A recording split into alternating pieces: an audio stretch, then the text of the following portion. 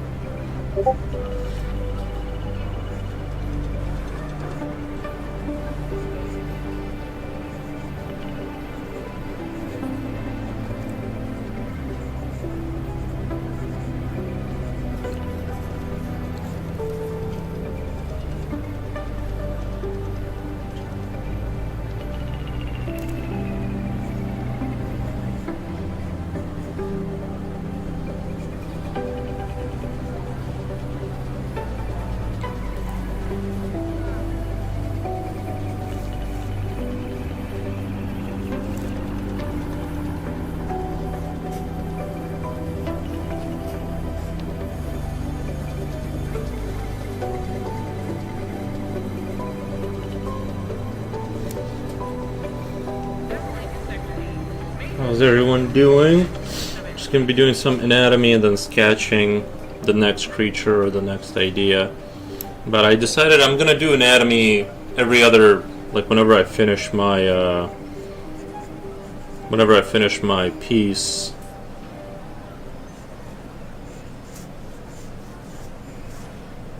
And then go back to actual like developments.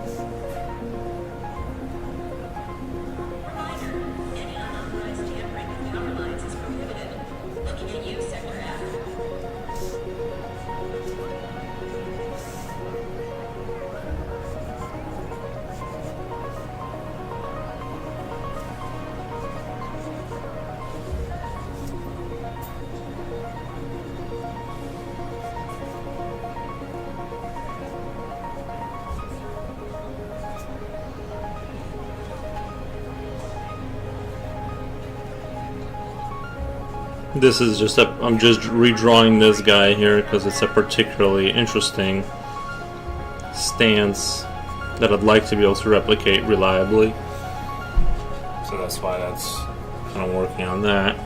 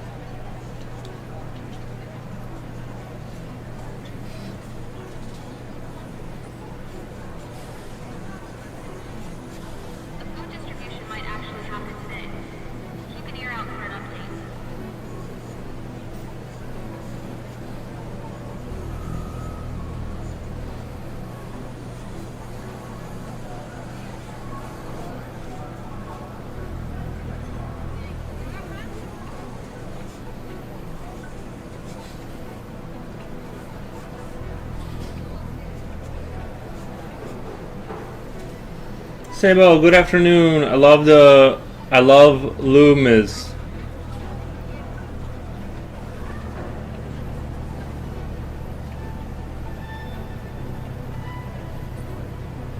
What is Loomis? I love Loomis. Is that like your favorite person that does anatomy?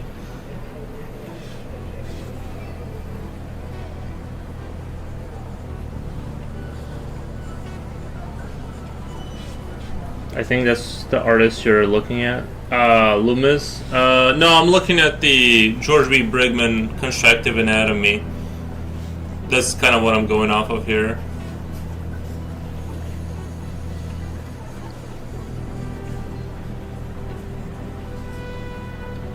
He does the anatomy books? Oh. He like does them? Or like doesn't a company do them?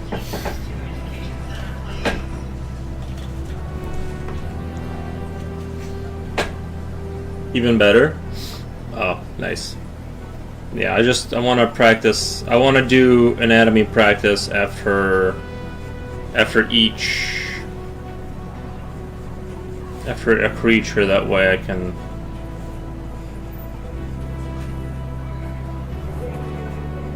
develop.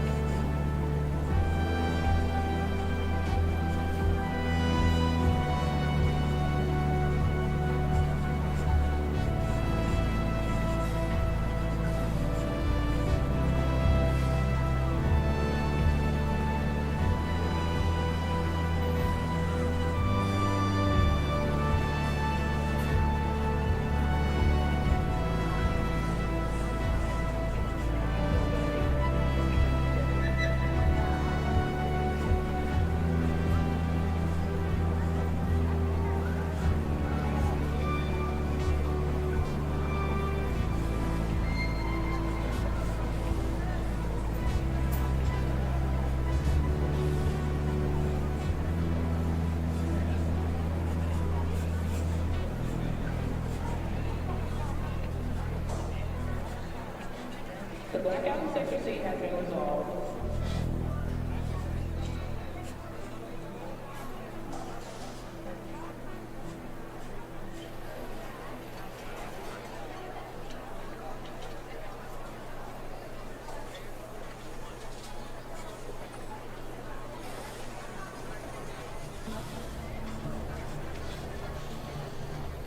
Jaja Breaker says, sup. Hey, Jaja Breaker. Future at the high school pool, my oldest is in the swim team. Acoustics here are horrible, can't hear anything. Anatomy exercises. Yep. Hey, what's up, Jaja Breaker? How's it going? How it be?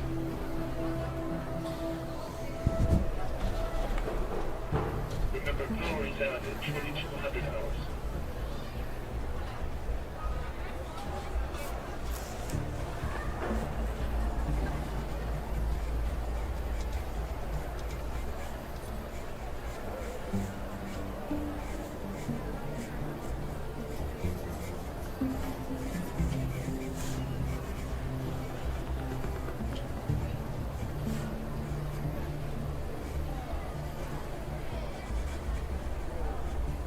If your heater's out, you're not alone. Clear up, people.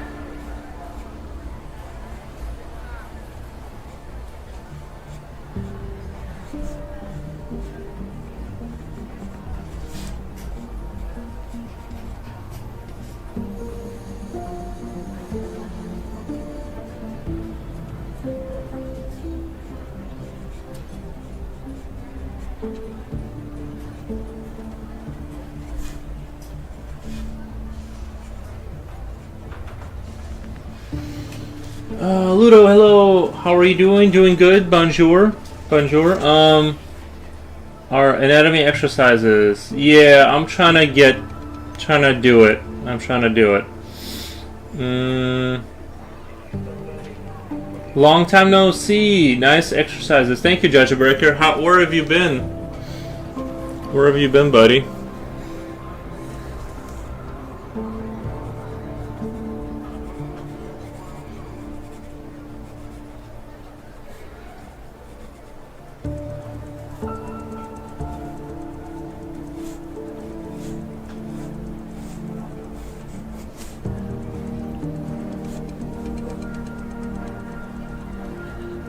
How y'all doing over there? Work? It's been a nightmare last few months. Yeah, I know what you mean. The job I had, they turned it up to like the difficulty up to 11 and just left the knob on that setting like that was normal, and then just left it like that.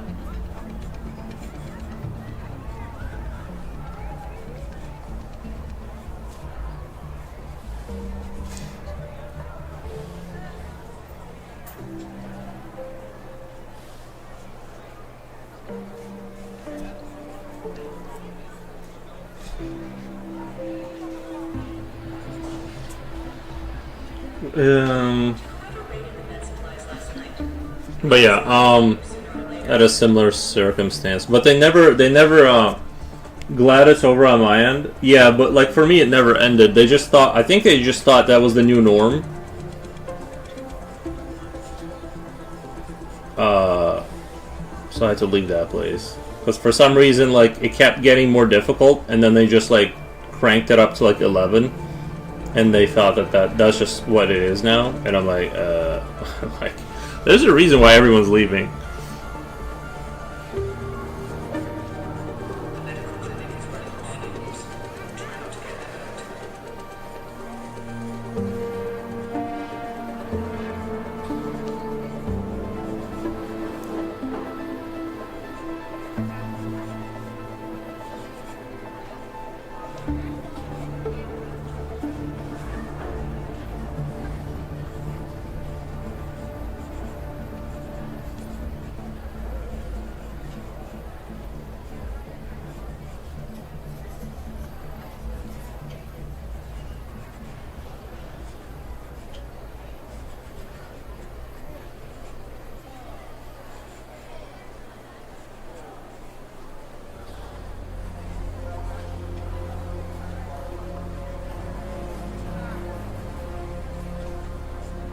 Air filters are clogged in Block 7. Breathe shallow if you're over there.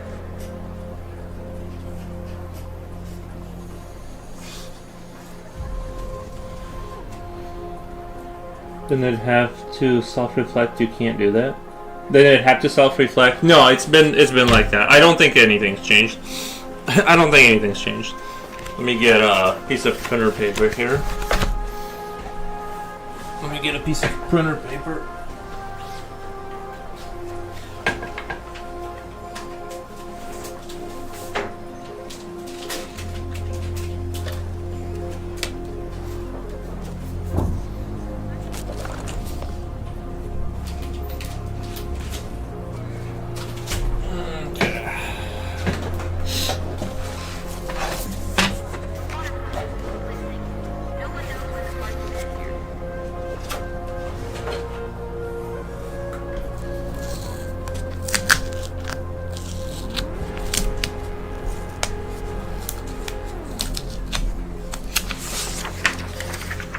We had such a high turnover that it was just insane. We just had like the most insane turnover you could ever imagine. And then like half the management got fired and there was like nobody there. We just kept coming into work.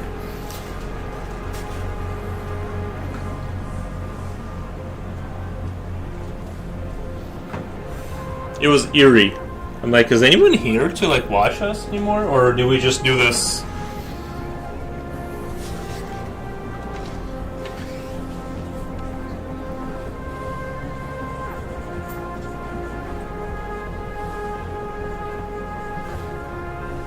Team Cosmo plays. Team Cosmo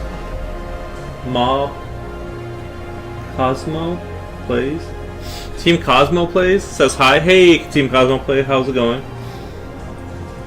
If management is gone, who'll pay you? That basically, well, there's a department for that because you clock in and stuff like that. It was a huge corporation. There was just no management in the office telling us what to do. It literally did feel like we were just like going out there and running product blind.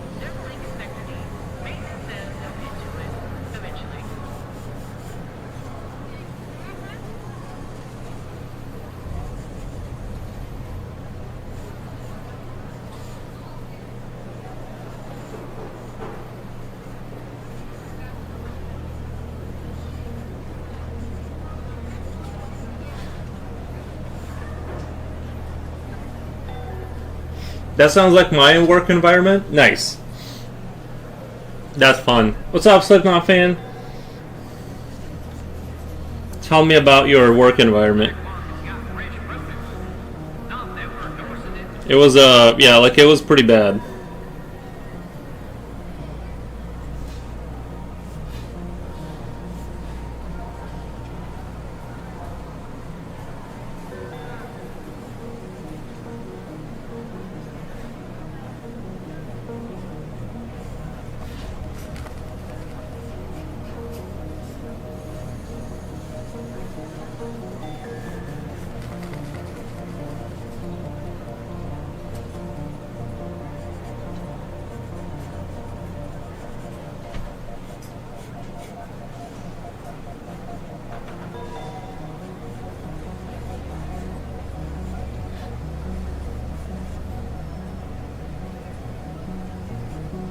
Maintenance report to Tunnel 3. Immediately, Tunnel 3.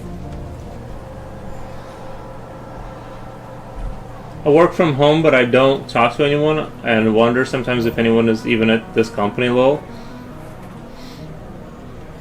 That's super funny. Yeah, I do wonder because like you don't have a sense of like how big the company is, or like where your standing is, or like anything. You know what I mean? It's like when you don't have a place to show up ever.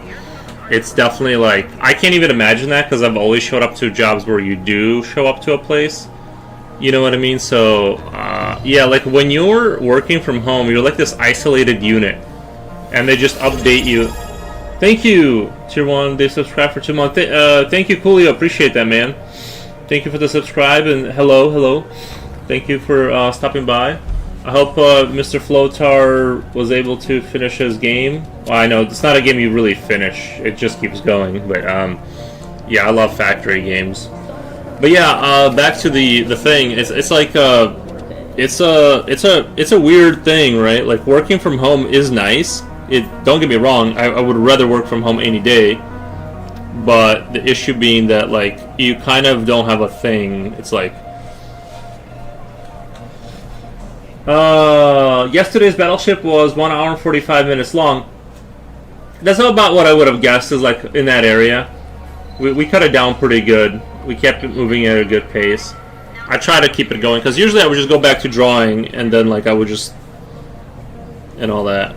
But yeah, try to kind of keep the show moving.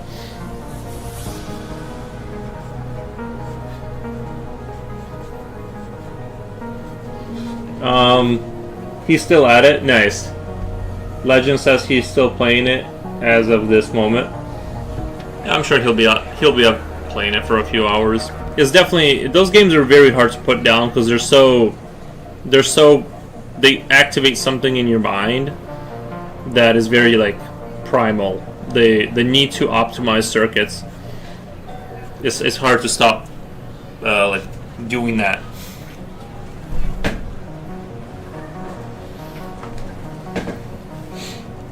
We trimmed off 1 hour and 15 minutes from our usual 3 hours though.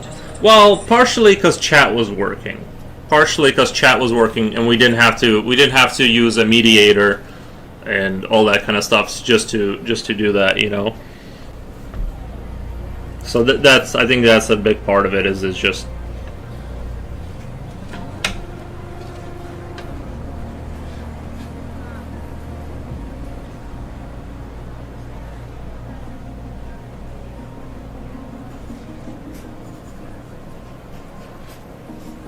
but yeah.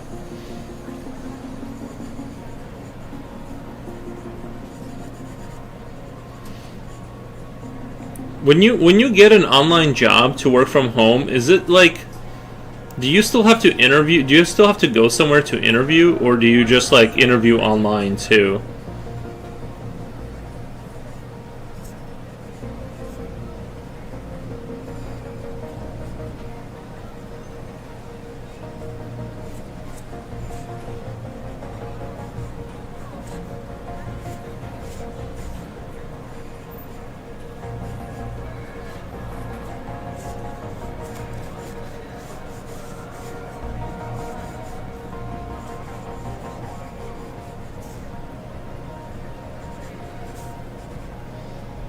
I had to interview online 5 times, multi phone calls. Yeah. Chat running smoothly gave us the edge. Yeah, I think that was a big plus. This anatomy stuff is crazy.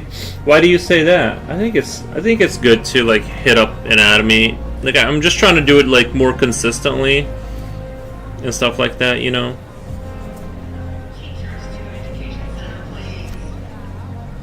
I want to be growing in the anatomy, because I can make up creatures. I need to get better at anatomical stuff so that they reflect, you know, it reflects in the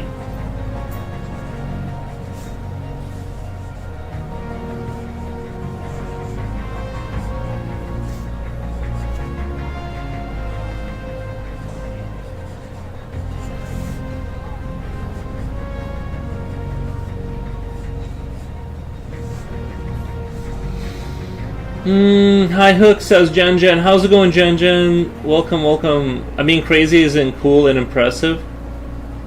Oh, nice. Nice. Yeah, you gotta practice, otherwise, you know.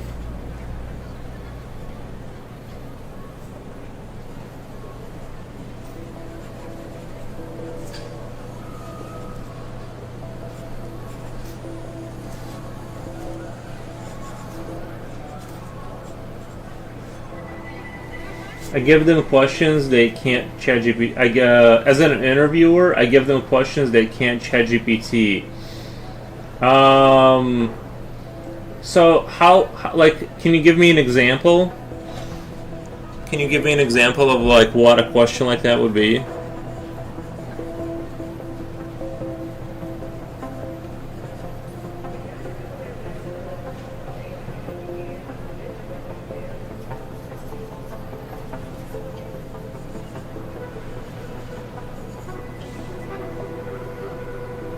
Their work experience.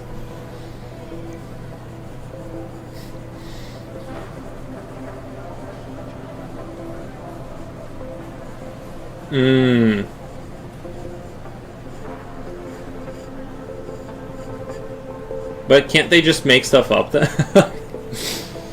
I have to assess if they're not faking it.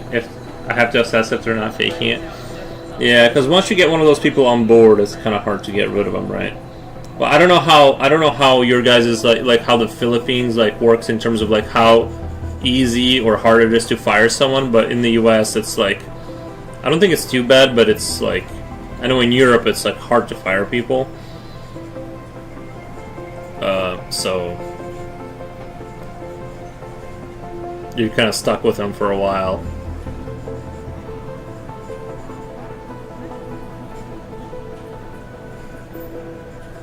Sector 4 is low on power again. Try not to lose more than you absolutely need.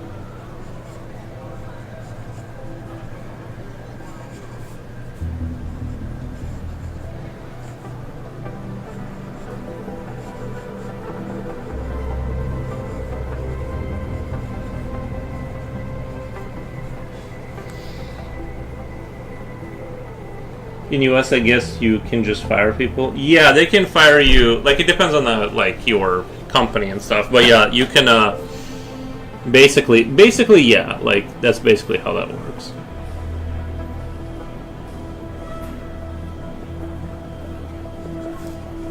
But for us, we try to give you a lot of chances. Well, honestly, they do give you a lot. I think. No, I don't know. I can't speak for all companies, but for the most part, they don't try to. Even if you are bad at your job, if you're like trying, if you're genuinely like trying, they do try to work with you. Like, I do think they try to work with you if you're trying.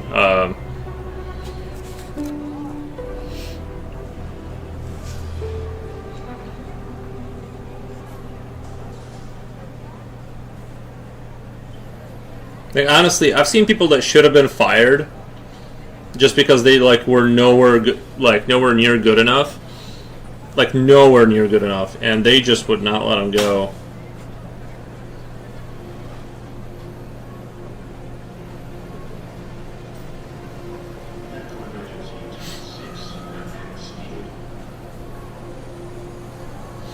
Like, after having been at a certain place for like so many years, I could tell like this person's not gonna make it. Like, they will never understand enough of the components of what's required for the job to like do it right. But you can't, like, they just, you know.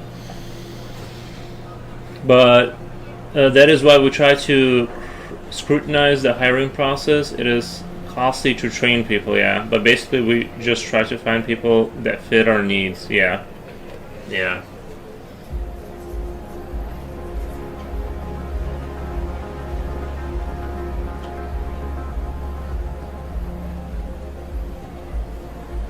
Our demands too much work, but work so little. Our demands too much work, but work so little.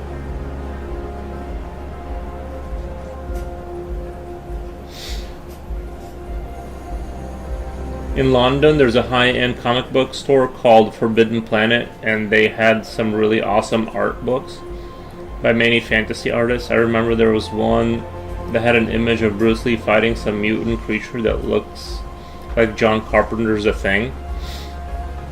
Nice. That would be fun to join. That sounds awesome. I wish I had remembered who the artist was. Security sweeps are happening, but don't expect too much. They're stretched thin.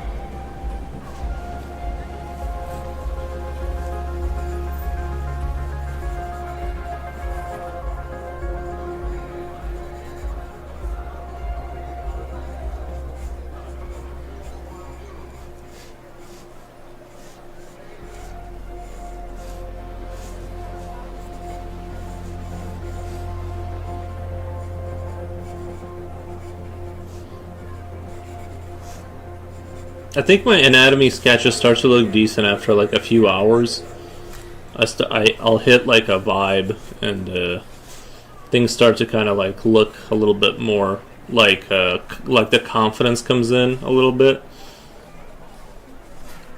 But it takes a while for me to like warm up to that stage, because the integration of like memory and drawing is kind of like hard, obviously.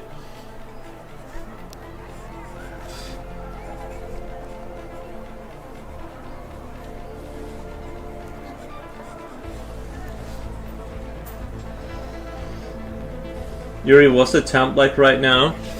We're at -16. We're at -16 here. Jaja Breaker says, gotta go, have fun. You too, Jaja Breaker, have a good one.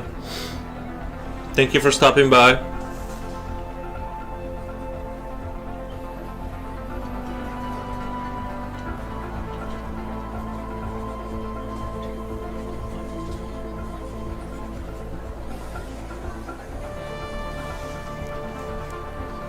Why, where are you guys at right now with the temperatures?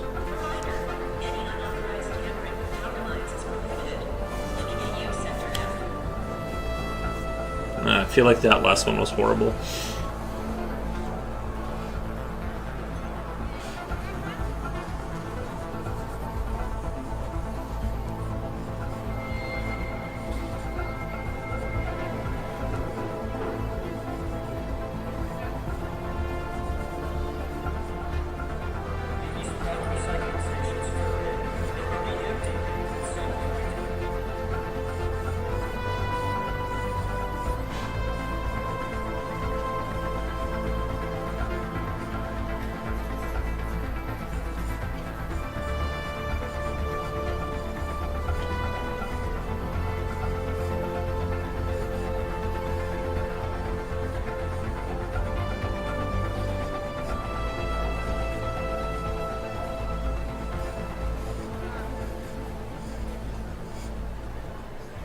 Please not burrow in the art sign outside Tampa's door.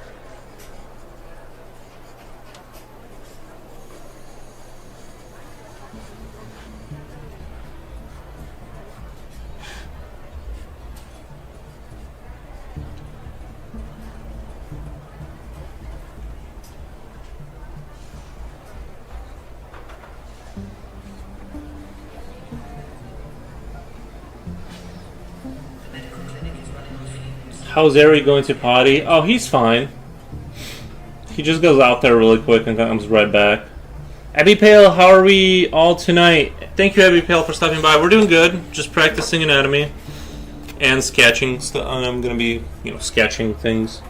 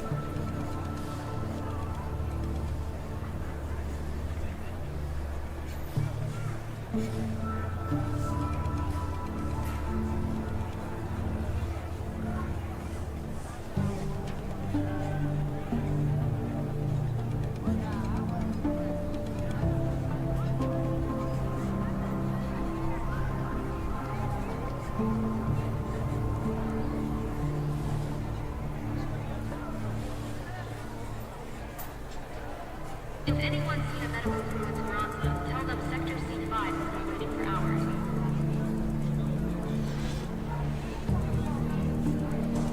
Lucy lifts a pod and switches frequently, lol. Yeah, no, he doesn't. He's pretty cold tolerant. I think my dog, he's more of a crybaby about like the heat. Not that he complains about it. He just, you can tell he gets exhausted very quickly in the cold. But he's like very okay with the, he does very good in the cold. Just not the heat kind of takes it out of him very quickly. But Remember, power is out at 2200 hours.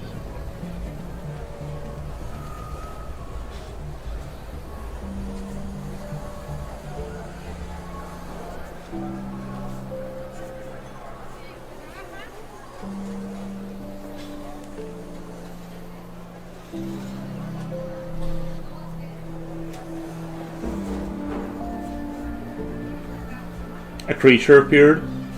Yeah.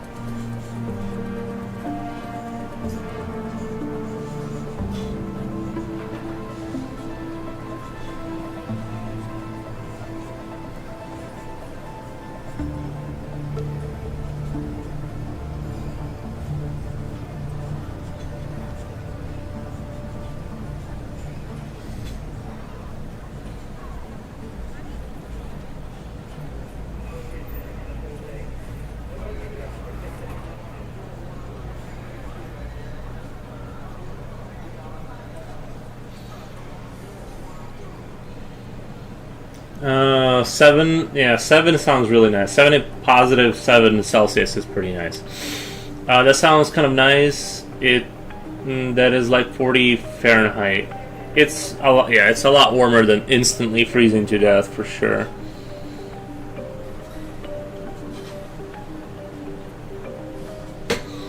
I also don't like that. Sometimes, like when it's like this cold, you just hear like weird noises in your house, like something like a snap, and it's like I hope that wasn't like a pipe or something. I mean, I got my. Jen, do you have your sink? Like, do you have the water flowing in your sink, or do you not do that? Because I'm actually doing it just because of like I'm actually like doing the sink trick. So the pipes won't freeze, but I don't think I shouldn't have an issue with that since my house is like, I don't know, my pipes are in the basement.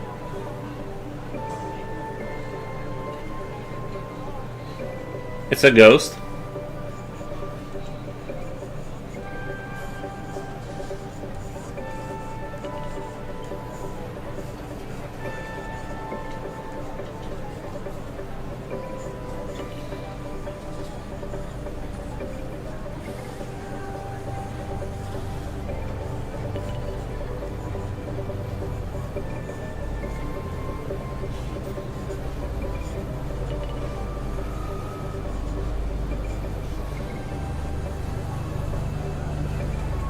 Sector 4 is low on power again.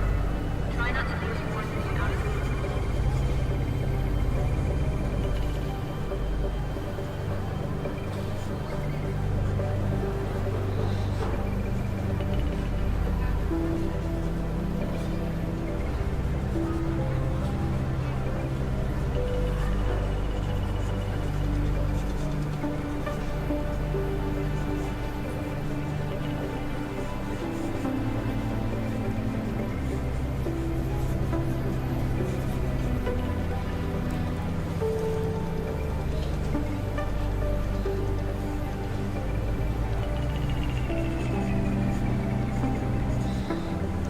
Kind of want to do shapes like Flotar was doing.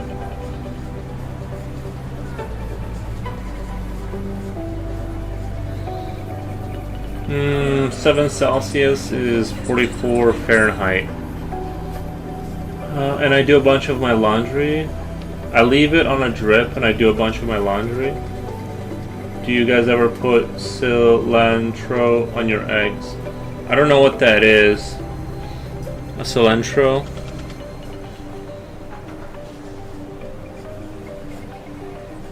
Is that a sauce? I just eat my eggs raw to save time, to be honest. So, you know, it's one of those things.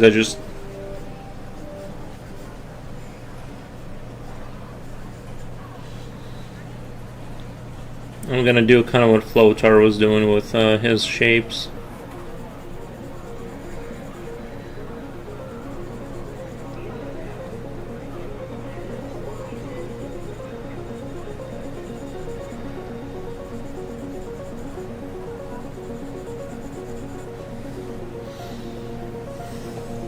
Let me go to the next page really quick.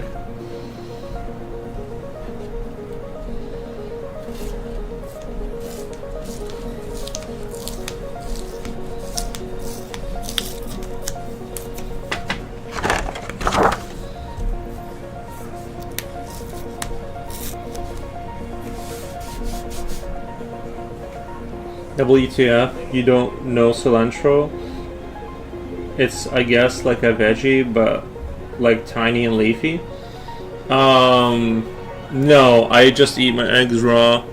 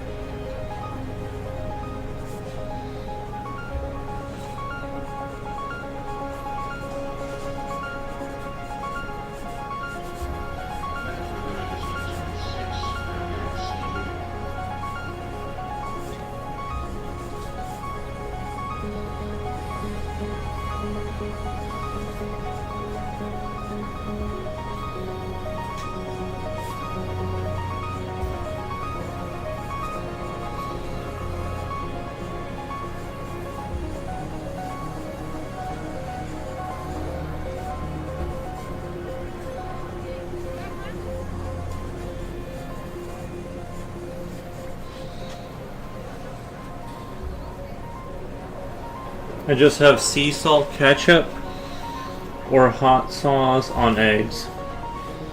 Or the shell's crunchy. Well, that's what adds the texture. I don't know why you guys like take the shell off. That's where all the nutrients are at, you know.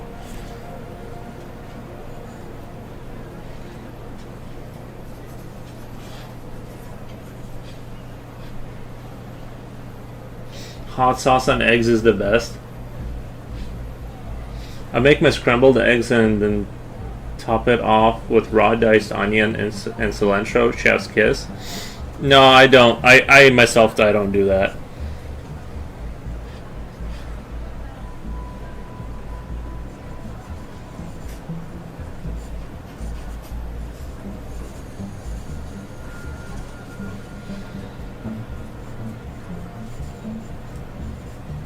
Food distribution might actually happen today. Keep an ear out for an update. I don't do that. I just get the nutrients in and move on with my day. If you plant, you can get the nutrients. If you plant, you can get the nutrients. The farts after are diabolical. Probably true. Hot sauce is a must, Slippy. I have Frank's hot sauce. Slipknot. No, it's just something I do myself. I'm obsessed with the taste of it.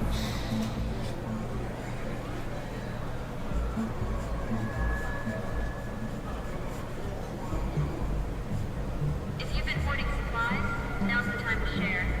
Or don't. Whatever.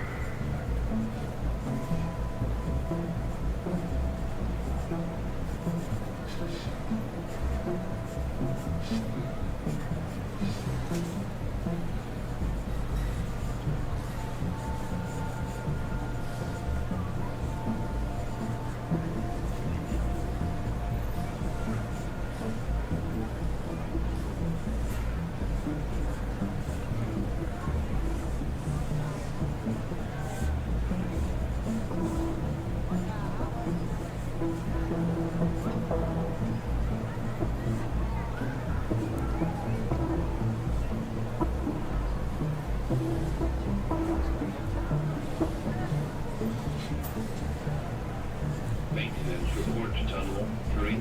Immediately, Tunnel 3.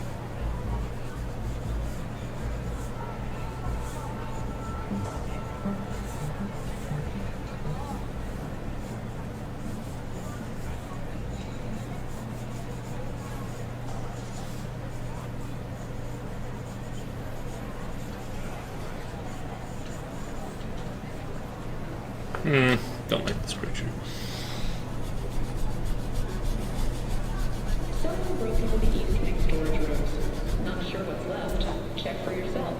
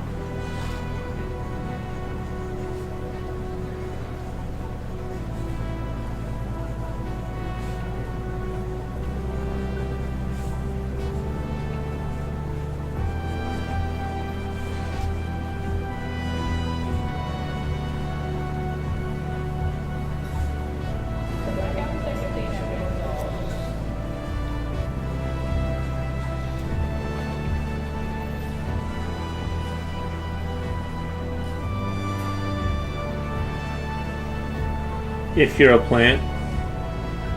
What are we drawing now? I'm just gonna be like sketching, just sketching for the next idea. So I'm just gonna be sketching random things and just going over anatomy and stuff like that. That's the plan for today. Is just kind of seeing if I can catch a good idea during a sketch sesh, and seeing if I can like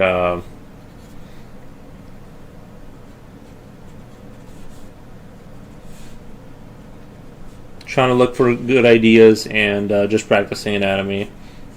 I feel like, you know, I gotta get better at that to where there's like, I still have a lot of like hesitation with certain things when it comes to anatomy, where I kind of don't really remember and it's very fuzzy, and so I'm trying to get like move past that point.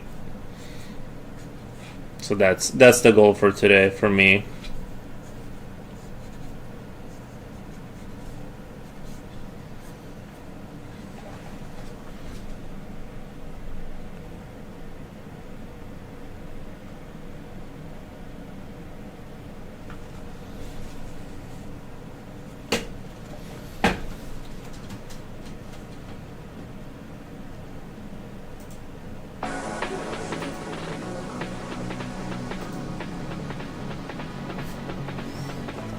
I've heard someone say cilantro is soapy to them.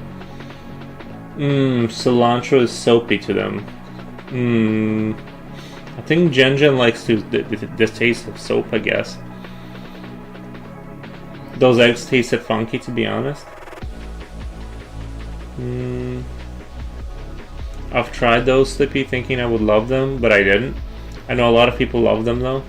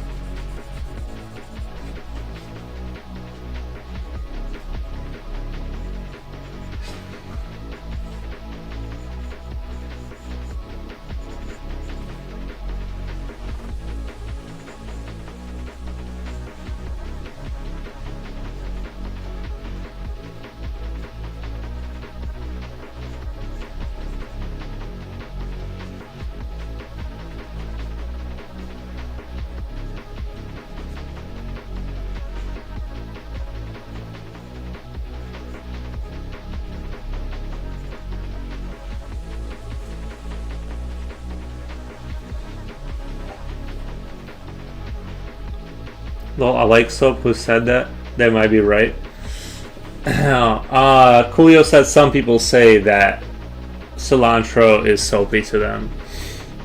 American and British pickled eggs differ primarily in their brine, flavor profiles, and cultural context. While both are hard-boiled eggs preserved in vinegar, British versions frequently use malt vinegar for a sharper taste, while American versions often use white or cider vinegar and include sugar for a sweet and sour profile. Knows Facebook and Wikipedia. Nice. Yeah, I like I said, I don't usually like cook really. I just heat food up and consume it. Fun fact I learned in uni, cilantro tastes like soap to some people because of a gene variation. It's a receptor gene that makes you sensitive to a chemical in cilantro that's also used in soap. Interesting. I never heard that. I'm sure some things taste different to some people, right?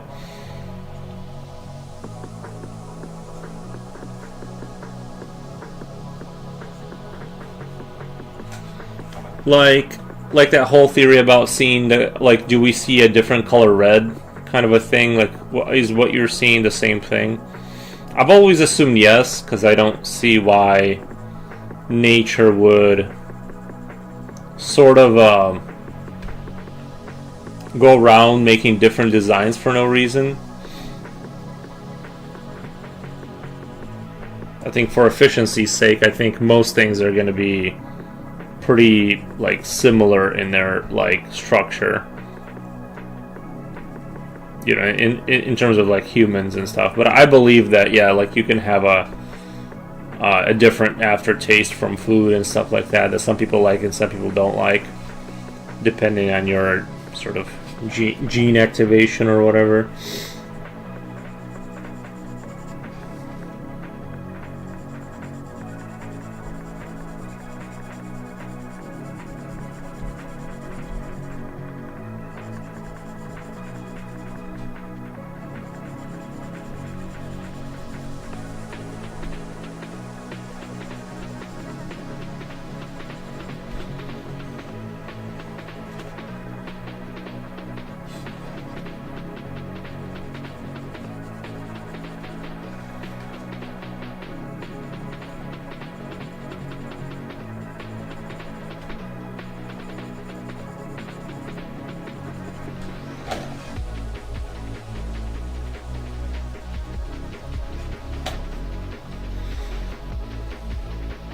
In a sweet and sour pink or purple egg.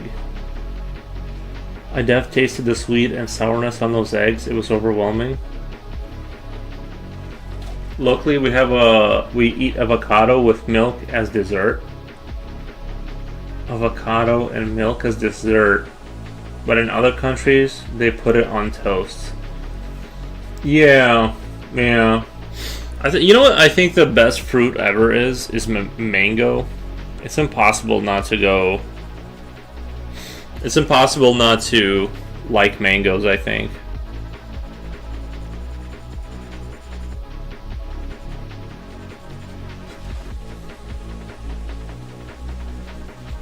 Like, it's kind of crazy how much I enjoy them.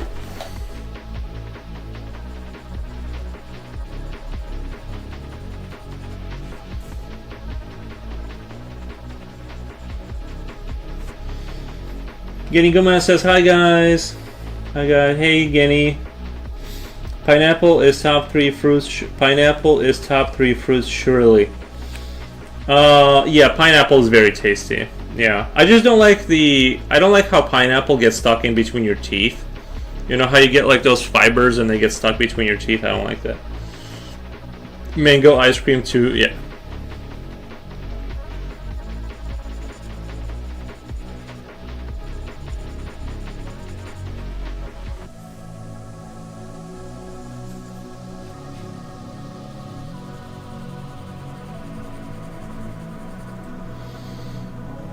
What ice cream like Moros? I like I don't usually eat ice cream, but if I do eat ice cream, I like the coffee Haagen-Dazs ice cream. I think that's the best ice cream ever. Actually, I think all Haagen-Dazs products are like dangerously good.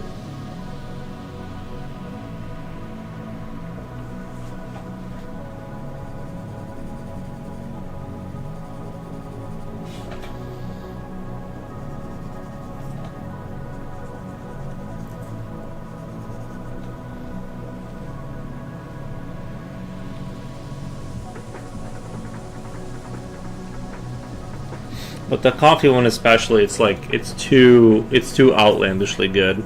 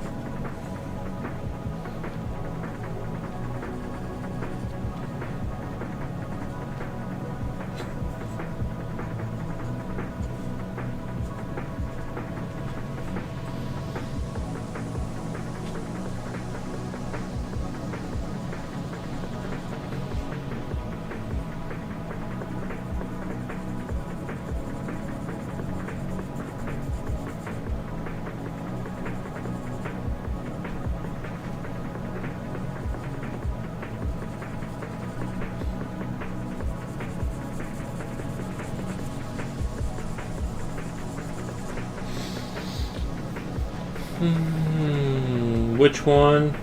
Also lemon sorbet. Coffee Haagen-Dazs. Yeah, Eddie Pale wrote it down. Coffee Haagen-Dazs. I love chocolate too. Yeah, I think it's that specific brand that I really like. Like, if it doesn't matter how much of it is in front of me, I'll just keep eating it. It's really good. Jen says, I love cilantro. I crave it a lot. Another thing I crave is mint leaves. I like to sniff them and throw them in my water. When I was young, I would shove mint leaves in my mouth, chew them, then spit them out. Such a weird thing. Haagen-Dazs. Jen does not like Haagen-Dazs.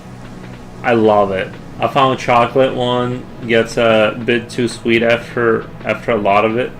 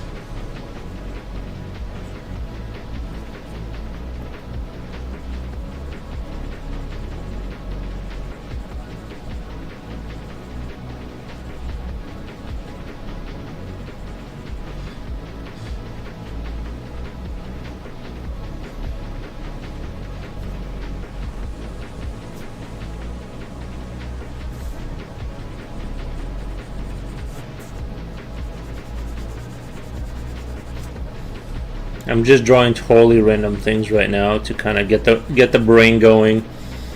I'm doing that.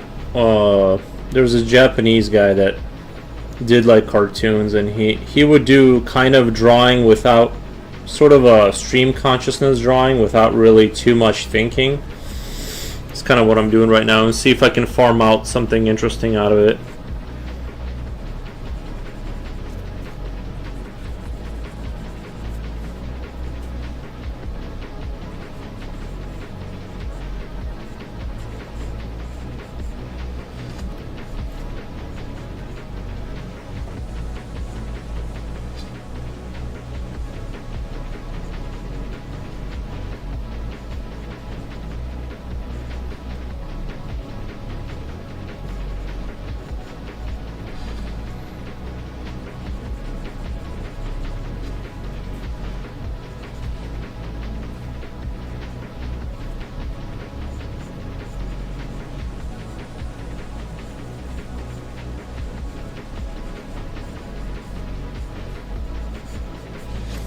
Maybe I can make something interesting happen.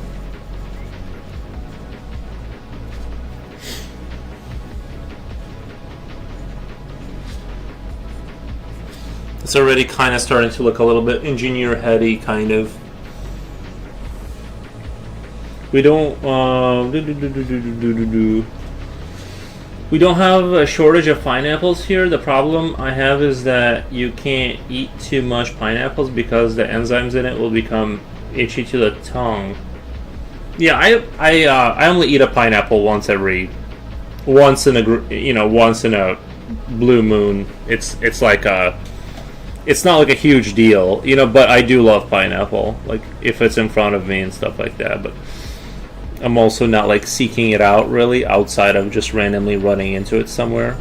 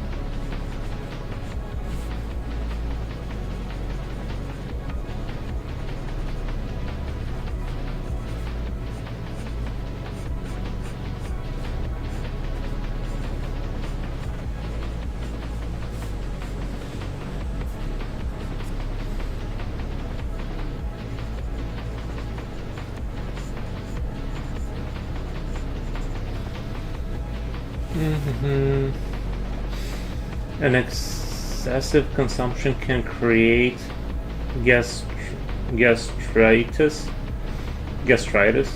You can do jam or cook it to eat it too. You can do jam or cook it to eat it too. What happened to human anatomy sketches? Well, it says anatomy and sketch. So I'm just doing like I'm interlooping them, like a page of this, a page of that, you know.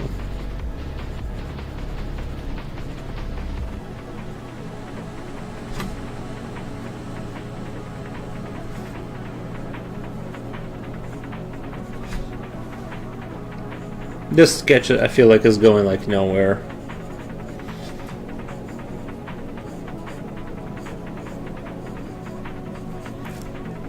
It'd be kind of interesting just to see where something would end up if I just kept pushing, if I just kept adding and taking away things from something until it did become something interesting, if that makes sense. It'd be kind of interesting to see where something would end up.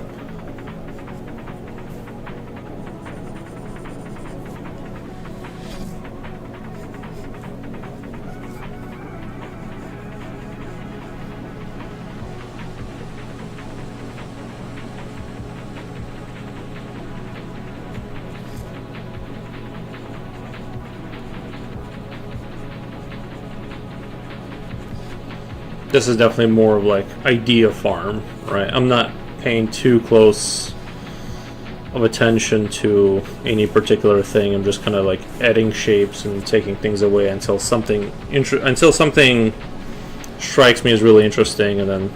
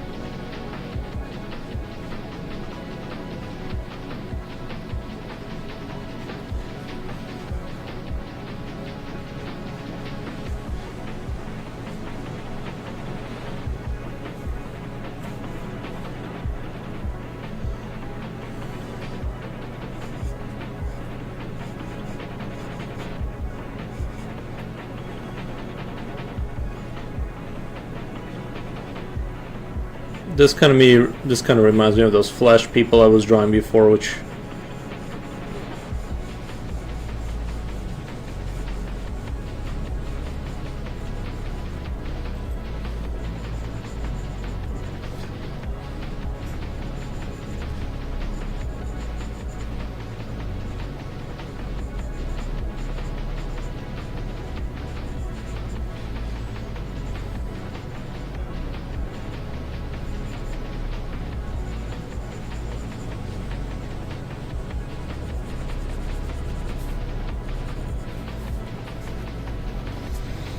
that's where I saw him doodling body parts not long ago.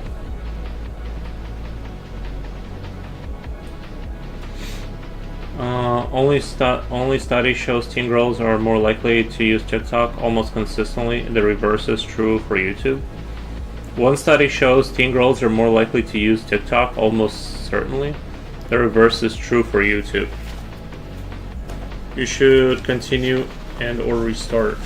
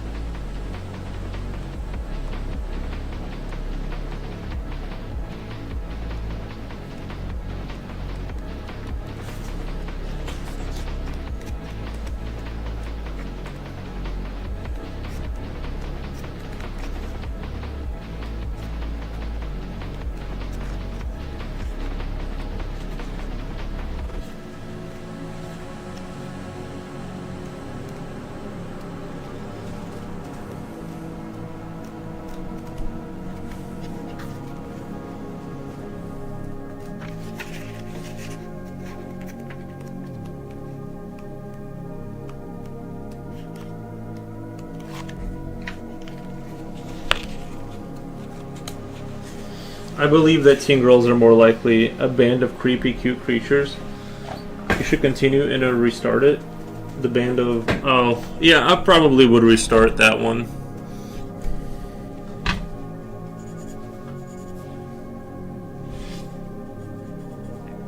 I'm gonna try and not look.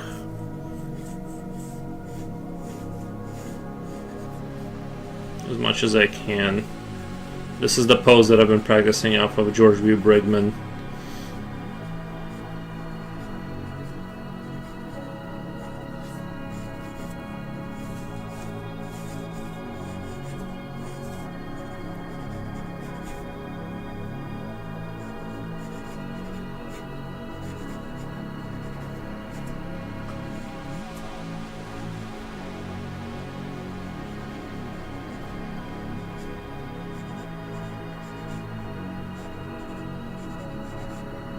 I know I'm just copycatting, but I still think there's benefit from it.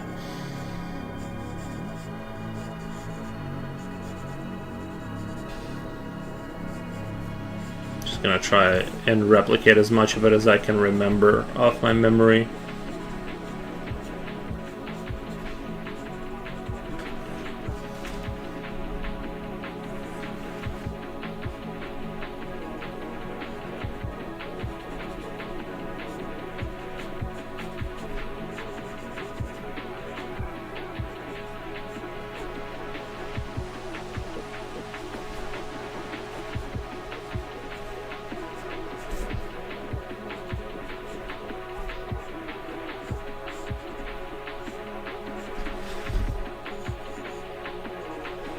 The hip part is where I forget stuff. That's where I started just forgetting what is going on down there.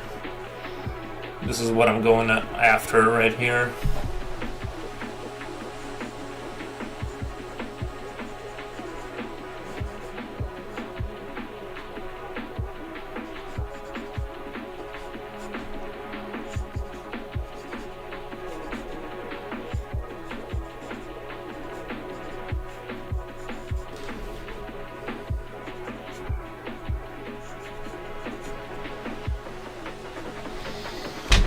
I still think one study shows teen girls are more likely to use TikTok. Almost certainly the reverse is true for YouTube.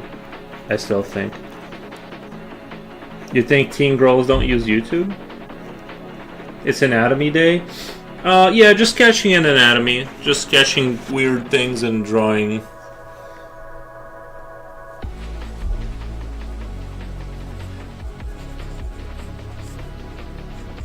It's a free like draw, but with an emphasis on like learning, I guess. Trying to learn something.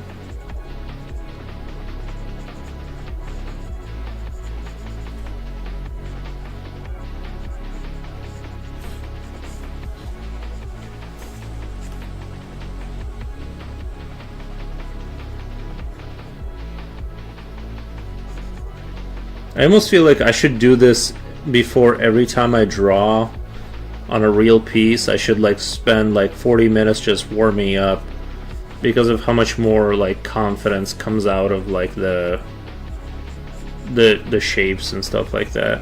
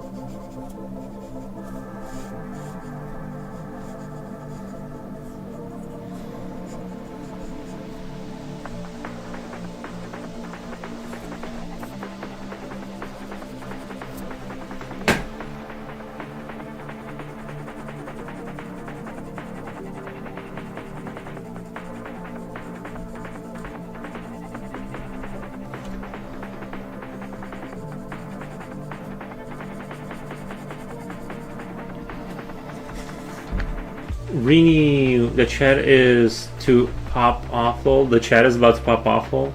Jen, I've already drawn a page of monsters today. Nice. Nice. Rebel Fanboy says, "Hey, my man. Thank you, Rebel Fanboy. Thank you for stopping by. Appreciate it. I asked a friend about the TikTok hype before, and he said the people who usually watch us short form content tend to buy on impulse, so there is a market for it. I've never had attempt. I do watch short form content, but it's mostly like in the morning, like when I'm checking Instagram, I'll watch a couple reels and stuff like that. But I'm not like, I mostly like listen to podcasts and like things of that nature. I don't really, I don't really like watch a lot of that stuff. But I do catch myself sometimes laughing at some good reels. There is YouTube Shorts, so I think it's not on the platform itself, but rather on the differing they have at the moment.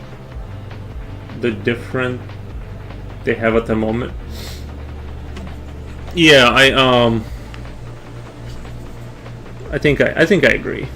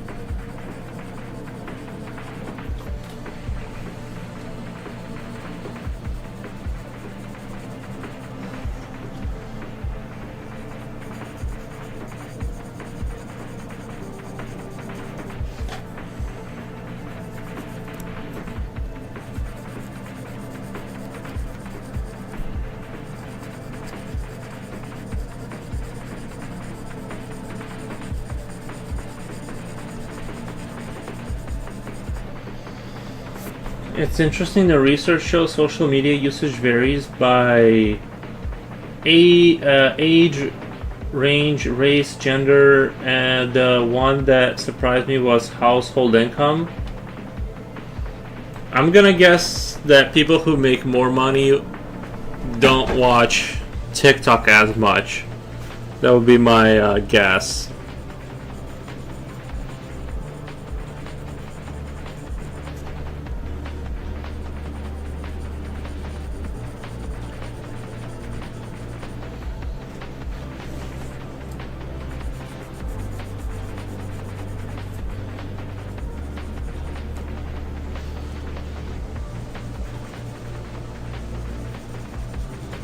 It's going to be something along the lines of they read books and or watch long form content, and then it goes in the that would be my guess, right? Like the shorter the attention span, the worse the outcome. Correct. However, it still varies by gender. Okay. Which gender? What? Can you break down the gender one for me?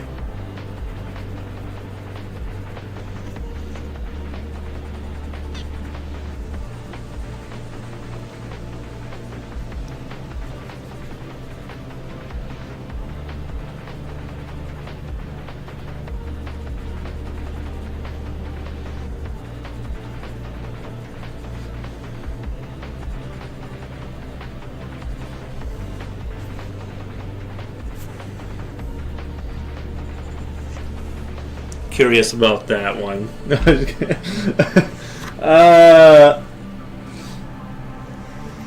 Julio says, my guess is TikTok hype develops ADHD. I agree that TikTok will reduce your watch. If you're like if 5-second content is what you're watching all the time, I would say I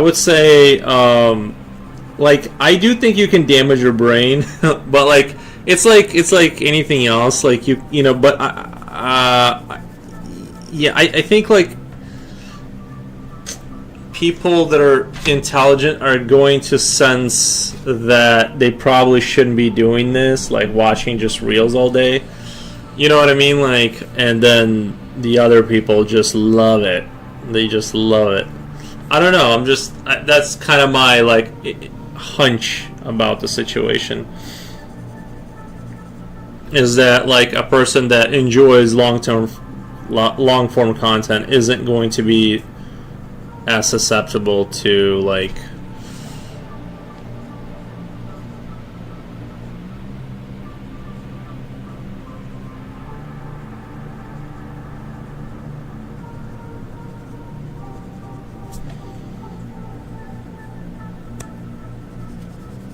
the TikTok stuff. Although if I was younger, I'd probably like it more. Deepfield Max says, I saw the finished of your last piece on your Instagram. Looks great. Love the wings, especially wings especially. High five. Thank you, Deepfield Mac. Thank you. Appreciate the nice words. I appreciate it, man.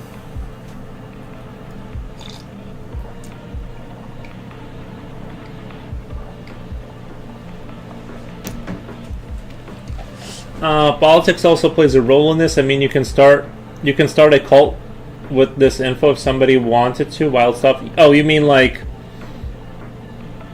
so the number is higher in certain platforms. Girls prefer TikTok, boys love YouTube. Nice. I don't have TikTok. I've never been on TikTok except for when I made my TikTok to post 5-second shorts or whatever. But yeah, I can see that the disparity, that men love YouTube.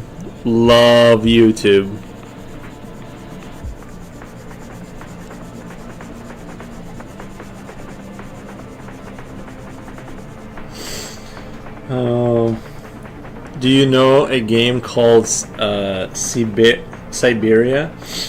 No. Is that a newer one?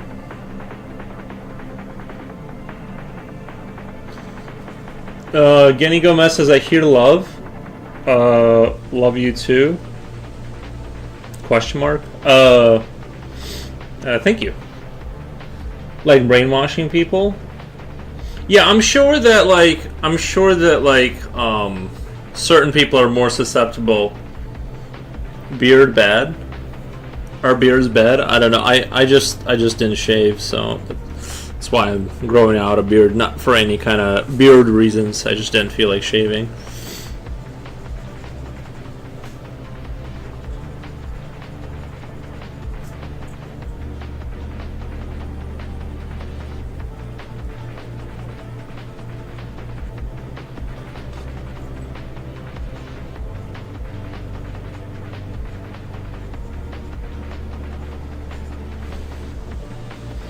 You can only love me. Okay. Right. Nice. Oh, I appreciate that. Never had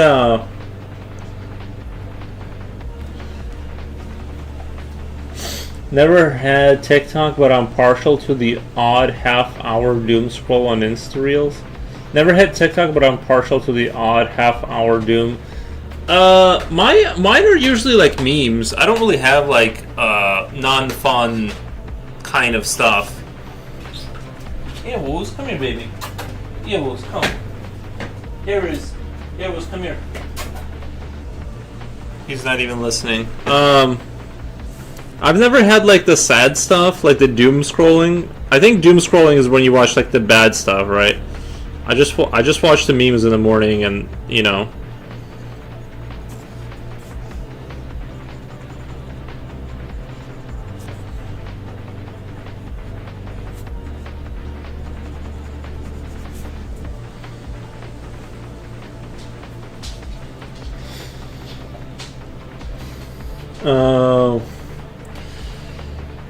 Never had mine are all silly ones.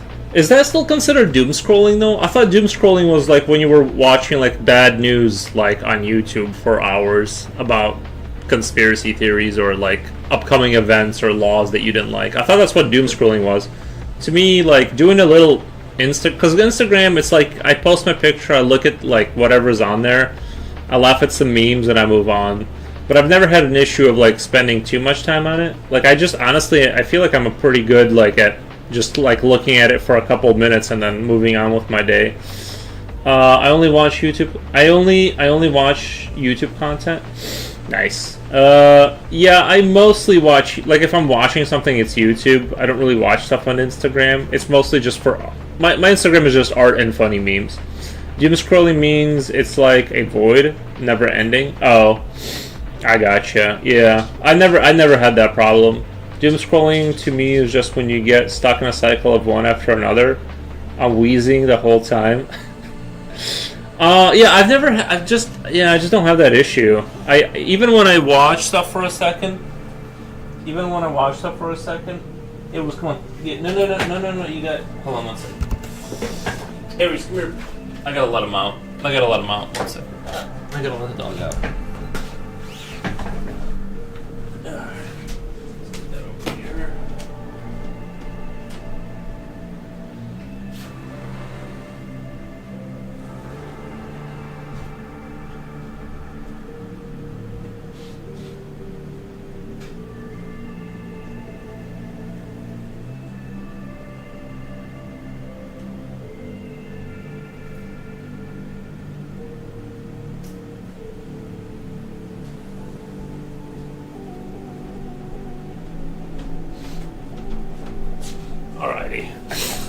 Alright, the dog will bark right in a second here. Don't turn your back, he's putting drool in your PC. Well, he's outside now. Yeah, I can't have him near the computer. I'd need to put the case back on and everything like that. My guilty pleasure is dog cat videos, but I stop after 15 minutes or so. Yeah, I don't think that's too bad.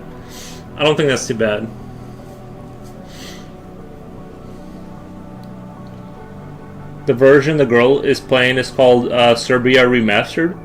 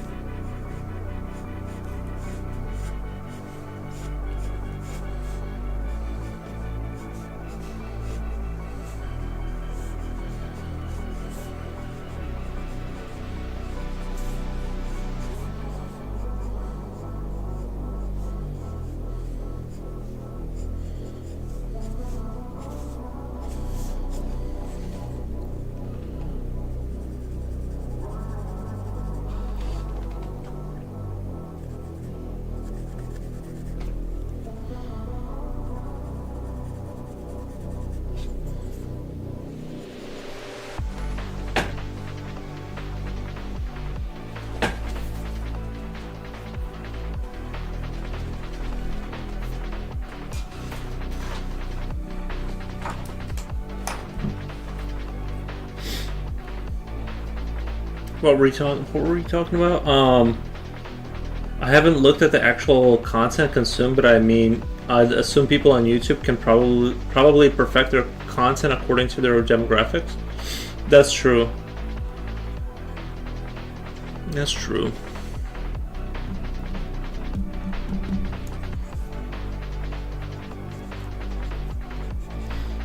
I'm sure if you tried hard enough, not that it's not hard, but yeah, I'm sure you could start a cult, you know what I mean? I think there's a lot of people like out there like looking for answers and stuff like that, and I think it's easy to like swindle people into something or other. I don't think it's I think certain kind of charismatic characters are very like tuned into, like they're very good at that kind of thing, and they do it almost like naturally, is they get people to follow them. So once they kind of realize the formula, you can probably start a cult pretty easily. Like I want to say pretty, I don't want to say it's super easy, but it's like I feel like I've met people that are like inclined that way. And I'm really shocked. I'm really shocked that it works. Because people that are like adults and stuff, and they seem like they are adults, but like there's I think like some people are like super susceptible to that kind of stuff, to like the culty, especially like the self-improvement like kind of environments, like some of them, like the Scientology and all that, like those are pretty much like we kind of know about those, but there's a lot of groups that do this is a self-improvement course. Like I told you, Jen, I was listening to that. I was listening to thank you for the follow. I was listening to an interesting podcast where this woman was talking about how she got into a cult. And she was not a naive, like she was a successful like businesswoman kind of person, right? So it's not like they took some delusional teenager, right? It's because it starts out with like it kind of starts out like slow, where it's kind of like, well, it's a self-improvement course. You got kind of a charismatic guru kind of guy, and they do the old whatever steps for it starts out real chill. It starts out like business and like let's approach things with confidence kind of stuff, like very reasonable kind of stuff, right? And then they slowly get roped into more and more of the culty stuff, and it gets weirder and weirder. And yeah, it's very, very like interesting to listen to, because I think we all have our like blind spots, and I don't think there's anyone that's like completely immune to that happening to them to some extent, if that makes sense. I think everyone could fall for it at the wrong time, at the wrong place of their life. But yeah, it's pretty scary, if you ask me.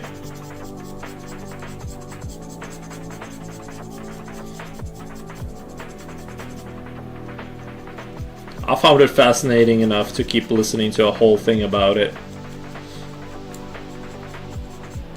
I think it was on Julie Dorian's podcast. He has some pretty interesting characters on.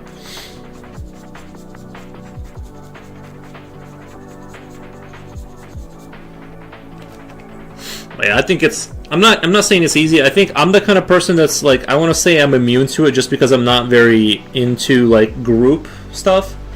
It's hard for me to like believe in stuff and be part of like a group and want to join and be like, let me prove something to this group or this person. It's hard for me to like put someone like above me kind of a thing, in terms of I know that sounds like I think super highly of myself, but it's hard for me to like think that some dude out there has like figured out like all these things he's going to bestow and teach me. I think, you know what I mean? Most people got like a thing or two they could teach you, maybe, as if they're like super, awesome. I don't know. I kind of couldn't see getting like a spiritual teacher or something. But you know, you never know. Some of them are pretty good. You know who was good at this was Charles Manson. Fascinating. Yeah, and they all have kind of that little bit of a Jesus thing going on too. Fascinating facts. This tactic was so accurate that you see the ingredients in social media. I think also, I actually don't know if they're, I think some people are like, they're tuned to be that kind of person, to be honest. Like they seem like they're kind of almost like designed to be not like they kind of have a Jesus vibe going on. They do the hair, they do kind of like the, you know, I've seen like YouTube videos of kind of guru-ish people I listen to sometimes, just out of like sort of sheer fascination for what they have to say, and they all have kind of a Jesus thing going on. They all kind of wear weird clothing that it's sort of like the guru uniform. They have like a lot of white clothing, kind of, you know, long white clothing kind of a thing, or just their clothing is odd. Like they're trying to send a signal, almost like I'm sort of separate from the world, right? Like I just don't care about what I look like, or you know, it's just like different and just very, very like, you know, they're trying.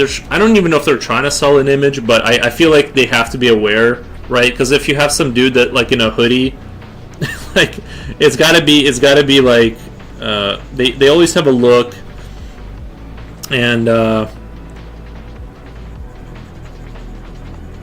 think like they're sort of designed to be like that kind of a person, you know. The Siberia game looks pretty interesting. It's like a steampunk setting. What kind of a game is it though? Is it a third-person shooter, or is it just like a walk around and find out a story kind of game?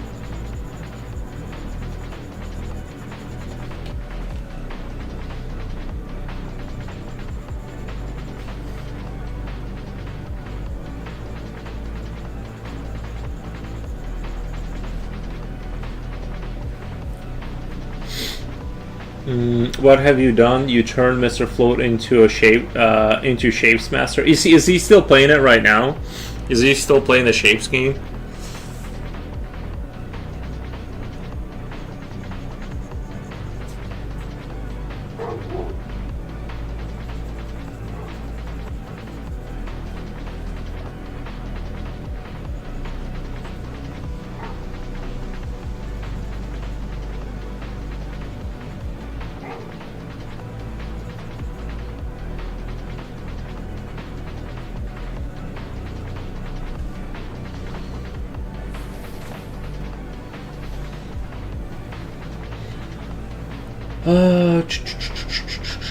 Religious people always seem to be very easily indoctrinated to cults like Jamestown or Waco, Texas.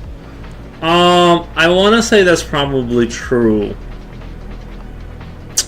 I want to say that there's probably maybe a link there a little bit.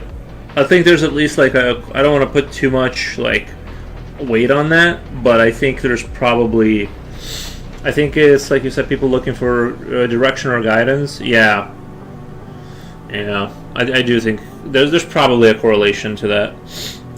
Cute doggo barks in the background. What kind of paper are you sketching on? This is just like regular. I don't think it's printer paper. It's like it's got a slight tint to it, but it's basically like a thicker printer paper that I just found somewhere under the desk. But yeah.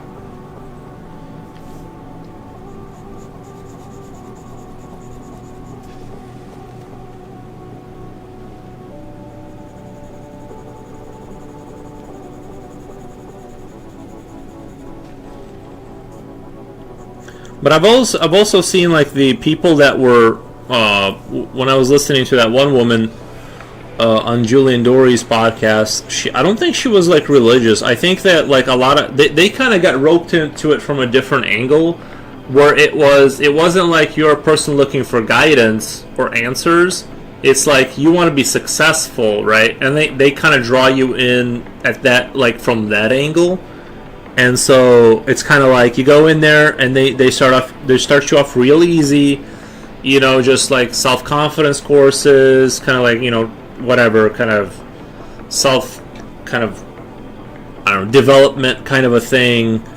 and you go through these steps, kind of like martial arts schools, and you get like rankings or whatever, and then but then it kind of gets ratcheted up. The weird stuff gets ratcheted up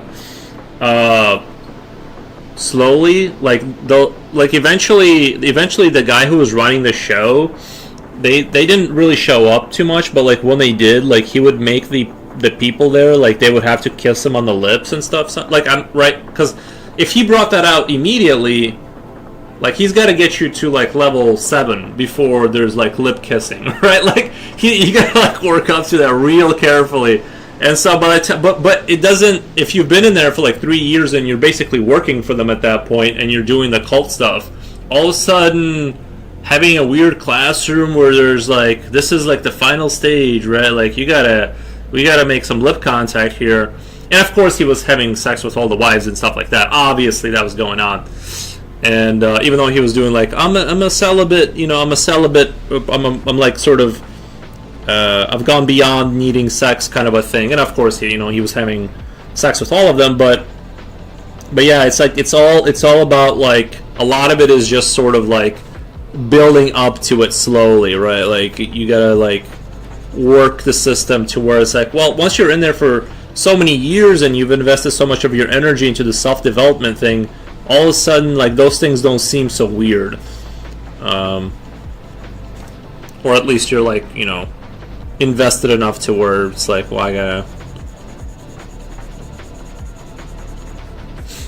But just to let you guys know how crazy that story got, was eventually the women were branded. Like they were getting like his initials branded into their bodies, and they would like record them saying that they agreed to it and then they wanted it and stuff like that, and so they couldn't be sued. Now obviously they got sued, but yeah, it was like the most insane cult story ever. I mean, I'm sure there's worse ones where they like try to kill themselves or whatever, but self-delete.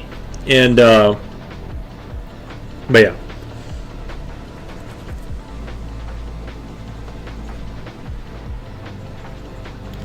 But I do think you can find I think everyone has a thing where they could find an angle. Somebody could find an angle, whether you're like, oh, I'm looking for the answers to the universe or the meaning of it, or it's I want to be successful. Like Scientology kind of preys more on that angle. Well, I guess they do both, but I'm saying like they want people that are like looking for how to move forward in life, and they're like, we'll get you on a plan.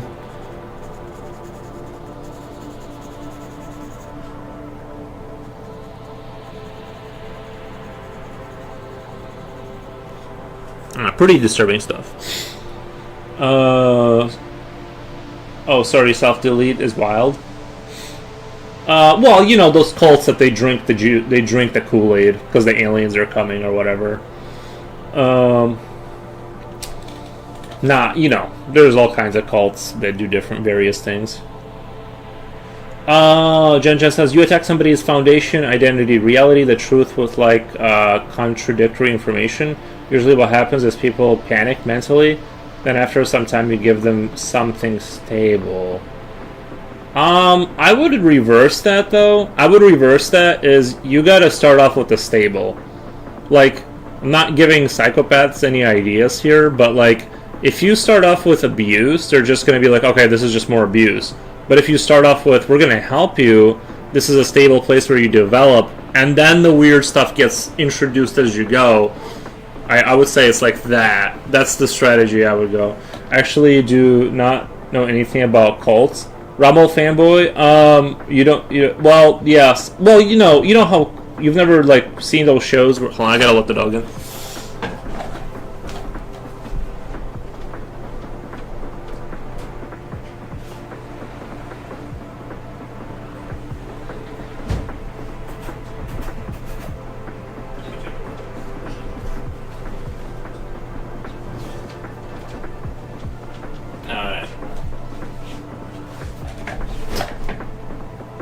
He's very excited. It is snowing out there, by the way. But yeah, no, there's all kinds of cults. I just watch shows about them and stuff like that. Sometimes it's not like really my huge interest, but it's interesting enough to where sometimes my bubble did not feed me any information about my bubble did not feed me any information about cults. Yeah, I get it. It's a thing that I don't know. I feel like I come across it on YouTube, like from podcasts. They'll have like those guests on that have been through a cult, and they tell about their harrowing experience. And so that's kind of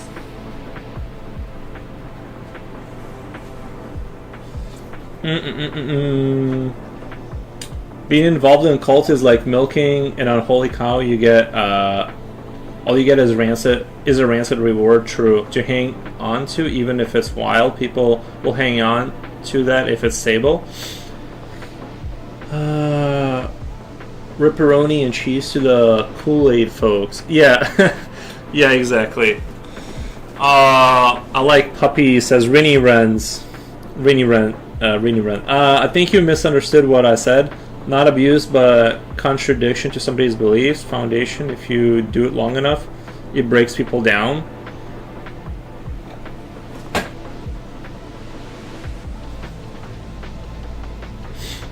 My bubble did not feed me any information about. Maybe it will change after that conversation. Yeah, I mean, I come across them.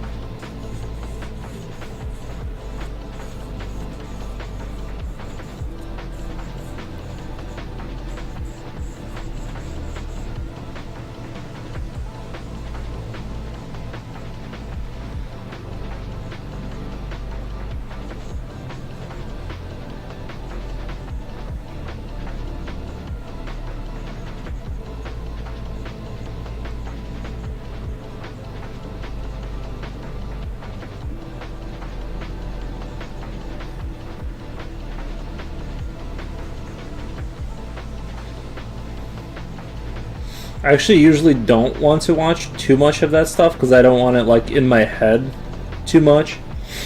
I don't want to be like lingering on super negative stuff, but I do think it's important just to kind of like know it's out there. That way you don't step on that landmine kind of a thing, you know.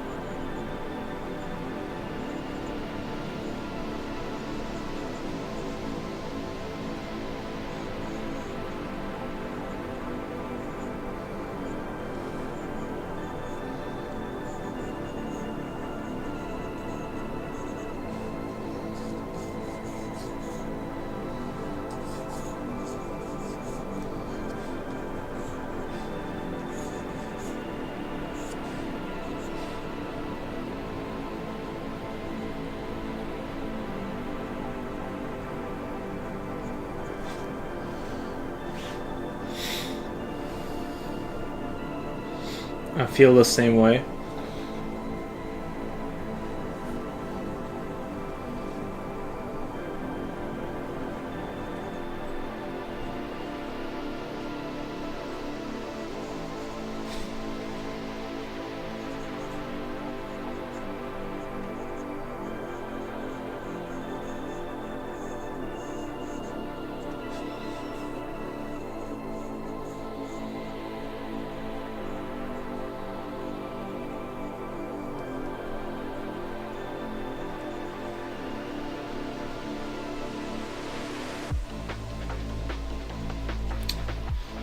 Yeah, I think everyone has like vulnerabilities of one type or another. Whether it's gambling or addiction or whatever.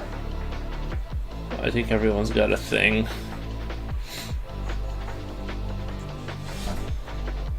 at least susceptibility to a thing. Not necessarily that they have it, but it, like, once you open that door, it could, you know.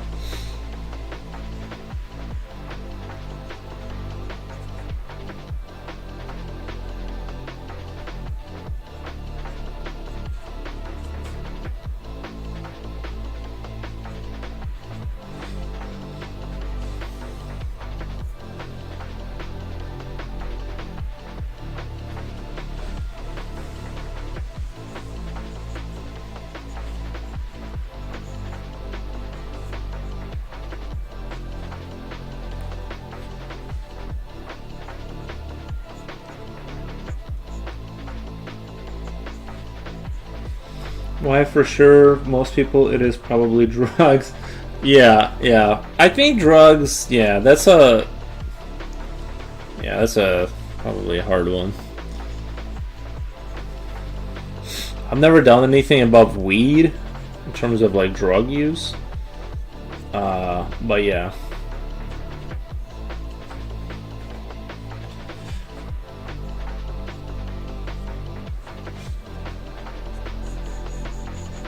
Not really my cup of tea, although I don't know if I would. I guess some people have an issue with weed and stuff like that, like quitting it, but I found it to be pretty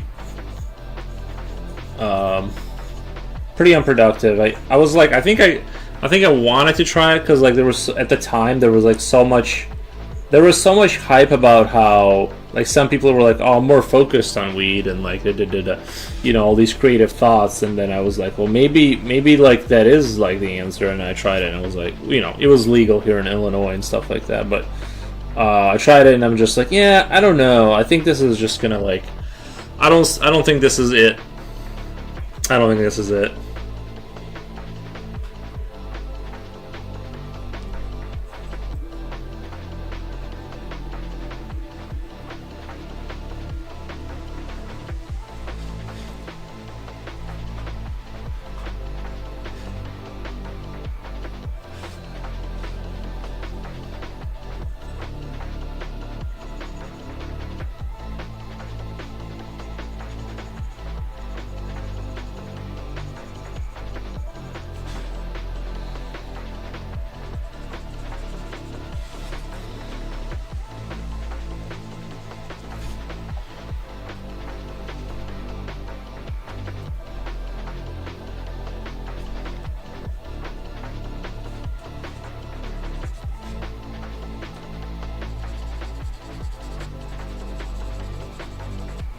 I'm gonna do this guy's face, and then I'm gonna probably move back on to the anatomy stuff.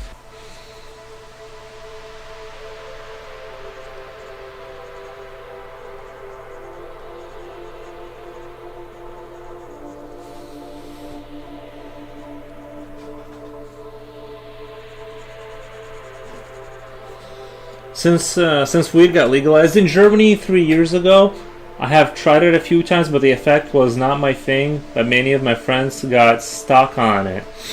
That's kind of like how I see it. Is it's sort of like, it's not the worst thing ever, but it's like, it's kind of just, it felt like I was wasting my time. And I don't know. It just felt like I was just wasting my time, to be honest.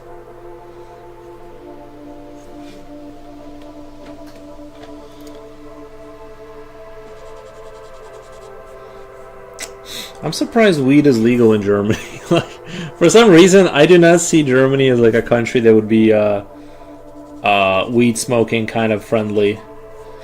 It was not bad, but not like heaven either. So the effort was too much for me. Yeah, I didn't really like get the, you know, the pleasure out of it. Like, I thought like, oh, I'm gonna sit down and watch a movie, and people were saying like, it's like you're in the movie, right? Or like all of this kind of like, all of these stories about how amazing it was, and I just was like trying to focus the entire time, but it was preventing me from focusing, and I was like, yeah, I don't know. I think maybe if you're just bed rotting, and like I don't know, if you're just choosing to bed rot that day, maybe. But I was trying to use it as a sort of a pseudo enhancer, and I think it just wasn't really I wasn't vibing with it. I just realized I think I'm just gonna waste a lot of time here, and it's.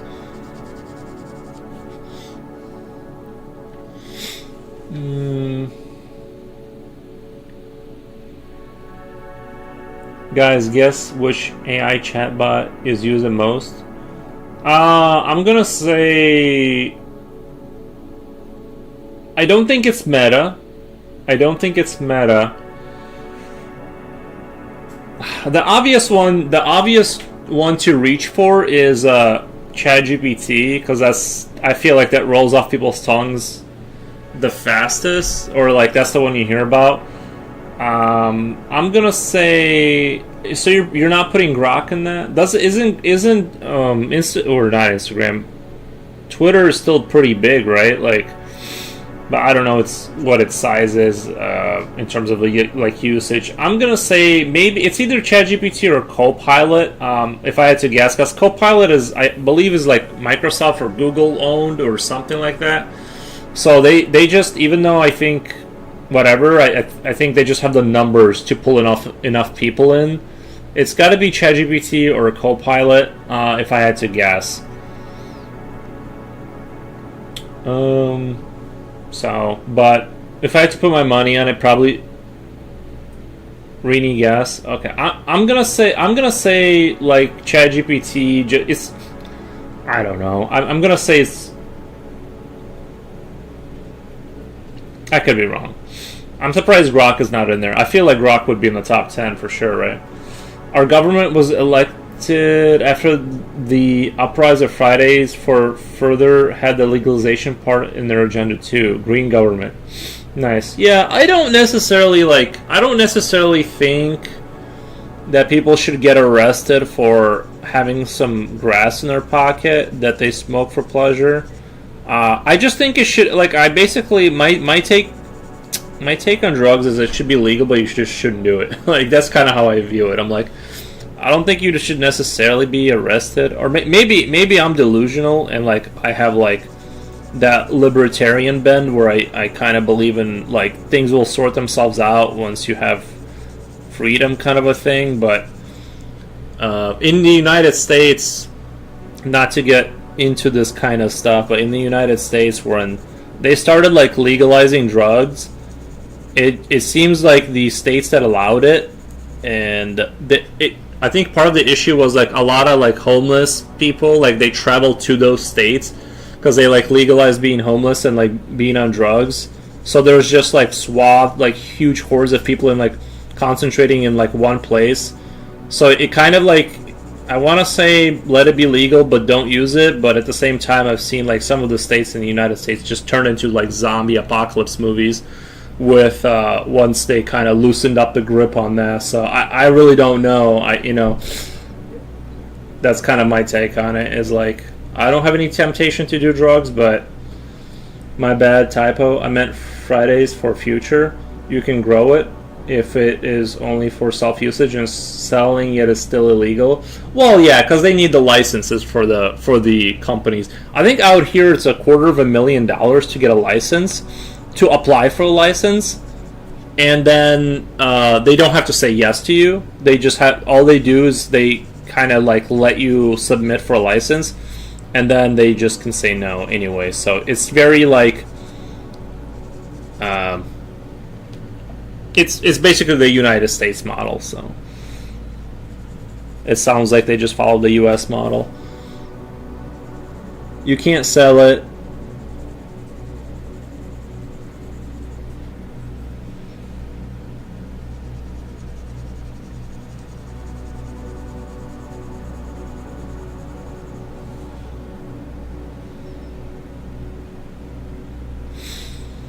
ChatGPT is number 1. 2 is Gemini. This one surprised me. Yeah.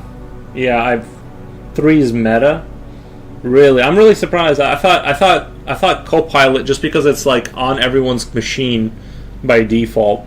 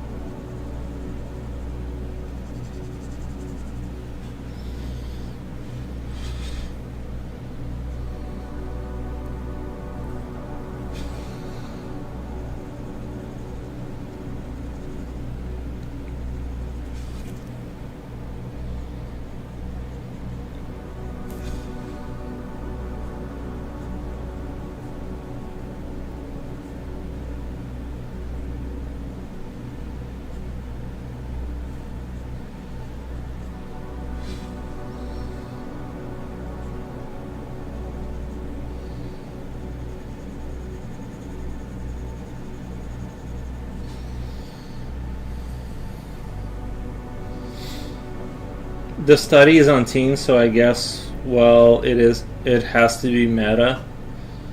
Oh, because Meta. Well, Meta is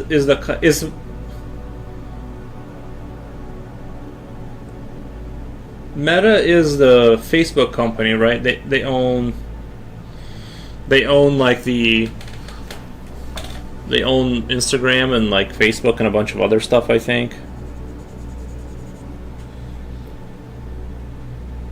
Rennie wins a Lambo. Nice.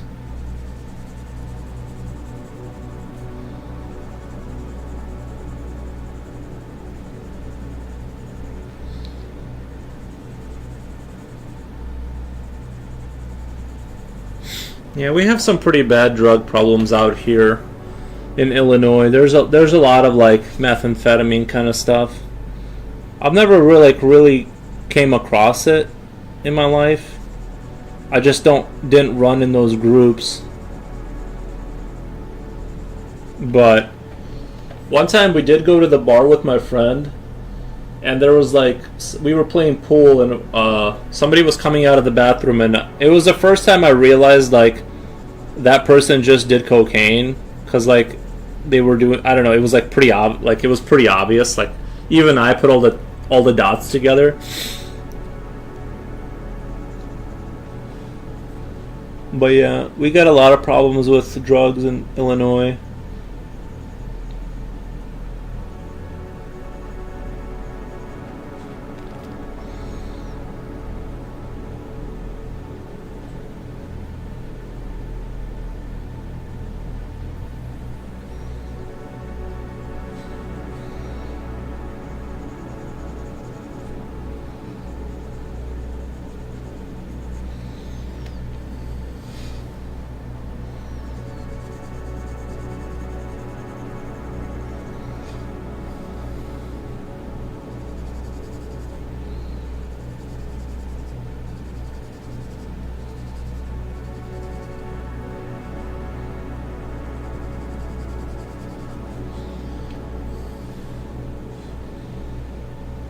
Rennie says another Lambo. Nice.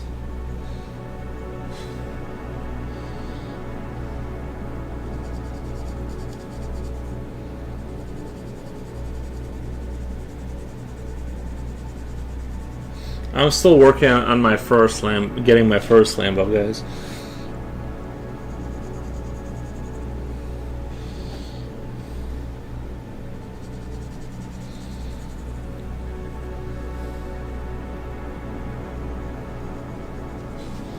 Jen, is that the car you would want if you had like supercar money? Is that the car you would go for as a Lambo?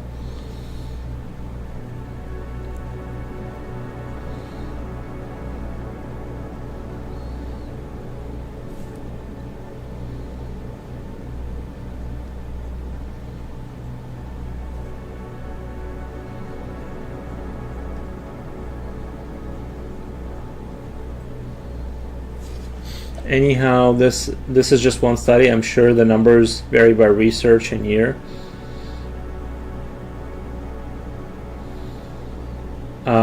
Cringe, what color is your Bugatti?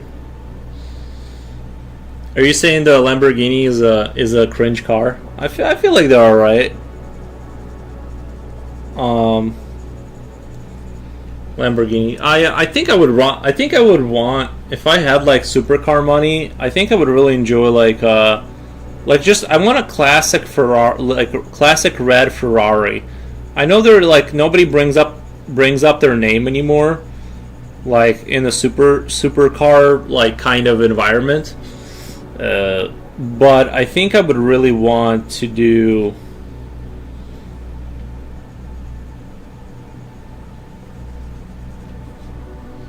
I think I would rather do the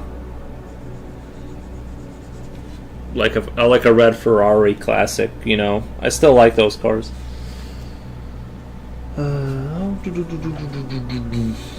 Porsche all the way or Koenigsegg. I can't say that. Koenigsegg. I feel like I feel like I'm saying it wrong. Let me put Koenigsegg into the search. I'm sort of curious. I've never even heard of that. But all supercars look great. That's the point.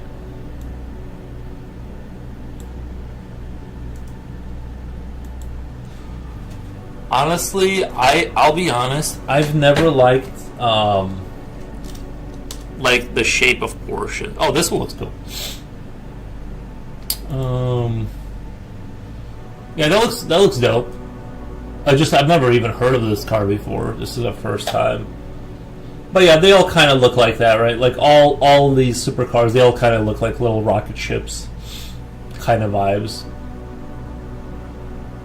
But what was I gonna say?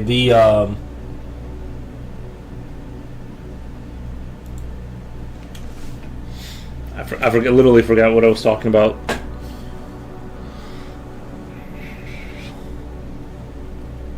I think I'd go for a G-Wagon on a Jaguar.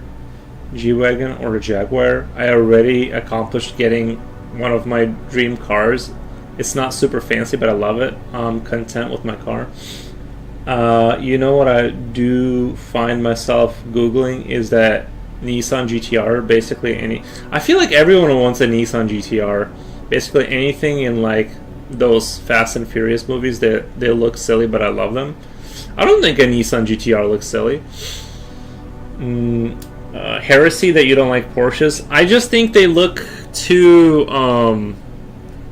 like I watched a music video one time where this Japanese guy, he was like modifying Porsches and he was like putting like extending fenders on them and like widening the wheelbase to like make them look different, and I like that version. But like normally, like the way a Porsche, let me look it up. I've seen Porsches and it's like a Porsche is, I feel like a car that yeah, I just don't like.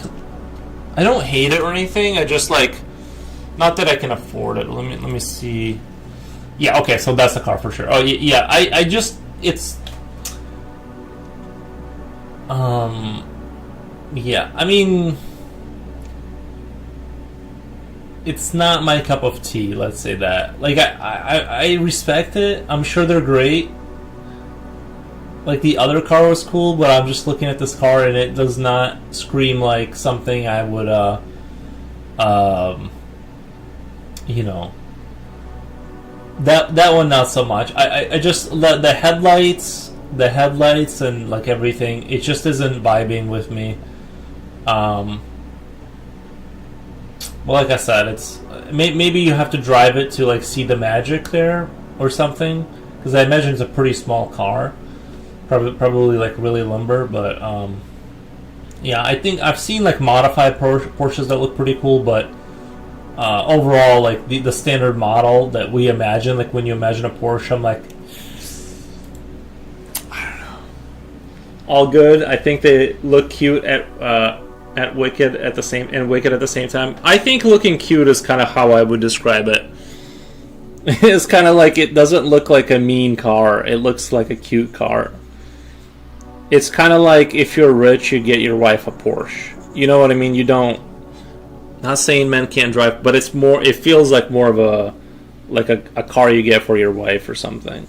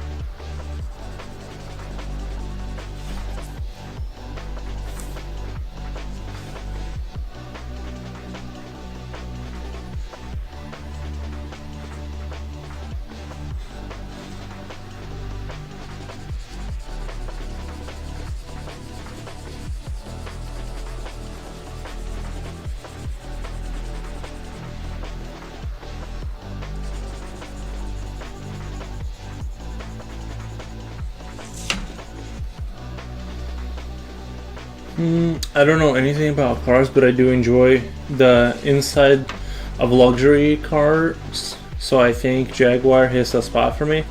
Yeah, my only concern with Jaguars is that they tend to fall apart. Like I knew a girl, her mom had a Jaguar, and it like the reliability of Jaguars I heard is not very super awesome. So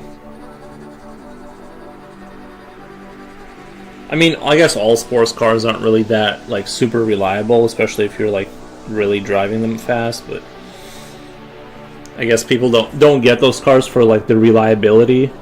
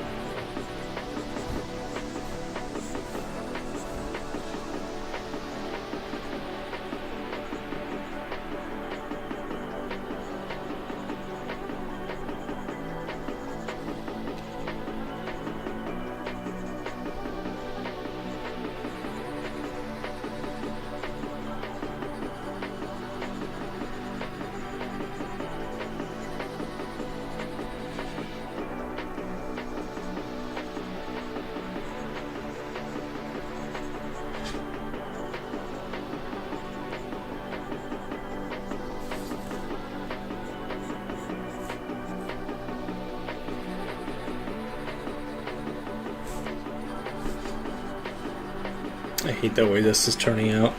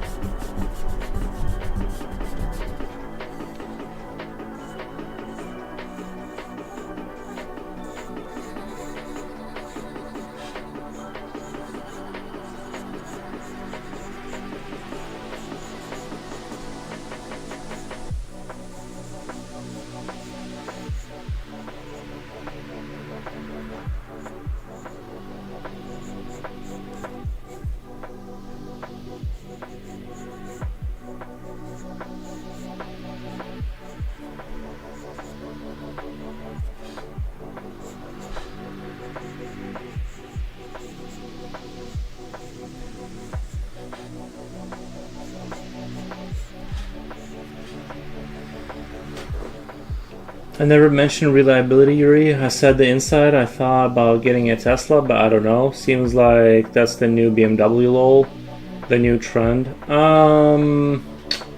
Yeah, I don't really have too much of like an opinion on that. I don't have too much of an opinion on the Tesla stuff.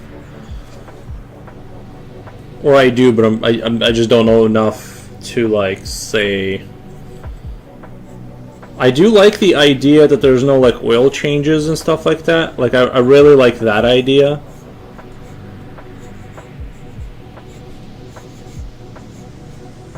Like I love the idea that it's sort of like the there's basically no maintenance, right? You have to keep charging the battery, and it's just electric motors and stuff. So, and you got tires and you got brake pads, charge the car, right? That's the only thing you got to kind of worry about, which is really tempting.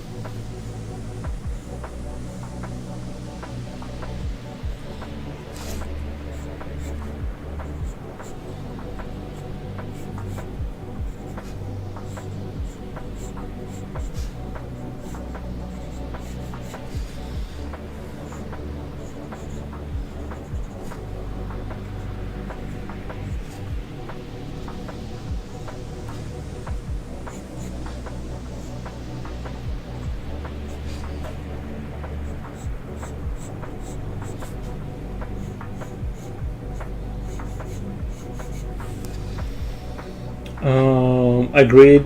That's what's attractive, the low maintenance.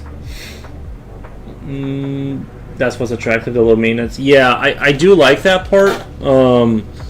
I actually like, I wish, like, I really would like the Cybertruck. I just hate the design. I love the concept. I don't know why they didn't just make it look like the Warthog from Halo or something. Like open concept. I really think like the design they went with is just like, it looks so atrocious. And ROM 19 raid and ROM 19 raid. I don't know what that means. And ROM 19 raid. The character reminds me of BMO from Adventure Time. Yeah, something like that. I knew I was drawing something that looked like something.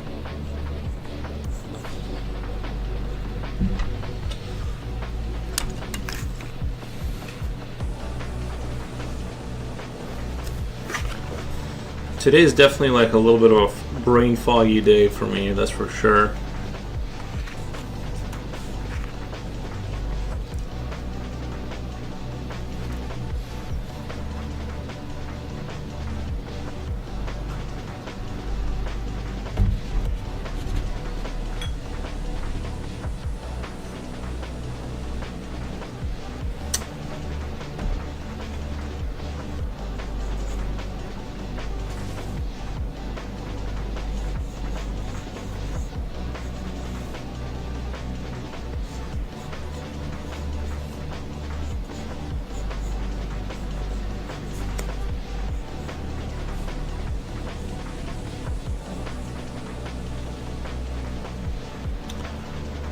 But oh yeah, the cyber, you know, the cyber car or whatever, the cyber truck.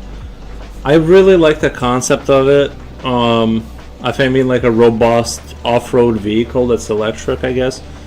And yeah, obviously the but I don't know if those cars break down. Is that like $1 million to fix? Because I've heard of stories where like people went to Tesla and they're like, nope, that's on you. Or like somebody got like water on their car and they're like, oh yeah, like it says in that contract you can't have it outside while it's raining, or you know, you drove over a puddle that was too big, so like this isn't under warranty kind of a thing. And like I've heard stuff like that, and it's like ridiculous amounts to fix the Teslas. But you know, for the people that have Teslas and had a positive experience, I've heard like really good things too. This is just obviously off of YouTube. I don't know anyone that owns a Tesla, but yeah, I'm kind of half and half on it. I don't really care. I just want a car. I love the concept of having a car that just does not ask for maintenance. There's no like belt, you know, there's not like an engine with all these belts that need to be replaced. There's no timing chains. There's none of that stuff. It's just like, it's a super straightforward concept. But not saying they're not complicated in the software or whatever. But another thing is that what happens when it's -20 outside and you have to use the heater, right? Do you just die, or like, you know what I mean? Do you turn the heater on and your car just like is at 20% capacity before you get to work? If anyone has an electric car, you want to tell me about the truth of what that ownership is like, because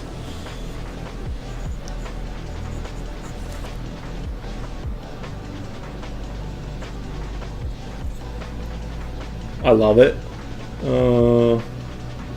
Oh, the Adventure Time guy. Yeah, but yeah, I like the concept of the electric vehicle. I just don't want, and I don't really drive far, but I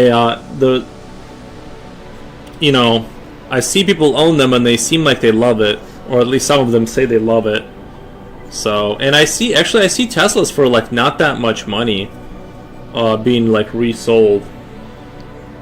My only other concern is like the software pairing with that person's like email account. I don't know, how do you hand over a car like that? It's not like you can just get in there, right? It's sort of like they have their data. Even my Kia had like the last owner's like sort of like stuff in there and on the onboard computer that like I saw his like phone number and name and like all the saved stuff he had in there, and I'm like, oof, that's awkward. Some of my family has Teslas, but I don't think they had it long enough for it to break down yet. So I'm interested to see what's going to happen 10 years from now.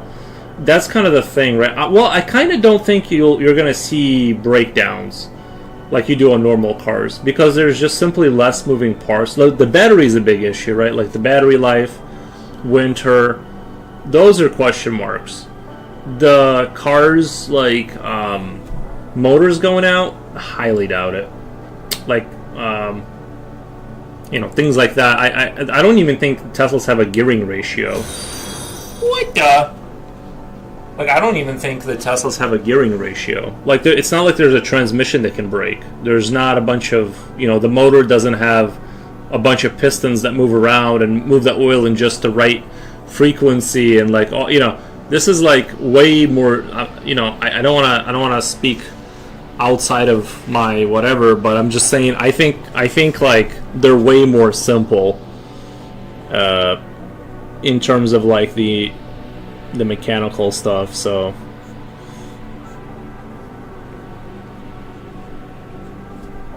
I kind of think that they'll probably last for like forever if you don't hit them or get water on them. Like, you just can't get water on them. Is it one that the car went into internet dead zone and suddenly you can't get it to start anymore? Well, that's the other right? That's the other thing, is that I don't know about that. I don't know, maybe. I don't like how it has like doors you can't open. Right? It doesn't have like doors you can open. Like, if it doesn't work, the door, it's not like a normal car where there's a mechanical thing and you open the door. It's like, that's the other question. That's a good question, is that like what happens in that situation. I do like the concept of like, sorry for the yawning, I'm not tired. I do like the concept of like, let's say I have my phone, and let's say the phone is paired with my car, and then I can see where my car is, right? And I can be like, oh, my car is supposed to be in the driveway, and then you just hand over the coordinates to the police or something like that. Or maybe, I'm sure it's like harder to steal a Tesla, maybe. Can you just get in the Tesla and drive it? Or do you need like a thing? Do you need a fob with you or something? I'm surprised they haven't come up with like some genius move to like make it impossible to steal them.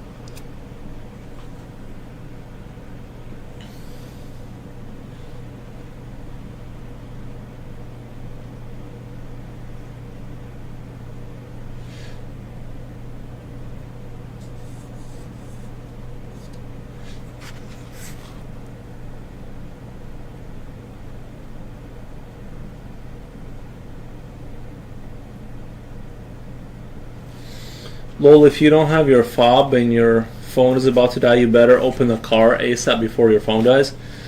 You just need your phone. What happens if someone can replicate that signal from their phone? You know what I mean? Like, can somebody, because it's obviously your phone, whatever, it does pairs with a car. Is it Wi-Fi? Like, is it like doing a Wi-Fi thing? Like, it knows that you're... Because I feel like that would be a vulnerability that can be hacked into. I'm just saying that's another concern. I don't like that. Like, yeah, like you could just lose access to your car, and even if you got in there. But I do like that fact. I really like the idea of you just needing your phone. I really like that idea. R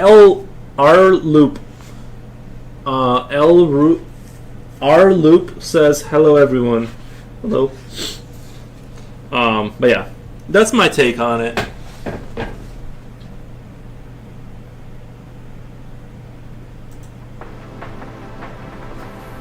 That's basically my take on it.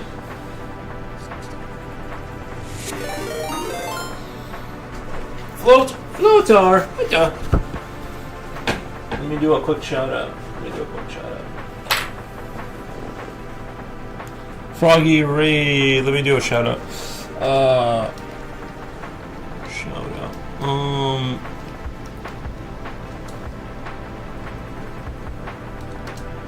Boom, Floatar. Thank you so much for the Froggy raid. I hope you guys had a good.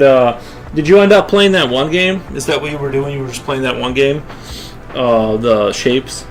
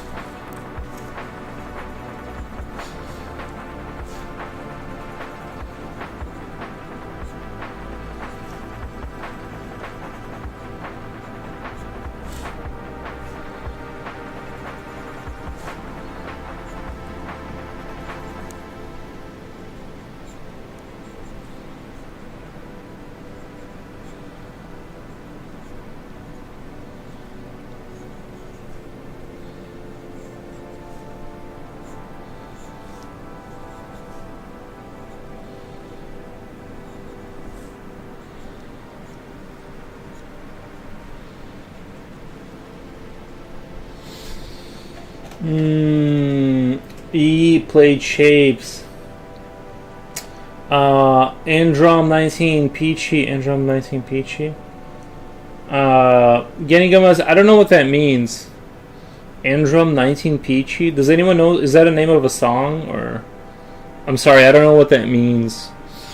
Otherwise, I would maybe do it. I just don't know what it means. Honestly, I don't like it. It had me build those complicated spaghetti mess things one at a time, telling me not to erase anything, but then it wanted more and more complex things that looked like an hour to build, but to expand, the only option was to rebuild the same thing again.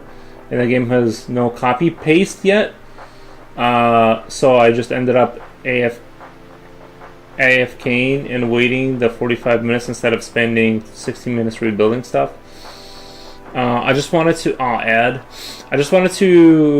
build modular, elegant factories that the game wanted me to build on maintainable spaghetti, one block at a time back. Yeah, the other game has that. It doesn't have that issue. I still get some issues where right now I'm working with a 10,000 number, and I did the modular factories like you're talking about, where I would build, like, let's say I need a certain number, and basically to fill up my other adding factories, I would have 3 lanes, and then I would have rows and rows of factories with numbers being drawn to them, processed, and then taken out. And now I'm switching my strategy to building like 1 mega factory, like to process 1 number, but instead of having like 90 little ones. Although I think I'm going in the wrong direction, but I know what you mean about building like a bunch of little factories everywhere, and then just because it like helps you just see like this grid that you know what it does and where all the lanes go. But yeah, I think the other game very similar to what you're talking about, but it's obviously not like has more of an emphasis on numbers. I like the it does have copy and paste, although not enough. I wish it had a bigger. You could select more for like once your factories get up to huge sizes, you just can't have enough. It feels like you can't have enough, space to select, kind of thing. So I get what you're saying. If that game didn't have the quality of life kind of stuff, I don't think I would have played it. I need to have copy and paste, erase, cut, all that stuff. Like, you need all that stuff in today's world. So that's kind of my take on it. But yeah, I think Beltmatic. Sorry, I forgot the name of the game I was playing. Beltmatic. I think it's like the perfect game. If you like optimizing circuits slowly, it's amazing.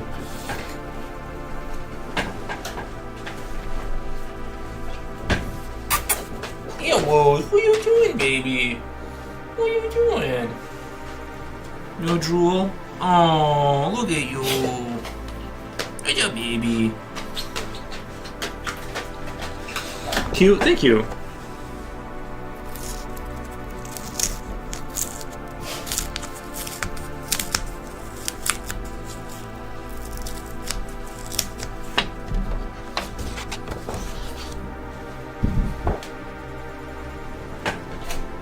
But yeah, doing blueprints and stuff like that is very helpful. Obviously, it sounds like your game. I actually what I ended up doing is like, I would have a piece of the board just empty in order to have space for my templates. So if I ever needed to expand my factories for whatever reason, I could just go grab those templates, copy them, and bring them over and build a new series of factories.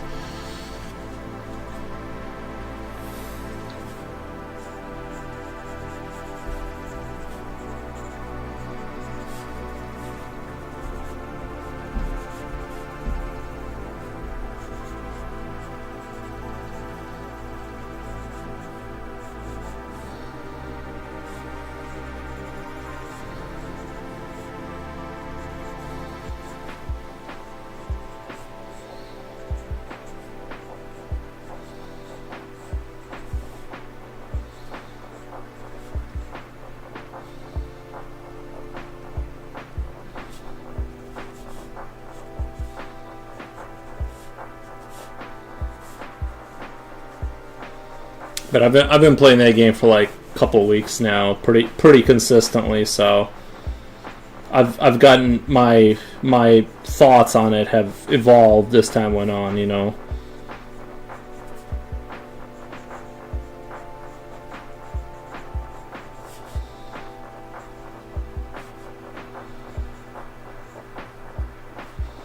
I don't like that arm. Thank you, Rini Ren says Aries, and thank you guys. Yeah, he's super cute.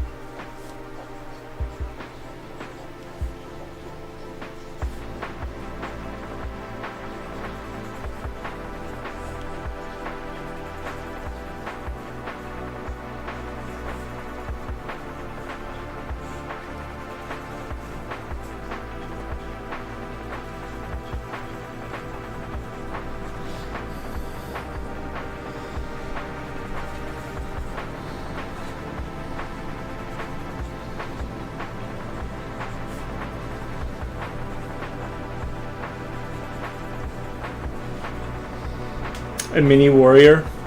Yeah, I'm just drawing whatever.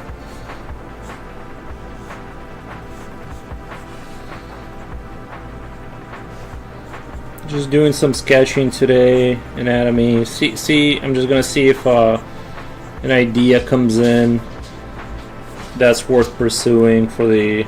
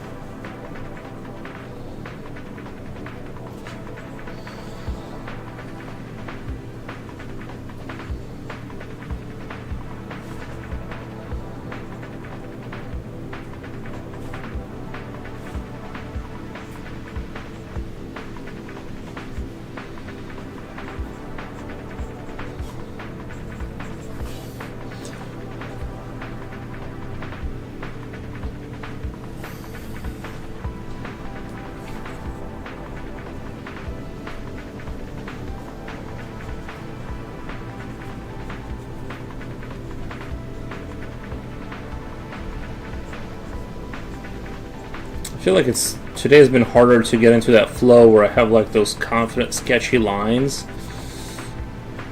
A lot harder to hit that vibe today. I love how Aries' ear go up when he was doing his telepathic look on Yuri. Yeah, he does do that.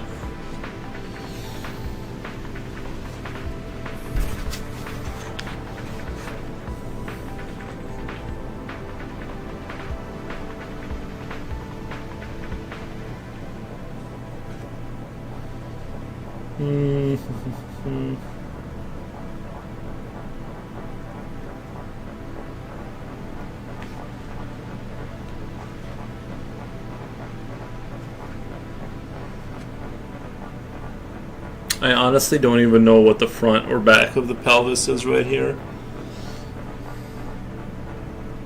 No, this is a tailbone. Never mind, this is the tailbone. I'm pretty sure, right? And this is the front of it. This is like your front.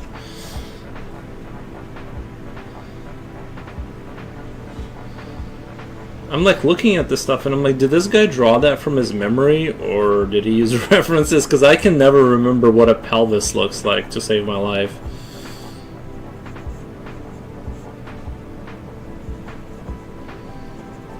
I feel like this is probably not super helpful, drawing like specific bones. But maybe has some use. I'm gonna do it regardless.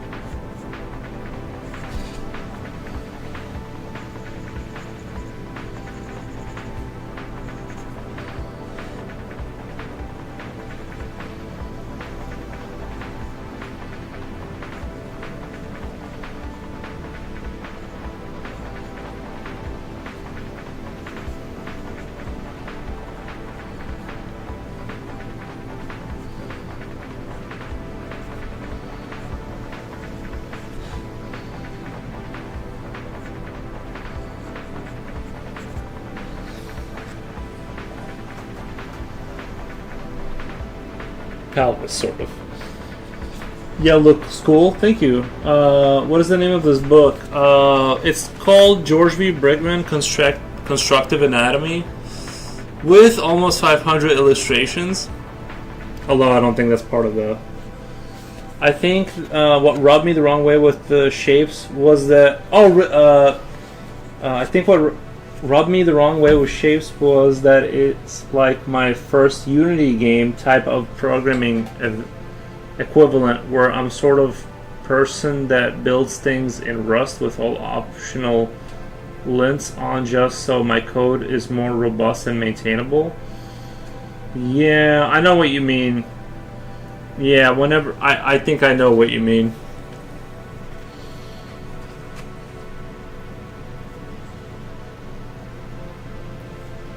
I'm not really even sure what these other things are here. Like I don't really know what I'm like. I know what I'm looking at here. See, this is like the part that always confuses me, is like getting to this part. This is actually like really useful. Like the way these, like whenever I get to the leg, these like side muscles on the leg, always very fuzzy about. Always very fuzzy about those. So I'm gonna try and replicate that right there.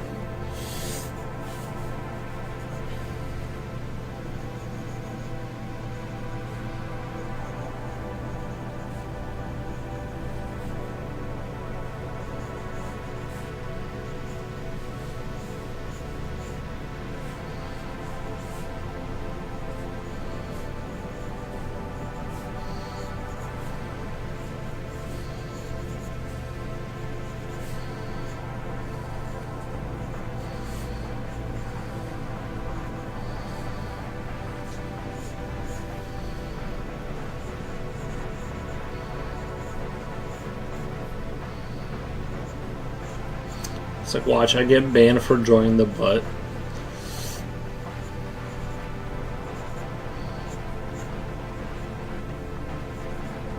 He's drawing naked people.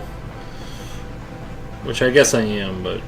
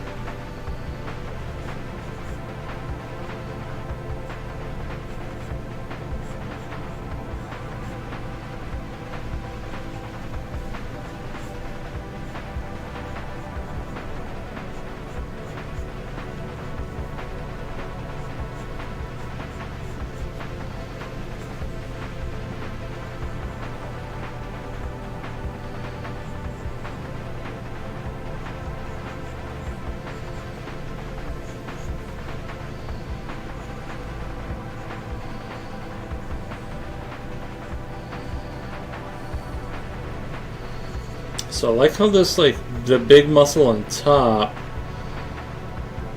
right here, kind of comes off is attached to the pelvis. I never even, like, thought about that.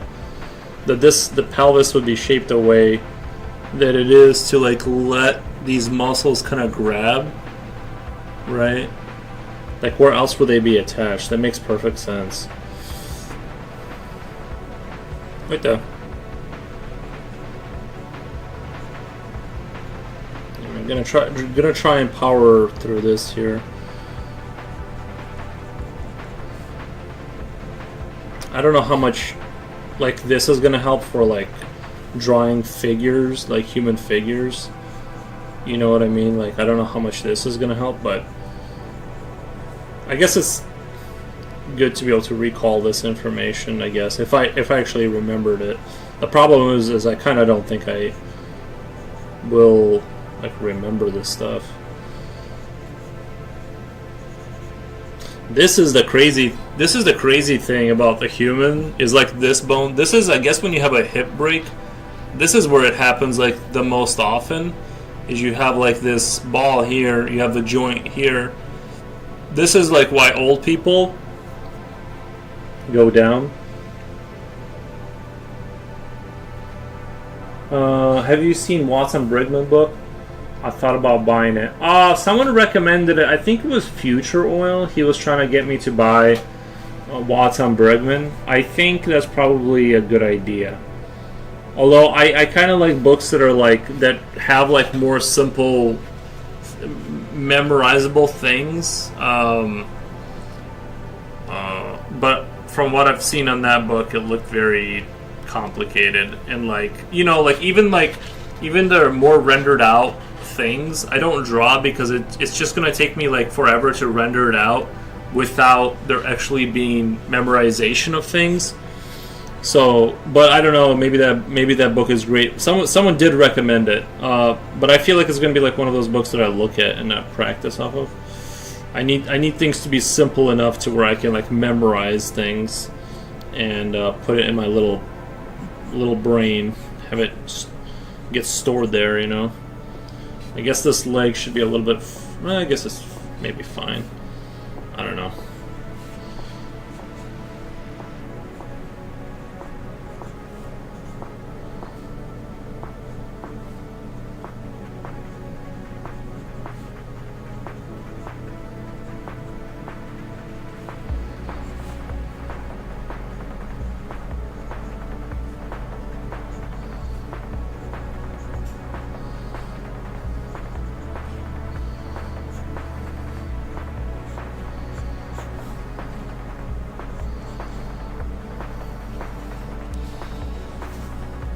That was sort of fun.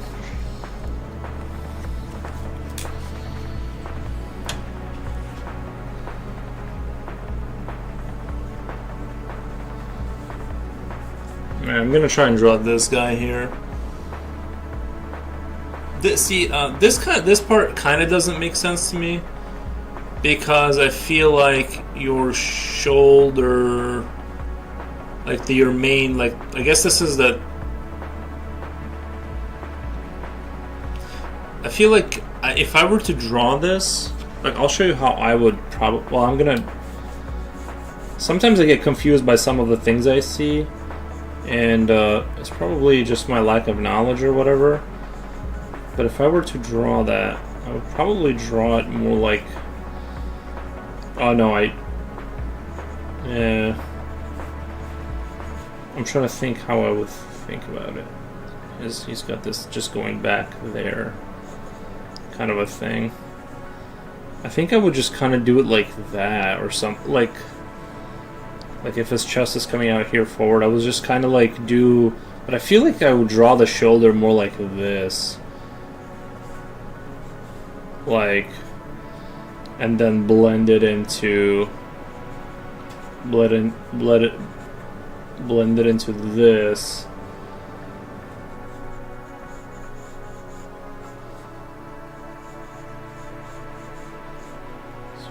I'm just trying to go off of kind of like how I would draw that, and then your tricep would be like here,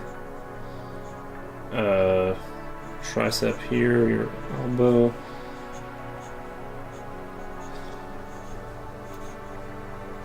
I feel like I would draw something like that, like the shoulder here, underneath, and he has like kind of a different thing going on. I'm pretty sure this is supposed to be like the end of the shoulder right here, and then or maybe like I would have almost thought like that this should be one big piece, right? Or am I crazy? This is kind of like why I get confused sometimes, and I'm like I don't want to. I did a lot of Brigman copies maybe 15 years ago. Anatomy for me never really clicked until I sculpted it in Blender. I think you're right. I think Blender, or maybe if I just had like models that were very, right, like there's models out there that like, there's, Anatomy for Sculptors. This website, sometimes I go to it because they have like very good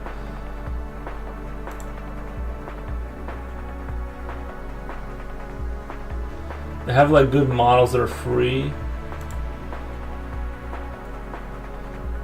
Okay, so this guy kind of has a similar thing going on.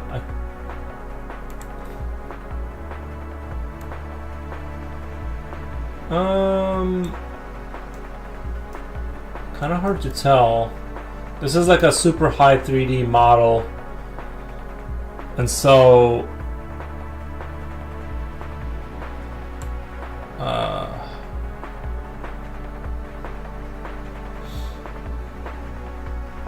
I guess like, oh wait, that falls into the armpit?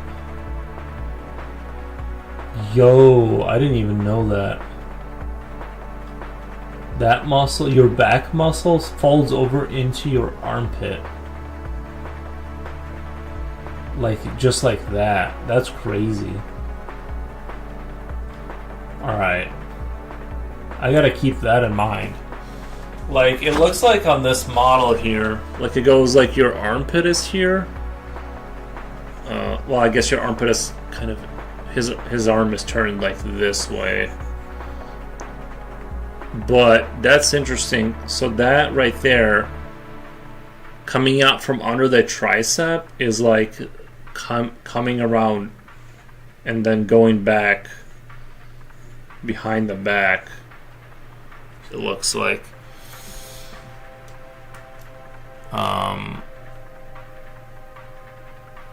I wish I could position this guy in the exact same way and then check out what that's gonna look like.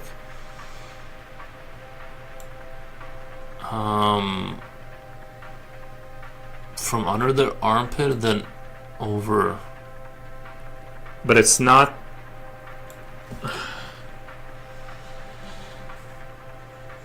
Yeah. I feel like it would be like this or something. I don't know. I don't know how to think of that correctly. Anyway. People happy?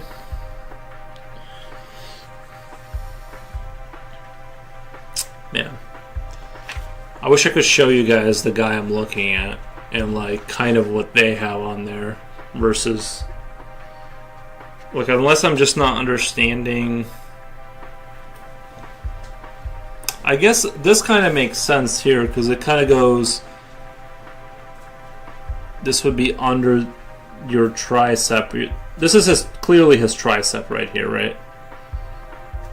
Tricep, and then this is shoulder, and maybe this is the, because there's three pieces, you got one piece, two piece, and then the other one's on the other side.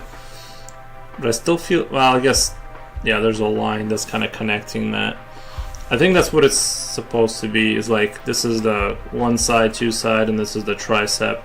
And then the muscle I'm looking at on this model is sort of kind of doing that here. It like is going behind there, and then you're seeing it here, coming from that, like tucking into that armpit on the other side of the tricep.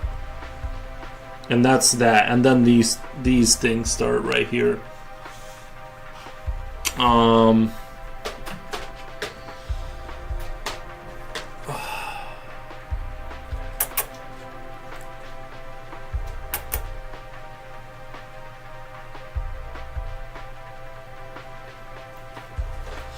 Okay.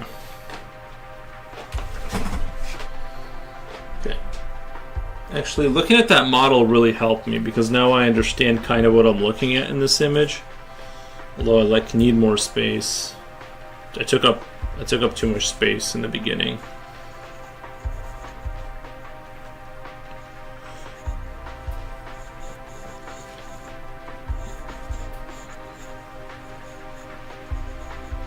I guess I should start with a ribcage or something, right?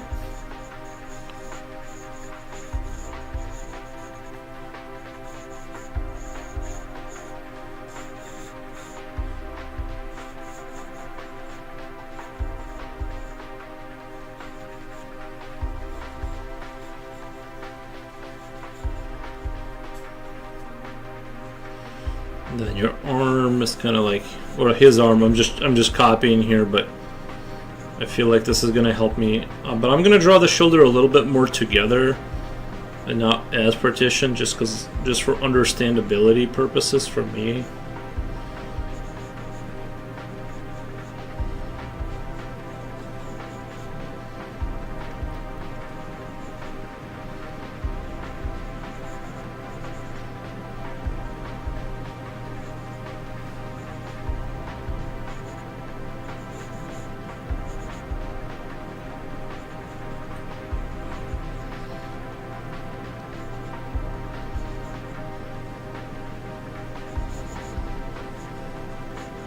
This is actually a really difficult, I don't know why, but this is like one of the more difficult positions to draw. I am not comfortable right now at all.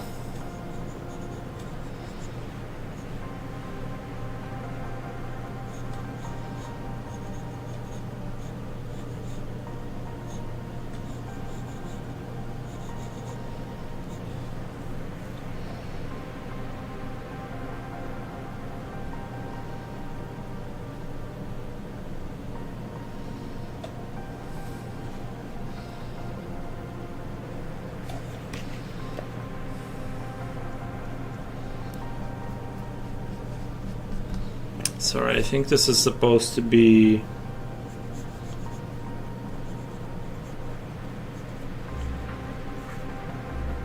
So this is the outside. He's holding his wrist like this. This is like his pinky side, I think. Okay. Then we got this thing going on right here where this... Like this is the muscle I was seeing that wraps from inside of, like this goes into your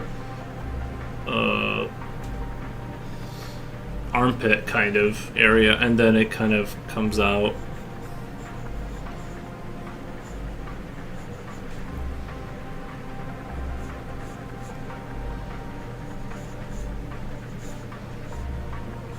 That one I didn't know about.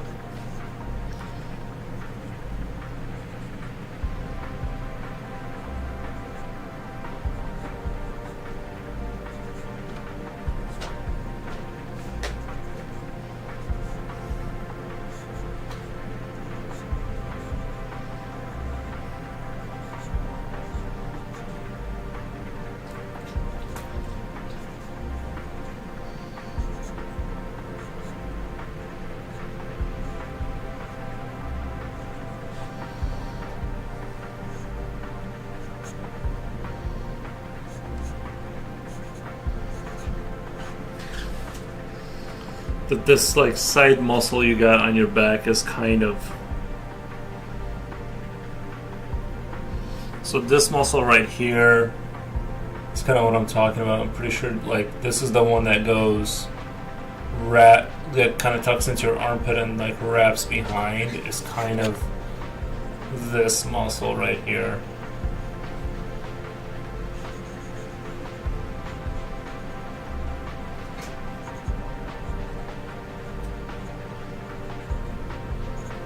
I'm learning with you guys, so. Could you please tell me the name of the book? Constructive Anatomy by George V. Brigman.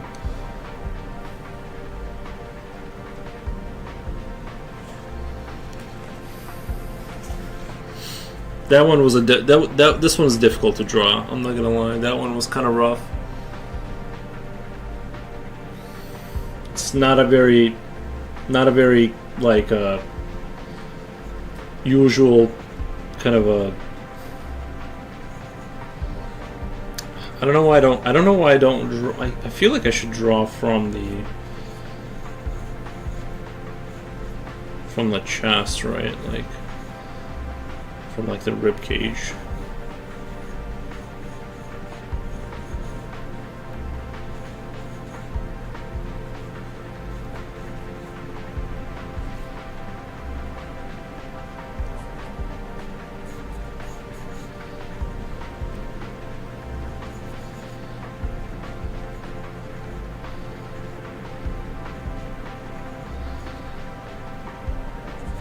So this right here, I'm pretty sure this is like the shoulder. You just got the two parts, and then, and I think that's what he's trying to show is like this kind of like armpit area, and how it all kind of like works.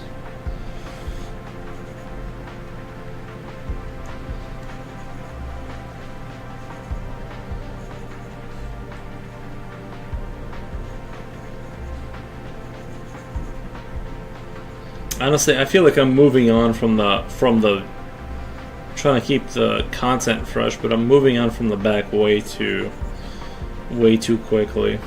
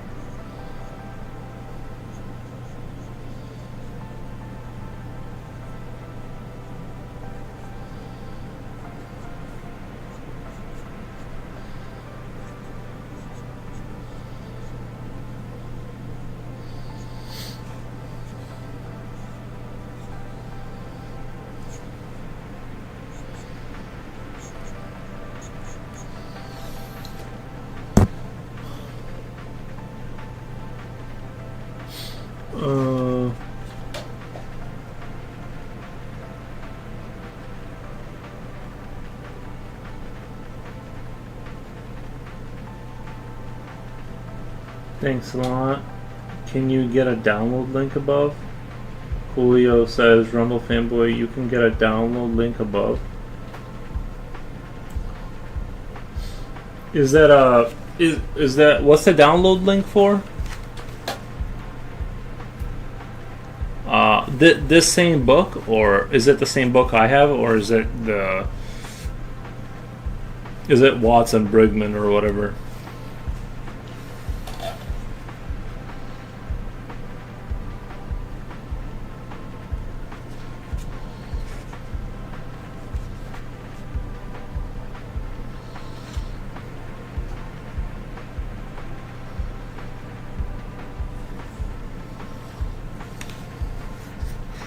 There's a PDF file of the book you have, Mr. Foros? Oh, okay. Gotcha.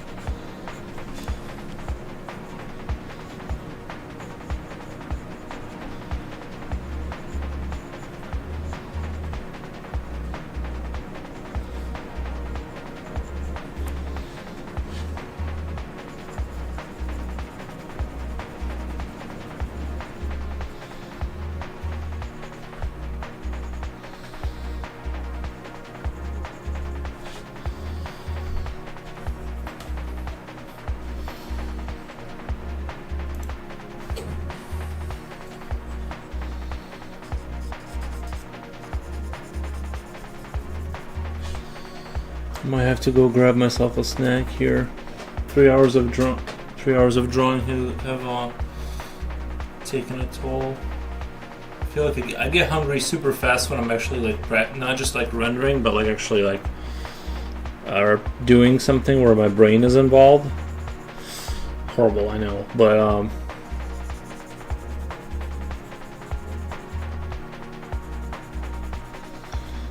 hate using my brain. But I feel like I get hungrier like a lot faster. What the? Thank you.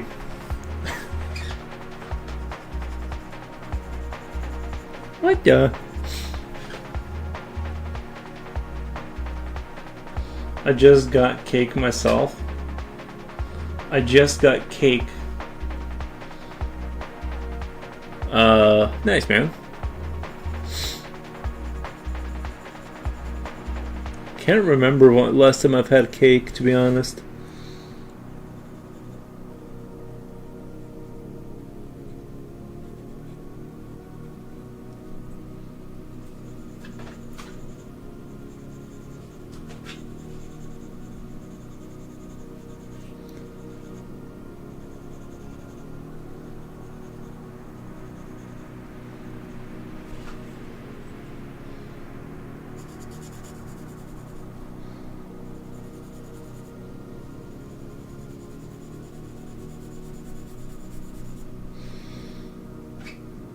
Because it's cold, it's normal. Getting hungry? Are you saying like I'm getting hungry because it's cold outside? I do have my house at like 65 Fahrenheit. Sorry, Fahrenheit. So it's pretty like chilly inside the house. Like I keep it pretty cold in here.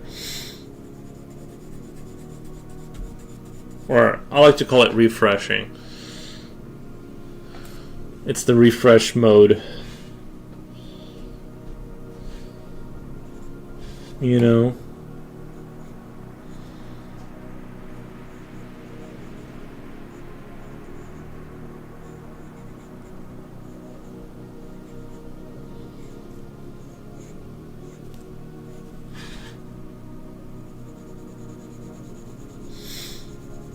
Might have to. 65 is still insane. How are you not wearing a puffy jacket? I call it, yeah, it's like it's a refresh. Because calling it cold sounds depressing.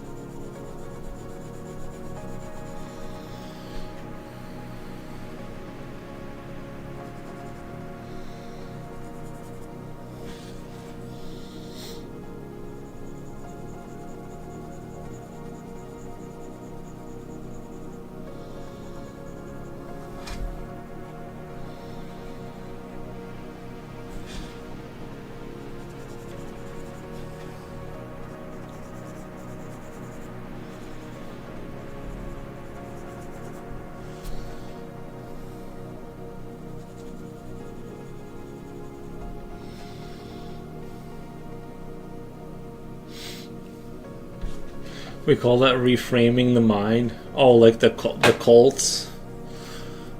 The cult stuff, yeah.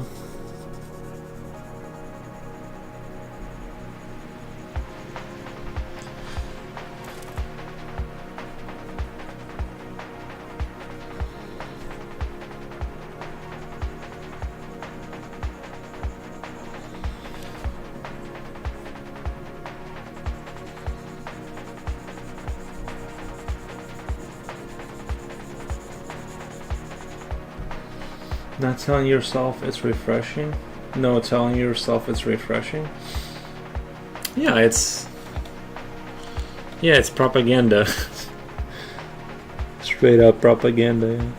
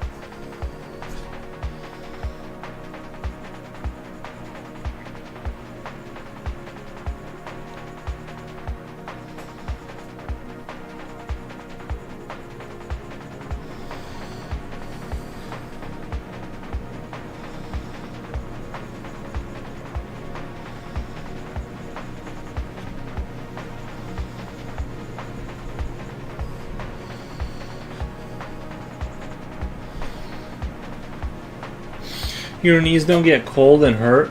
No, I don't have that issue. No. Refreshing breeze mode. Well, 65 is not cold. It's on refresh mode. Your knees don't get cold? No, yeah, my but I don't have that. I don't have that problem.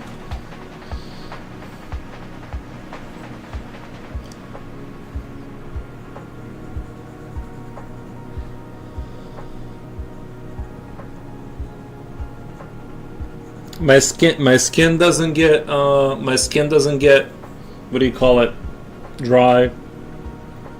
I only had like dry skin like 1 year, but I think I don't know what I think, but I remember having like maybe once in my life I had like dry skin.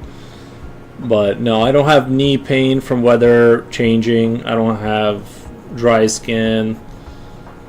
I did have like dry eyes one time. Like my eyes were like super dry, and I kept rubbing them, and they kept being dry. I don't have that problem. Did I say it in a mean way? I don't know, but yeah.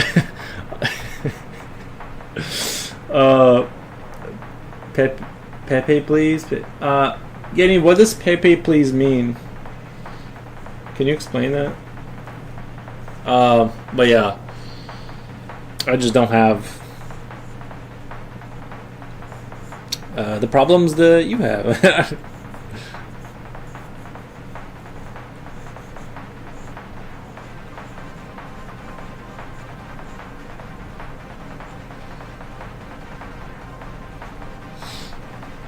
That is an emote, but there's no emotes. It's like it just says Pepe, please.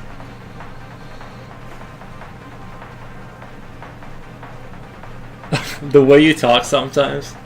Yeah, I get it. I've been told that by mostly management to stop talking the way I do. Yeah.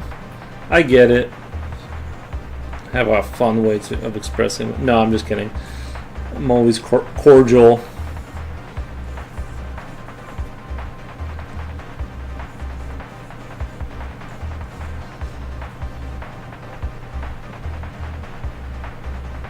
What's weird though is like you got this hinge right here, your collarbone, and then your like collarbone. Oh, sorry, yeah, your collarbone. Then you got your shoulder plate or shoulder, whatever the. Sorry, your Kuya. What's the name? Your shoulder blade, right? Yeah, and I'm pretty sure this thing is attached to here somehow, to your shoulder.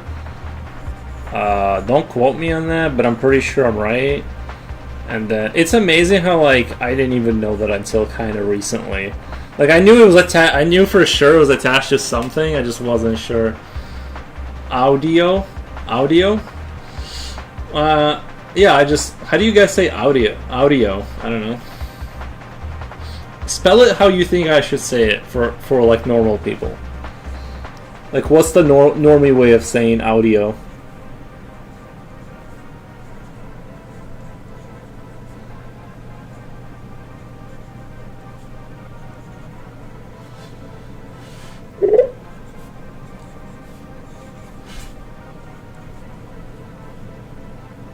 And then what's also funny too is your elbow, like the big bone on your elbow, is like the bone that goes to your pinky. Like this bone right here, I have super defined wrists, right? Like this super sharp bone that's like off of your pinky, that goes to your elbow. As weird as it is, and then the bigger bone right here, that goes to your funny bone. Like the bigger bone right here goes to your funny bone on the inside right here. That's like super ticklish, and then your big elbow that you would hit people with. That one is like actually goes to like the little part. It's the weirdest thing. And I don't exactly remember how they bend over each other. They got that kind of crisscross applesauce thing going on. I don't exactly remember how, because if let's say this is his hand right here, right? Then the elbow, this would somehow make it over to here, the outer side, and then this one would be the big bone. The funny bone would end up being like the big bone. And then this little bone on the outside goes back to your elbow. See, I'm slowly remembering stuff. You usually say "au dio." Au dio. Okay. I'll remember that next time I need to say audio. I'll just say audio. Or whatever you just wrote there. I'm not sure how to say what you just wrote, but I appreciate the help. I want to sound normal too one day.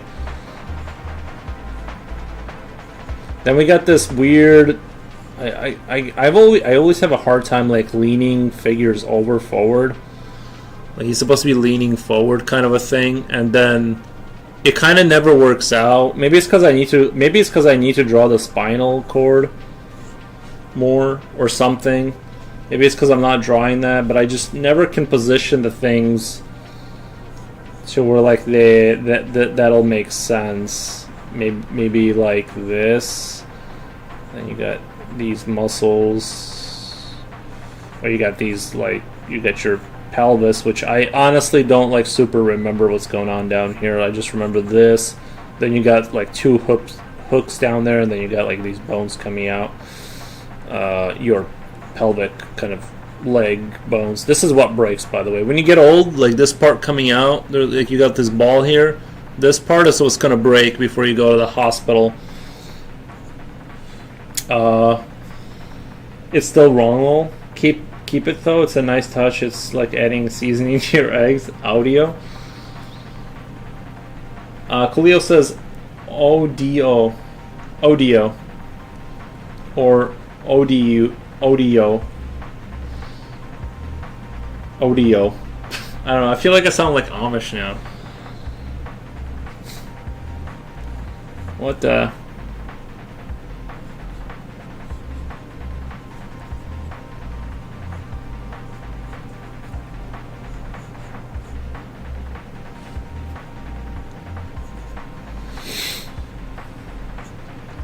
Is the music done or?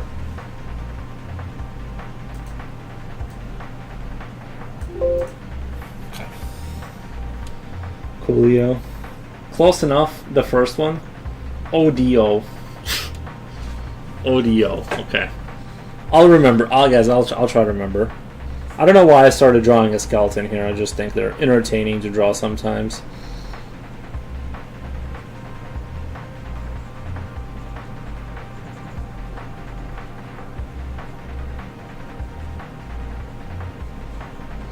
I'm thinking of making a little bit of taking a break because I have been using my brain to whatever capacity that's possible. So I want to take a small break and go cook some food and eat it, and then I'll come back for more sketching and anatomy stuff.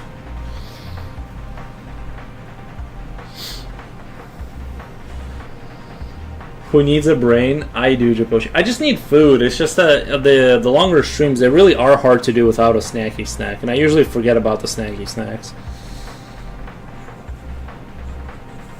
How's or did you just wake up again, or are you about to go to bed or wake up? Sorry, I'm just being a curious person.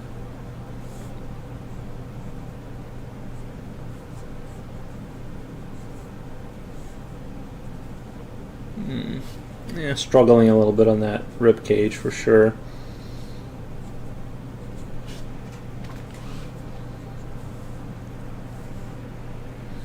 We gotta add a cool sword though. We obviously are not gonna leave the not vampire, sorry, our skeleton guy without a cool sword.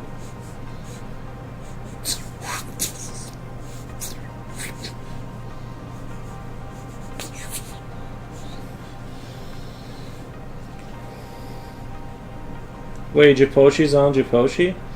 Jipochi is on. Yeah, he's on Twitch though. Who needs a brain? Just be a worm. Yo, I just returned from backyard, found a dead frozen rabbit. Likely story. It's a good cover up though.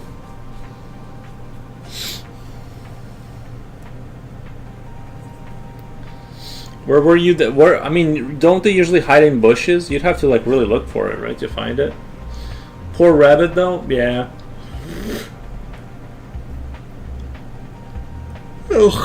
Just about to sleep.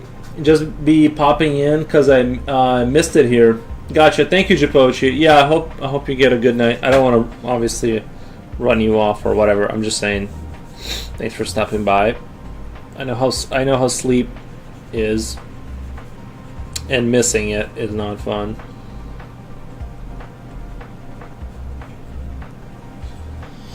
What if I just drew an entire piece just like this? Like I just kind of did like these loose interpretations of like things. I think that would be like a neat art style, right? Like this kind of more of a loose thing going on.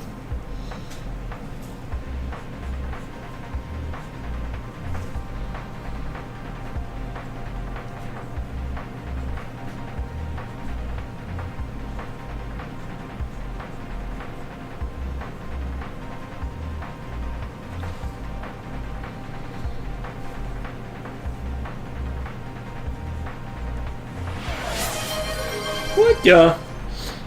Thank you, Coolio. I appreciate I appreciate the sub, man. I appreciate it. What the? Damn. Yeah.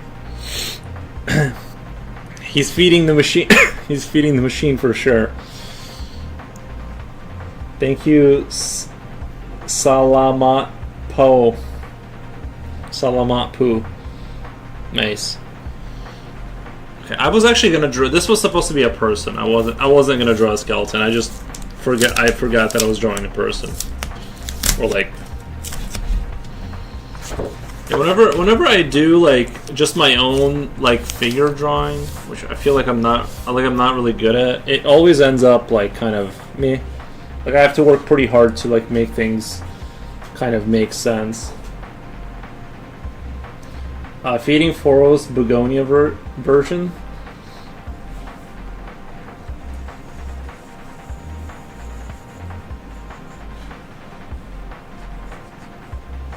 Like, do you guys start from the like do you guys start from the train? Hi, train. You coming back later then? Wait. Oh yeah, I'm gonna come back. I just wanna eat. But I'm just how do you guys draw your, like, if you're doing just a figure sketch? Are you guys doing that little S thing with the spinal cord? Because I feel like every time I do this kind of a thing, I feel like I never really draw like this. Actually, like, you know how they be like, here's your rib cage, your pelvis or whatever, and it's rib cage is like that, and your pelvis is like this kind of thing going on. And I feel like I always have a hard time like stationing figures like this.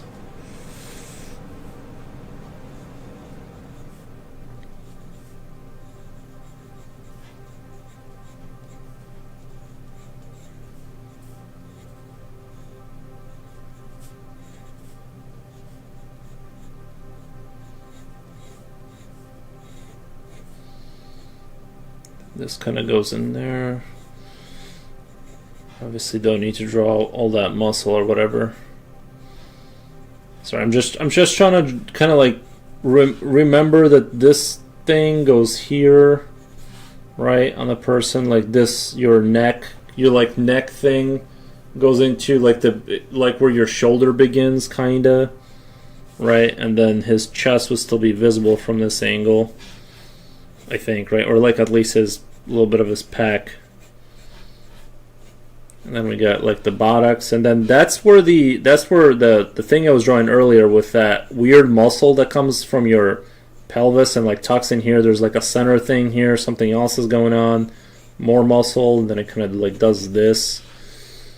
I mean, he doesn't even look like he looks like he's about to fall for sure, if we're being honest. I don't know what I was thinking, but we'll just kind of pretend like that's what I was trying to do here, right? Have his hands out like this, like one of those Tesla bots where he's just like falling over.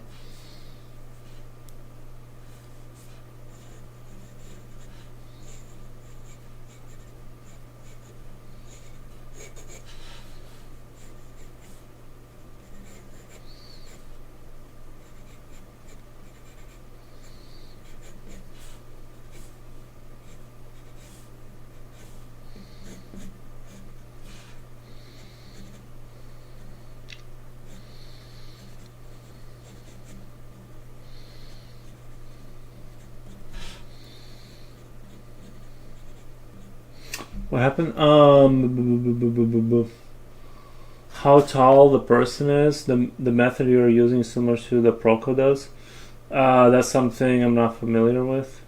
But Mr. Forrows, you are already skipping that step because it's easy for you to think in 3D space. I think sometimes it is, just not with human. I think with like a realistic human form, like a creature is easier because you're not.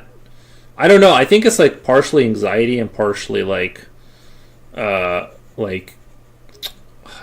human looks a certain way, whereas like a creature can be like, you can kind of make it look realistic, and there's that like kind of anxiety. Like he literally is falling though. Like you can do like I don't know. It's just so much easier to draw creatures compared to like humans.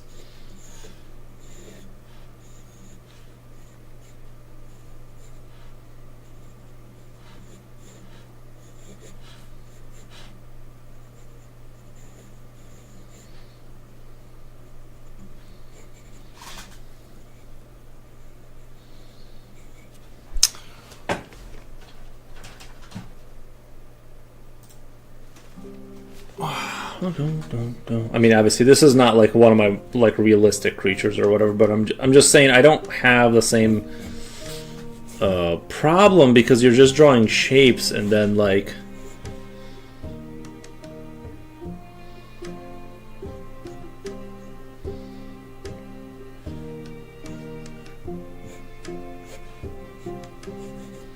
I'm not really sure where this picture is going at all anymore, but.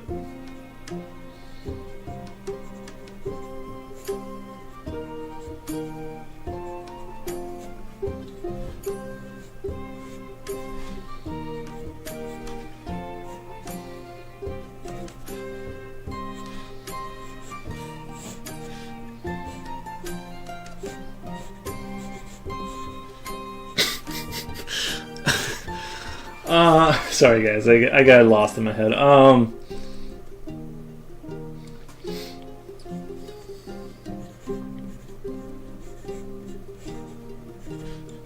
feel like I'm struggling to draw everything today, kind of.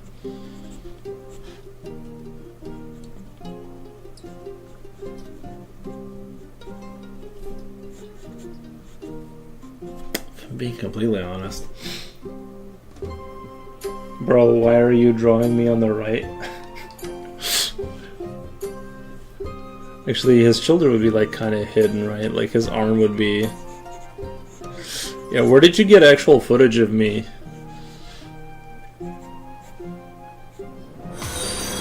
Thank you for the follow. But yeah, this is a... I don't know what's going on here, but...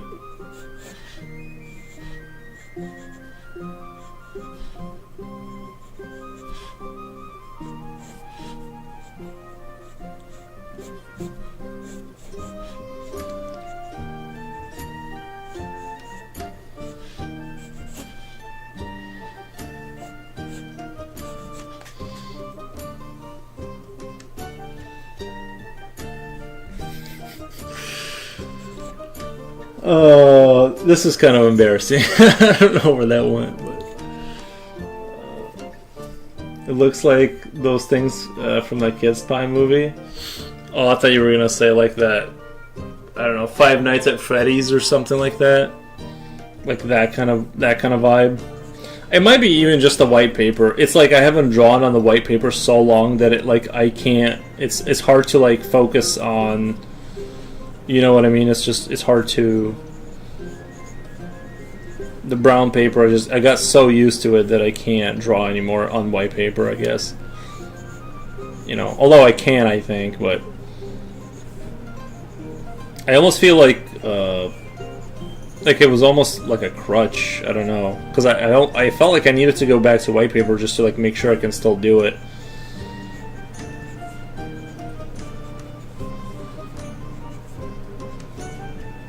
Make sure I wasn't like making that up in my, you know, just imagining things in my head kind of thing.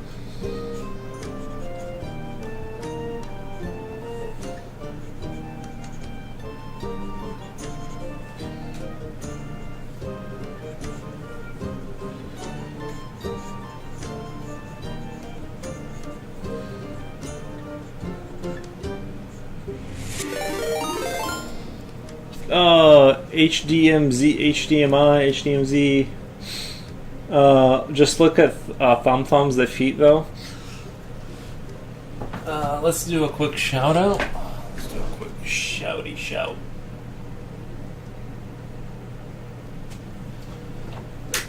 We do a quick shout out. Raid, yeah, let's do shout out. And then what was it? There we go. I hope you guys had a good. I hope you guys had a good stream and all that.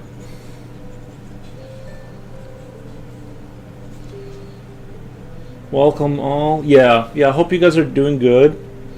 Wow, lol. What are you drawing? I don't know. It got weird for sure. Things went off track, and I'm very embarrassed.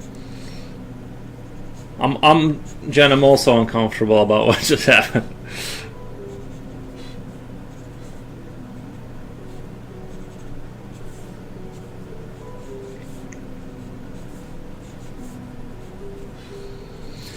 Maybe I should do... I'm just kind of also, at the same time, I'm sketching in case I catch a good idea, right? I kind of want to... In case I come across, like, a neat little idea. But I've been wanting to do a sort of a... Like, think Dark Souls Knights were, like, sort of, like, they're distorted, kind of. But they're, like, sort of mechanical, and they're, you know... kind of fighting and stuff, but they have like very elaborate, I don't know, something like that too. Hey, DMZ says, hey, how's it going? Thank you for the raid. I'm back, victim to unexpected housework. Oh, yeah, that's terrible. I'm sorry that happened to you. I hate when that happens.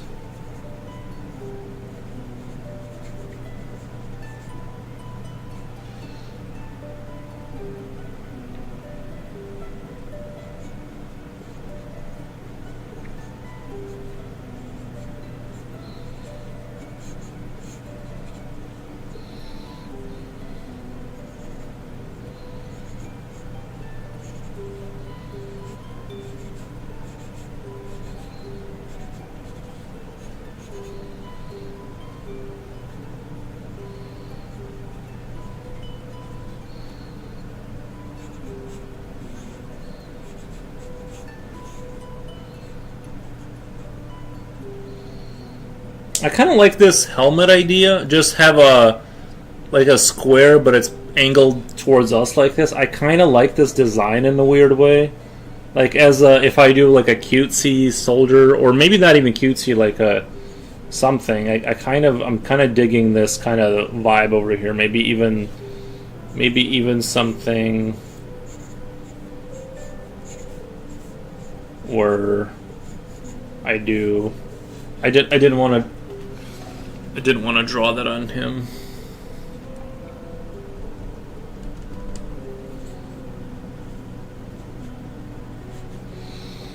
If you don't know what to draw, why not try an art prompt generator?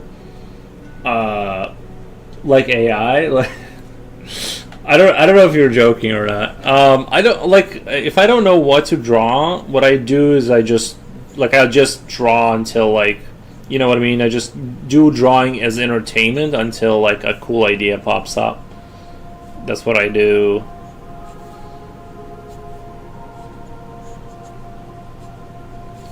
But also, like, I just kind of enjoy the, like, I want to kind of know that it went through mostly me as a filter before I got out here. I don't want to use too much, I don't know, idea generation.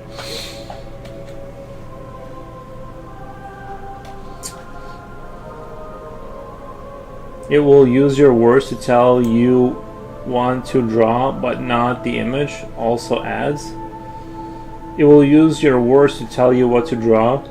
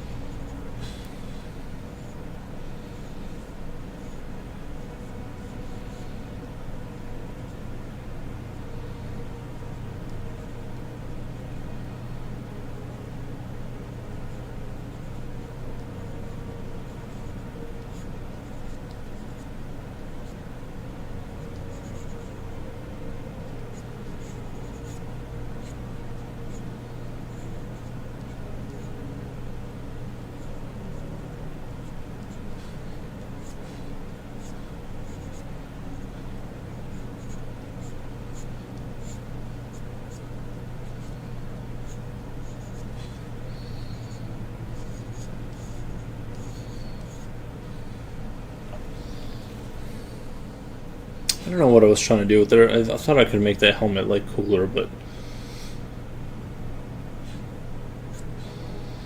I can still work with it. I can still work with it and do something there.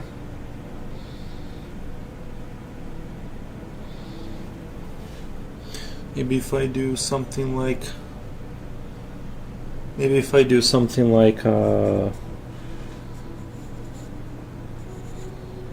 helmet.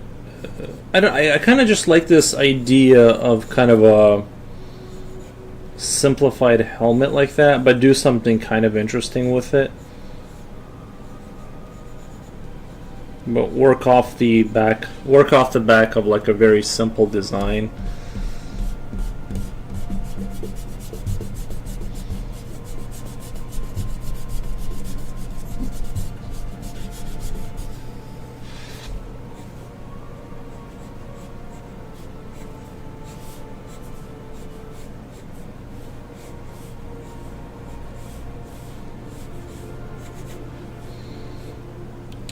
Then I feel like it needs a very simple addition somewhere. Oh no. Basically, you take elements and it will generate a prompt. They also have random wheel generators where you can combine random stuff. Very short, like Ewoks. Coolio, Raider from HDMZ, oh no. So nothing as detailed as, say, Pyramid Head from Silent Hill. No, I feel like that's kind of, yeah. I think that would have been a good idea. The Pyramid Head I like a lot, but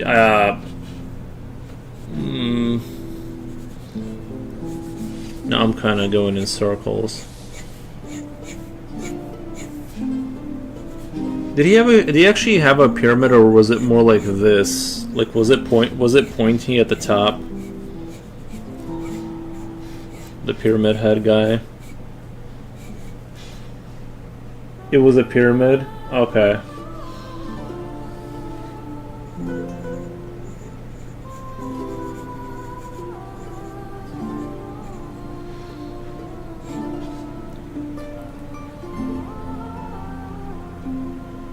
I don't want to just do like a gas thing, right? Like attach a thing here and just say bam.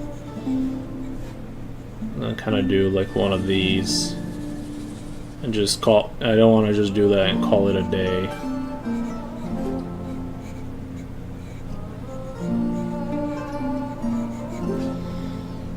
Like, this is what I kind of don't want to do. Actually, I didn't even want to take it into the futuristic thing.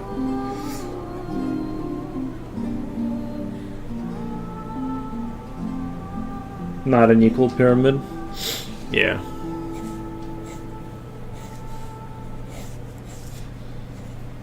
Yeah, I don't know why I thought this, I could take this in an interesting direction. And I think I still could. Oh my god. Hold on.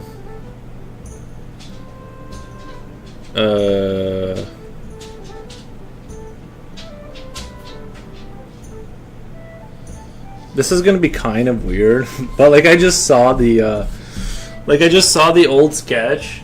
Like, can you kind of see like these could be like two legs, and this is like the arm, and then the head would go up there somewhere? Can't you kind of see it as an animal? Like I just think this would be funny to like kind of follow through with. Like if this is the plane that he's standing on.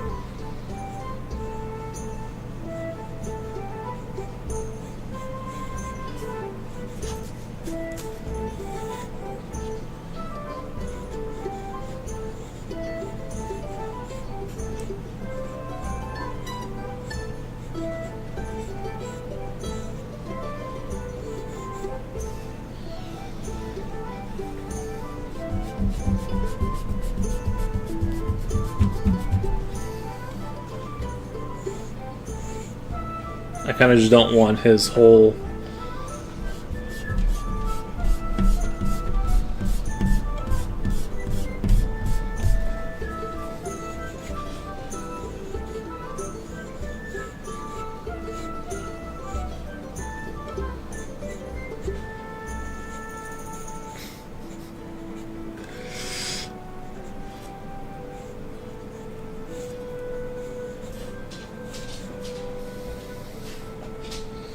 He turned into a mutant, pretty bulky. Oh yeah, I don't know. I thought I had something there. I thought I kind of had something there, but I don't think it kind of.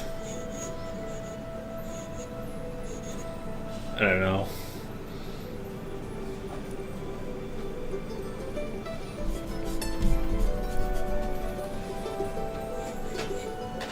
Usually, like, I'll farm out, like, an interesting idea. Today has not gone very interestingly. It's like...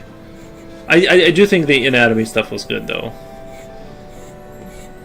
Like, I feel like every time I revisit it, like, a little piece of the puzzle kind of gets unlocked.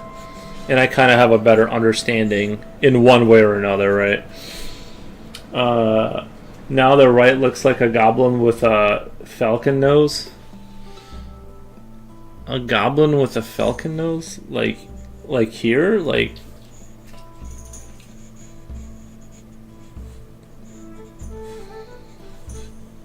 this is the nose kind of a thing?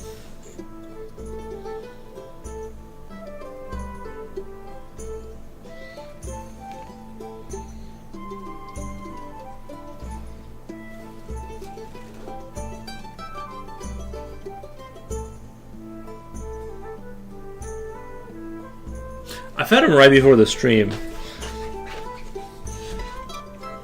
Let's see.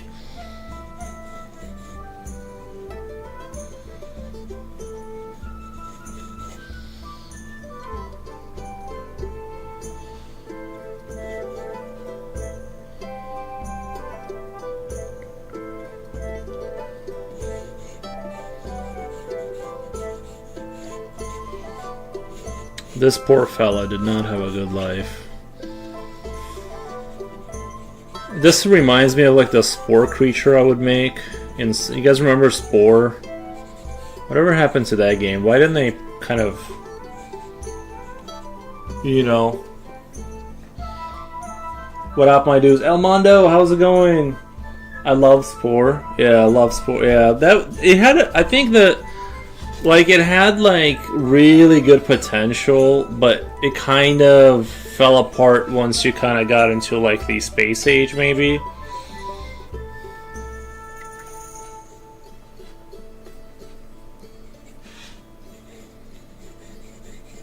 Like, once it became... I thought the beginning of the game was very good and interesting and stuff like that, but...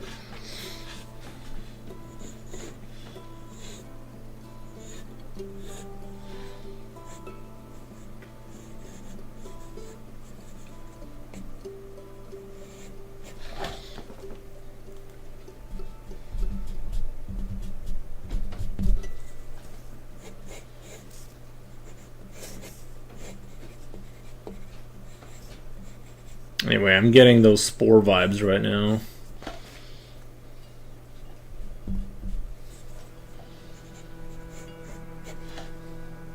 Cause like the way they marketed the game, they made it seem like you were gonna be. They made it like seem like it was gonna be like this, like, you know, initially like you imagine like, because the way people were telling me was like you start from a germ and you evolve, and I'm like they were gonna simulate evolution or something, you know, and it was much more simple than that, but it wasn't like terrible at all, but I definitely like was like, oh, okay, it's a game.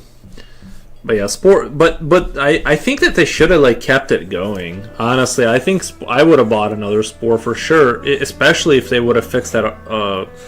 If they would have fixed the art style, then that would have been, you know what I mean. That would have been the bee's knees. But I think that would have been my biggest complaint is the, like, for some reason, like, also I kind of feel like, if you look at No Man's Sky, a game that I really like. I like No Man's Sky, but like its art style also kind of has that everything is a lollipop world. Every planet you land on kind of has like this goofy kind of thing going on, and I wish they would just tone it down like 20% and like give me a little bit more grim darkness, or like make it look like just a little bit more like Star Citizen kind of thing.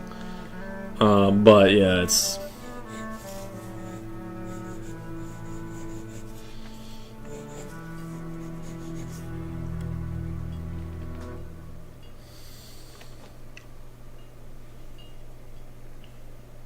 I'm not sure which end is which here. I'll be honest, I'm not sure what's going on anymore. This could be a creature that only poops and pees and it does nothing else.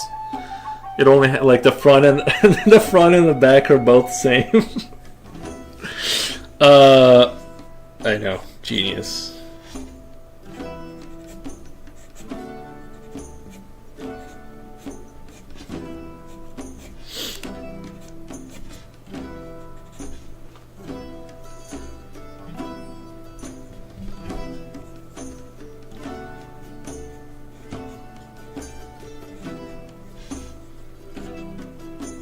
Maybe I shouldn't do the thing. Maybe I should just do like a hoof or some, like a hoof, to actually turn it into like a creature, you know.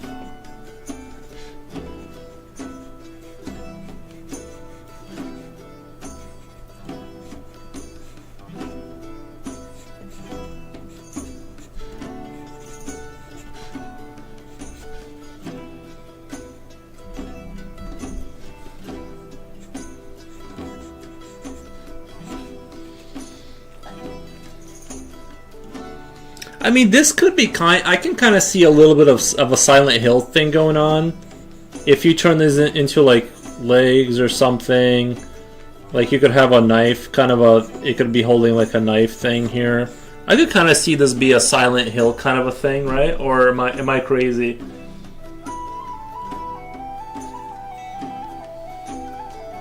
And then you could like weld a big metal plate at the front, kind of like a little bit of a pyramid head maybe. Like a little bit of a pyramid head thing going on, like you have a welded hood or whatever, you know, mounted on the front kind of a thing. And then you do, you know, it chases you down like kind of a, let's get rid of the knife. I think the knife is silly, but we can do, this is sort of a Silent Hill kind of charger or whatever, like some kind of creature. Big metal plate, sort of in the pyramid head vibe kind of a thing. Let's do maybe like 2 chains kind of going back here, something like that. I don't want to I know that their creatures were not like super over-clumbered with detail. I don't know, but that's just kind of what I'm seeing right now. I can kind of see that emerging out of this. It's like this tortured kind of a soul type of deal.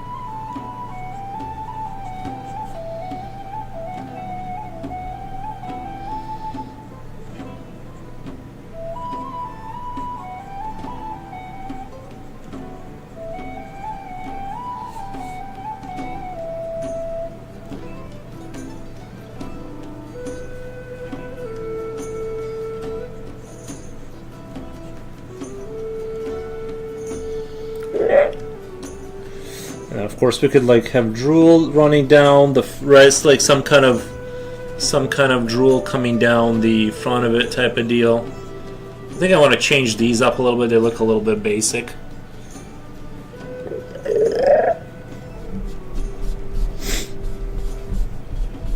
Although I kind of like the basic awkwardness of them.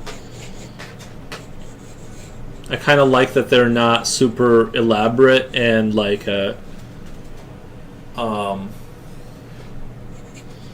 I think my brain is just starting to work now. I like the fingers.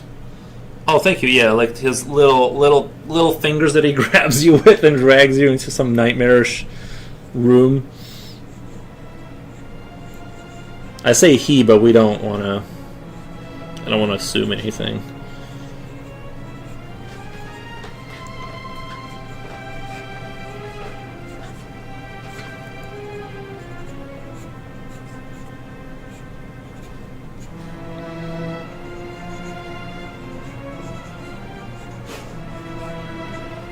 I swear, some days it takes me a while to get like my brain kind of working. Also, I've been quitting caffeine and things of that nature, so it's like I think I kind of shocked my system a little bit. How are your appliances working? Well, I got a little one of those heating fans. I got one of those. I might have to go make him some food. He looks like he's staring directly at me. He might be hungry. I don't know. I might go make him. I'm not gonna stop streaming, but I'm gonna make him food. I understand if you guys leave and stuff, but I gotta feed him. And but yeah, I got the little fan that makes heat going, and I got one of those like plug-in radiators in the kitchen because that's always like the cold side of the house. And I got the water dripping, and I got the house set at 65, which I guess is cold, but I feel like I'm fine at 65. Usually that's cold, but like I said, like when I'm like healthy, like let's say I'm not underslept, no stress. 65 is like feels washing machines. What's that? Why would do washing machines not work? I mean, it's inside the house, right? Oh, my dryer is messing up. No, I don't have an issue. I have like older models. They're pretty simple. Although I don't know, maybe I'm getting lucky, but I bought them for like $100 off my neighbor, and they're still working like 4 years later. I don't know. I like them. They're pretty basic, but they get their job done.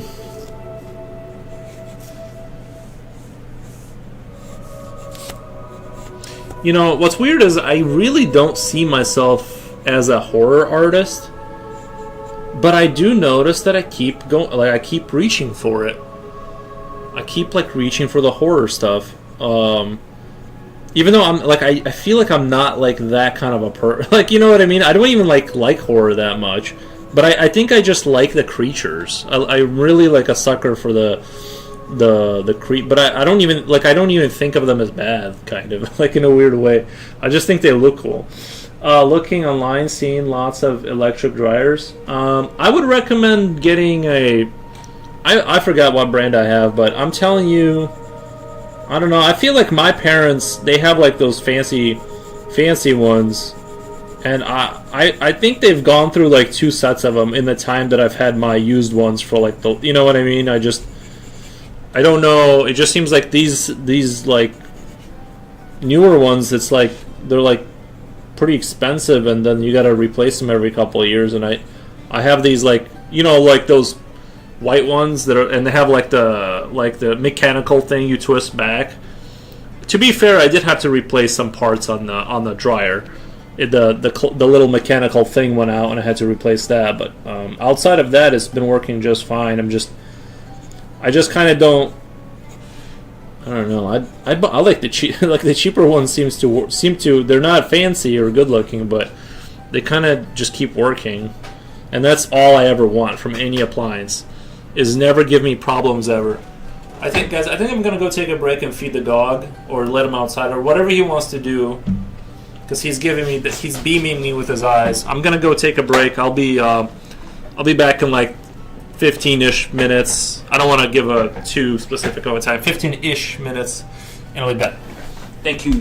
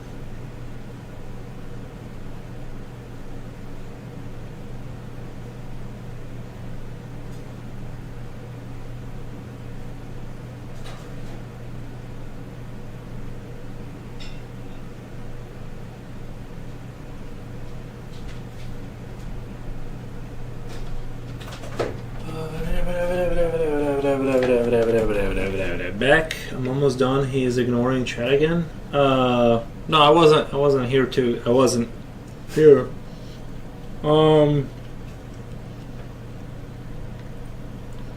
How's everyone doing? No, I can see your chat. I literally walked away. That's why I'm not reading. I'm not reading chat because I'm literally. I was making food.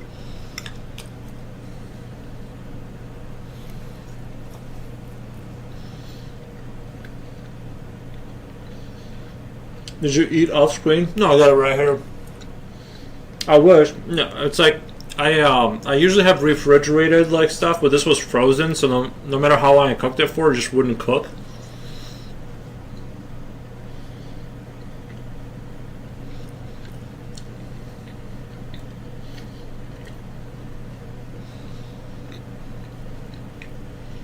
I did bring food. He was responding to Rini's comment.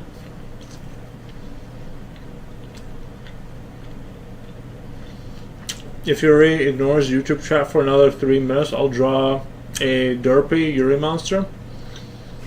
Well, it works now. Future Earl says you're back. U-R-E. Nice.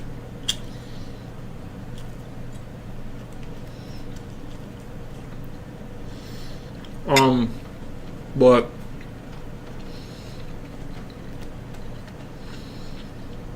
I really do need to I really should get like more snacks for the stream, but it's just hard to like organize it. If I do a daily stream, it's like it's kind of hard to like always think of that, you know. Yo, earlier I got the message I'm on a 100 stream streak. Thank you, Future Well, I appreciate that. What did I win? My appreciation. What are those? It's just beef. It's just ground beef.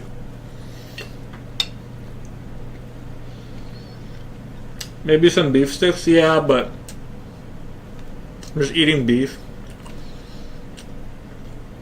CD says, what's up, man? I've missed a lot. That chest cold kicked my ass. Plus, I'm on for late night streamers, so I haven't got to drop in a few days. I'm glad I made it today. What's up, Future Will? Thank you.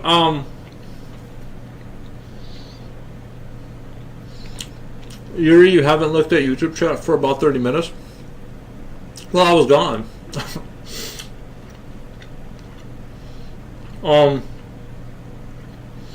But yeah, thank you for stopping by. But modding is it's gotta be fun, right? I've never done modding myself, but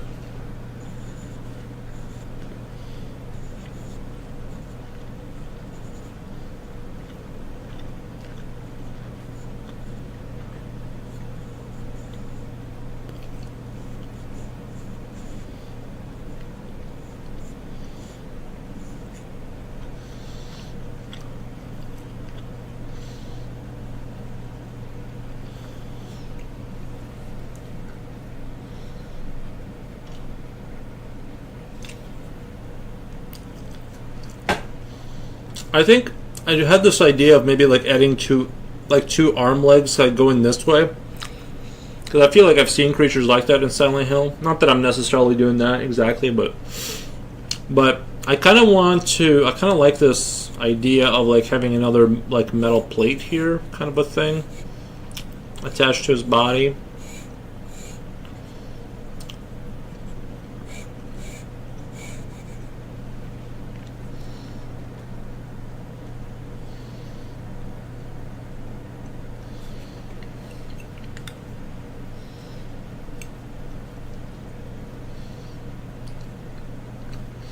Do you guys know a fellow artist named Shelby exists and makes stuff? I feel like I've heard of Shelby before, but I don't remember that specifically. I'm flipping cold. I'm like so cold. I'm getting pissed. Get yourself an electric blanket. You need an electric blanket. Why can't you turn up your temperature on your thermostat?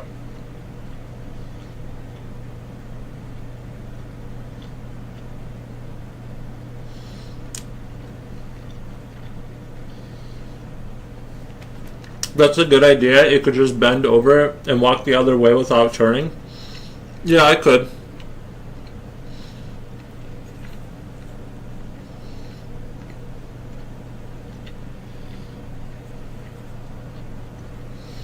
I hit everyone the same thing as the year before. Free smells from a sandwich shop.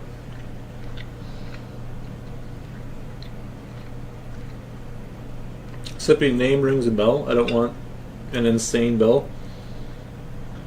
I already have it at 73.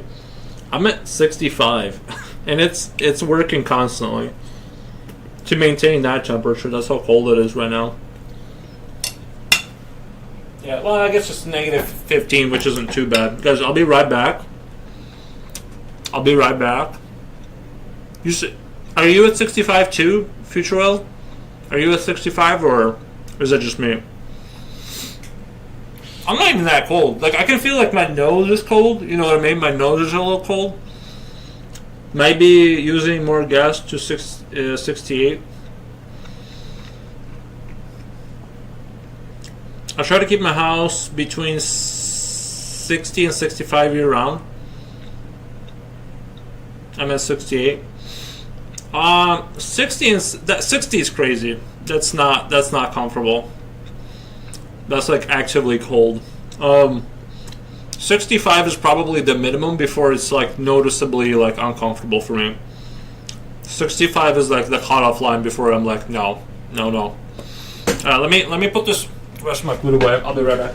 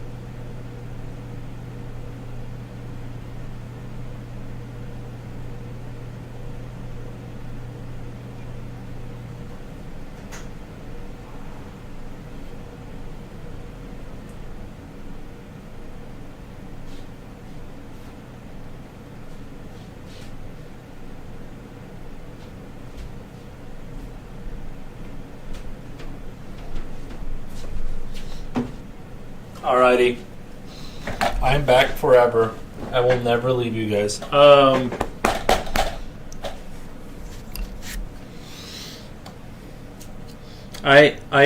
I need a heated something. I think the problem is where my desk is. The stupid corner is so cold because of the window, I think. I'll spend a lot of time here working. You know what you should do maybe? Just take it into consideration.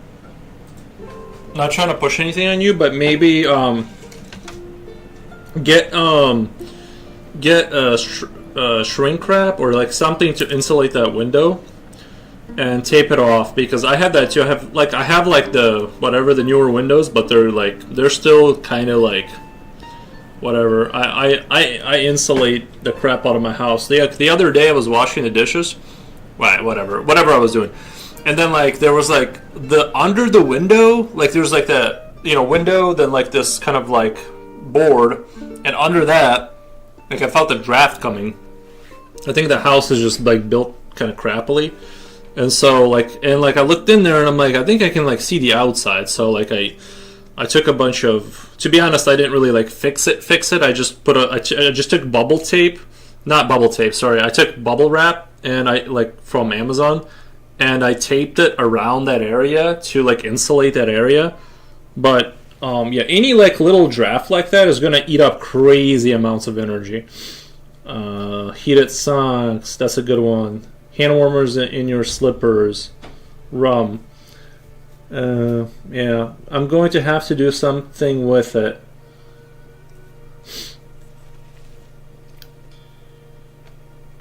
Good idea. Bubble wrap is, yeah, for if you just need to fix an area like until the winter ends, bubble wrap is a really really good insulator, and then you can fix it for realsies later, which, let's be honest, I won't, but that bubble wrap is going to be as temporary as this house with the way I do things.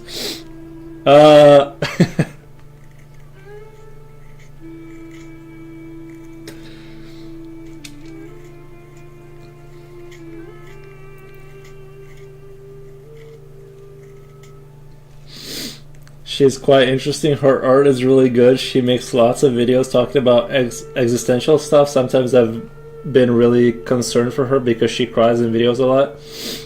Would you be concerned if I started crying in my videos a lot? I feel like I've never pushed that angle. Maybe I need to do a little teared up emotional kind of. No, I even thought about doing those videos. You guys have been on YouTube, right? You guys have seen like those videos where it'll be some dude in his basement and he's like, I'm 35, no girlfriend, no kids, like I'm like whatever, and he like tells you about like his terrible life. I'm like, I should do like a satirical take on that, but I haven't found a way to like do it where I just like go into how much I love my life. But like, I don't know. I find those videos. I'm kind of like a sucker for those videos. I kind of like watching them for like, I don't know why. I just enjoy watching those videos. But it's like just some dude like complaining about his life. But I need to do. It's like you have no idea how good it is.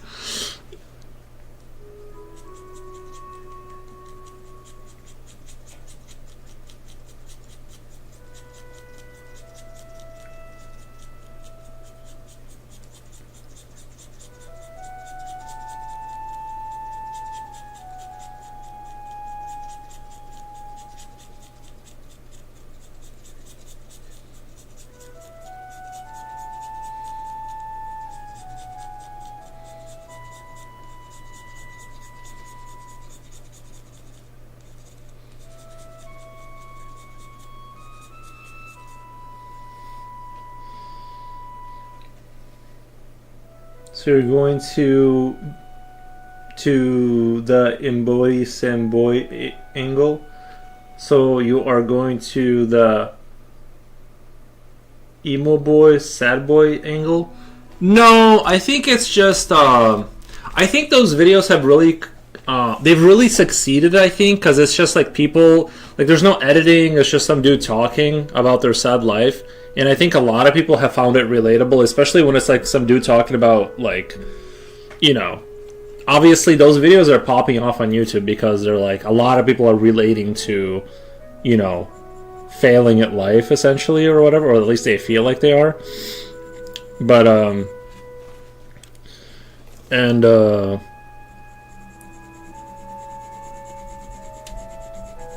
but it would be, for me it would be satire because I sometimes my perspective is like kind of tomorrow he will show up in all black with black nails, and yeah, but they're those videos, I'm sure you've seen them. They're not like that. Maybe it's my algorithm that pushes that on me. If for some reason it thinks I need to see that. Yuri wants to jump on the downtrodden grifter bandwagon. Well, I want to do like a satirical version of it. Yeah, like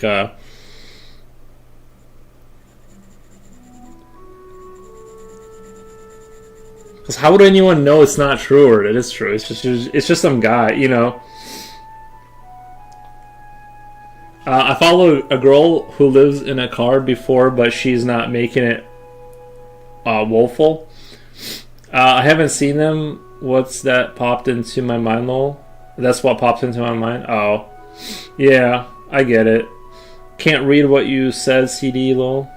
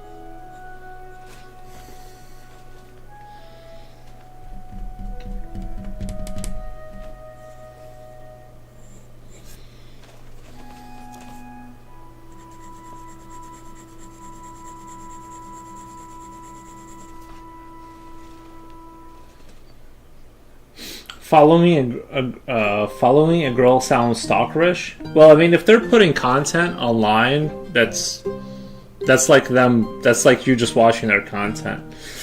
Unless you are actually following them, but then that's an issue. Maybe, I don't know. Sorry, follow. I mean, I watch on YouTube. Which one, lol? Okay, I probably should have read that comment first. My dryer is making squeaking sound. It's probably gonna break soon. Did you pay a lot of money for that machine? Then it'll break soon. We know what you mean, Kool-Aid, maybe lol. I'm thinking I will fix it instead of buying a new one. Ah, you're gonna fix it. Okay. Yeah, good luck. I mean, you can fix them. It's just that the ones that are fixable are like the simple ones.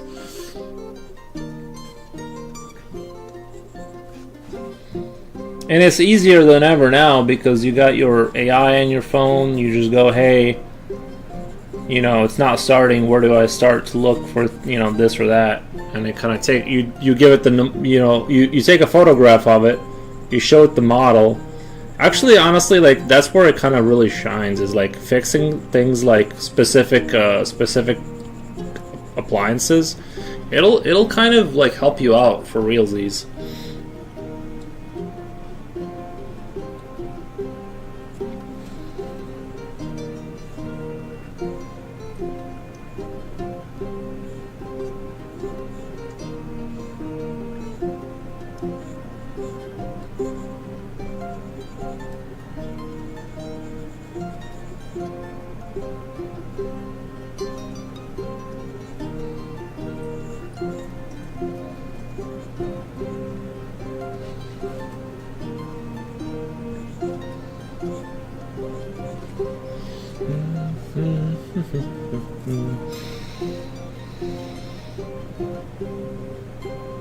The dryer is about 40 years old. Oh, okay. Looked it up online. It's just a few pieces of plastic. Oh, okay. Well, then you're good, yeah.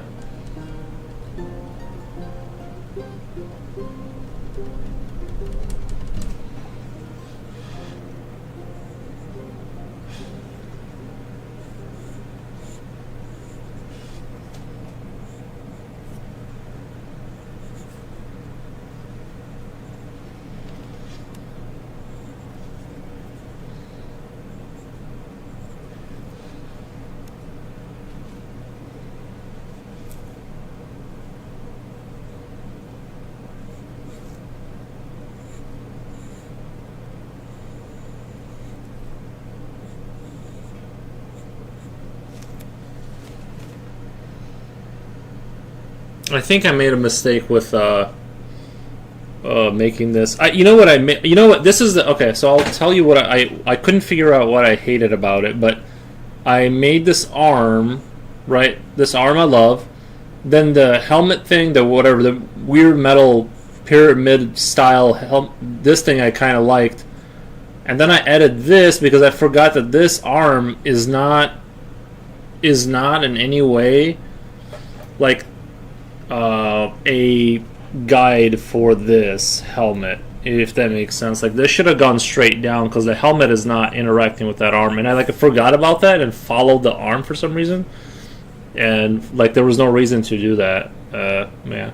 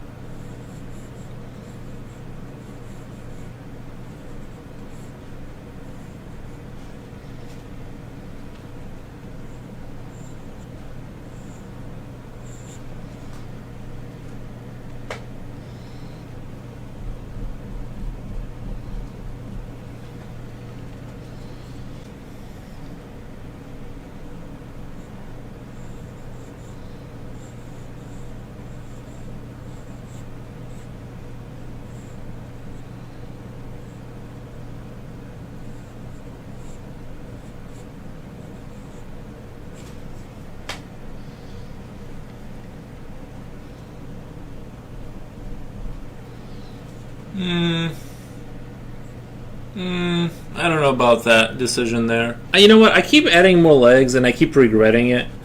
I think I'm going to get rid of this plate here in the legs. I kind of like the more simple take on it. Like, we'll just do shoulder blades here or something like that. I think the more simple this thing is, the more like humanoid, like twisted humanoid it looks like, the more compelling it is. But I do kind of want to attach maybe more like metal plates to it or something like that. That I really like.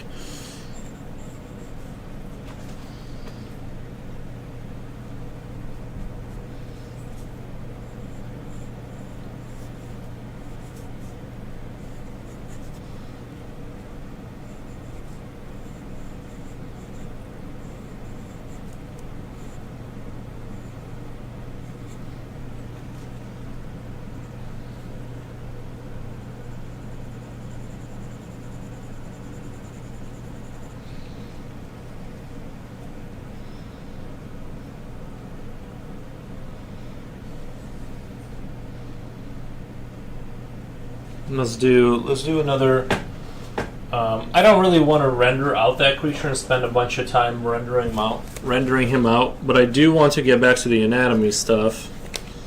And I do really appreciate this book because I do feel like every time I revisit it, I get a lot of insights on things.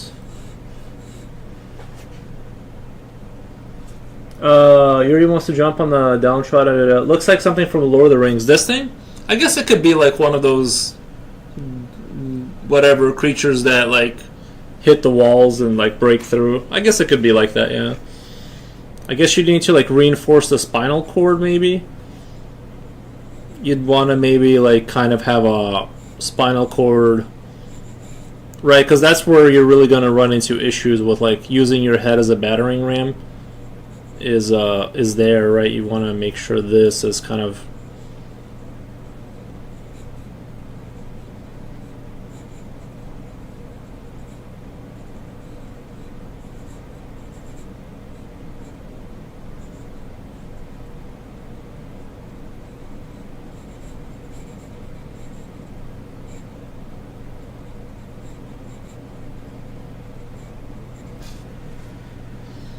yeah, I don't know.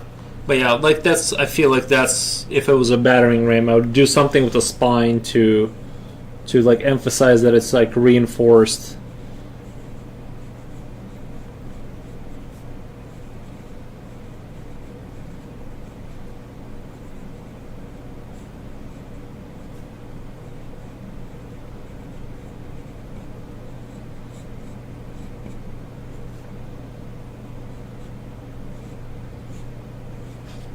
Okay. Let's do. Trying to see.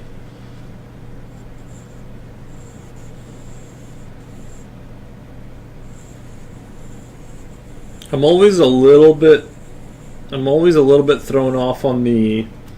This is the guy.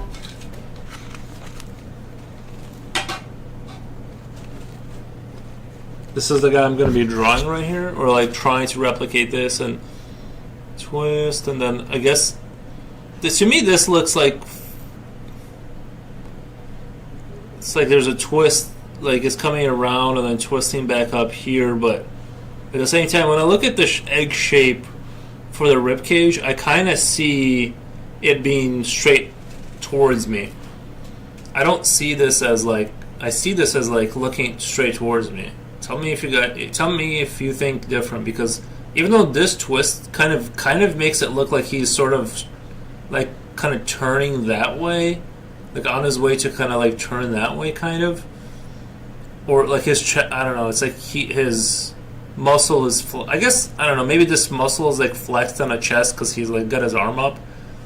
But yeah, I don't know, it looks like this is straight towards me and then you got like this thing going on, but that's kind of what I'm going to try and replicate here. And it's just an interesting kind of thing to draw. But I have a hard time with like the setting up the character position. I think I can draw things where they're standing there and I'm designing on a kind of a, you know, T pose, kind of generic pose.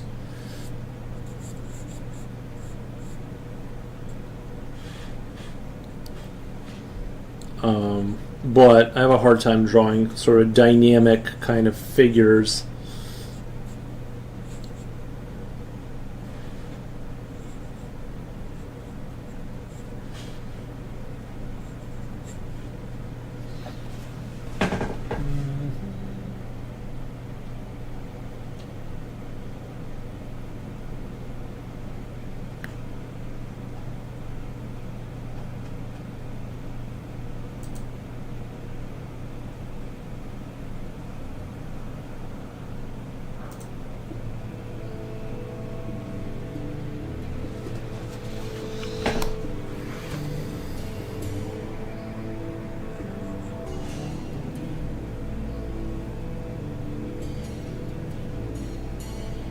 No, it looks like the pelvis is just straight.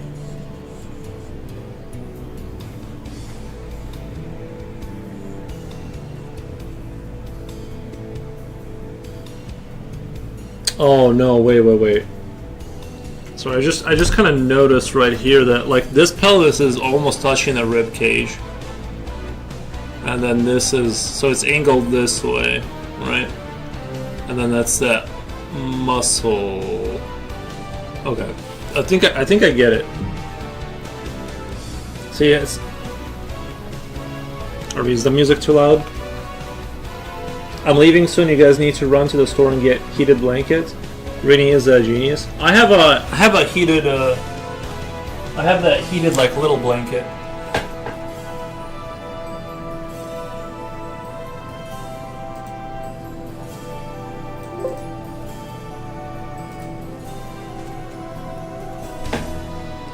Thank you, Jen. If you got a music blasting, okay, is that better right now?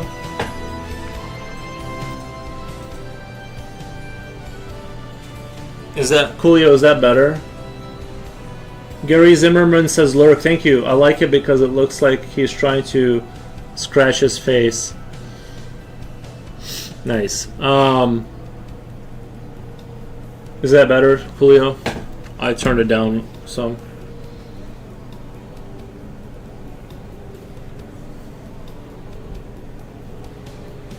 Okay, so we have pelvis. I think maybe I tend to draw the. Nice, yeah. Sorry, I tend to draw the rib cage too small. I might just grab a new piece of paper so I don't torture myself over here. I'm gonna grab a new piece of paper so I can. I think I noticed that like I tend to draw the rib cage too small, and then I kind of things don't fit because of that. Jump scare from the 1970s. Okay, so this is what we worked on over here.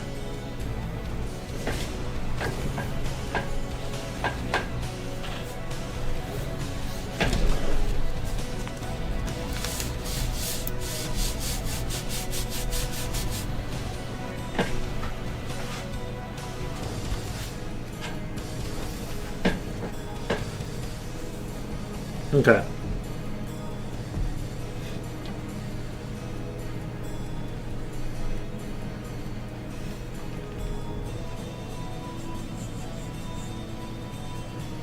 So this is like this. I can't tell if I'm drawing the ribcage too small or if what I'm doing is drawing out. So here's the hip, the pelvis, and I can't tell if I'm drawing things too small or if I'm drawing other things too big afterwards.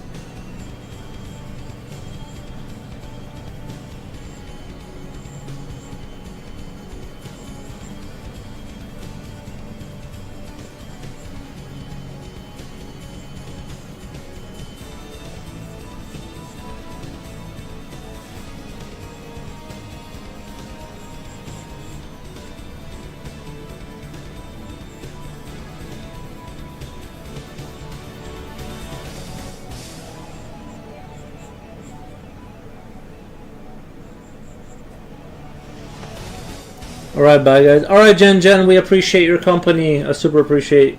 Go get yourself an electric blanket or something. Don't let the, Stay safe.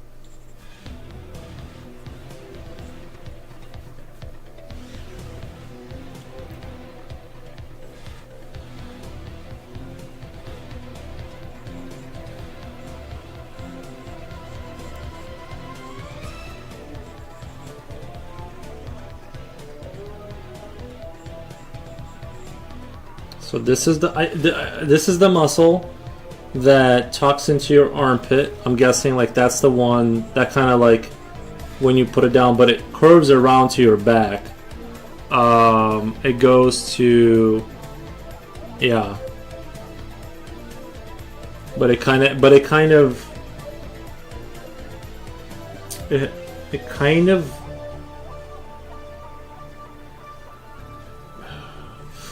see, kind of to me, like when I look at the 3D reference, it looks to me like it's all under the tricep. There is no part of it that's like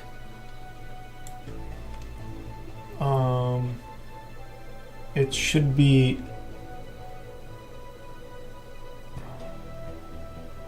No, this is right. It kind of does this thing.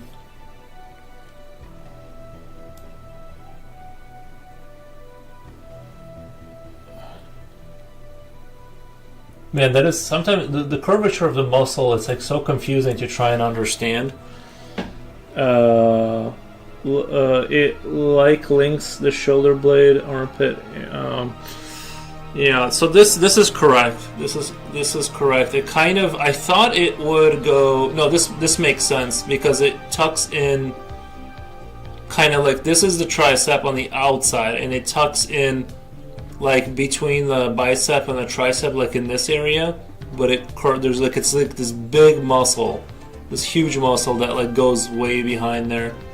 And like now that I see, this is kind of like why it's useful. Before I would like look at this little line.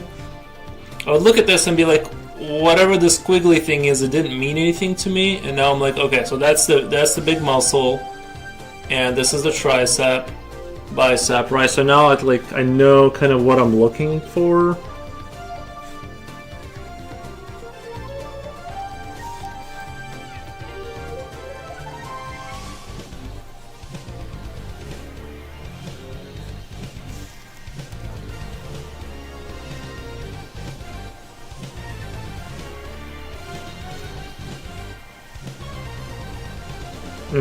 I think I'm doing that. Okay, I gotta erase that. Sorry, I got caught up in the detail there. Your sound dropped. My sound dropped. Ren, can you hear me?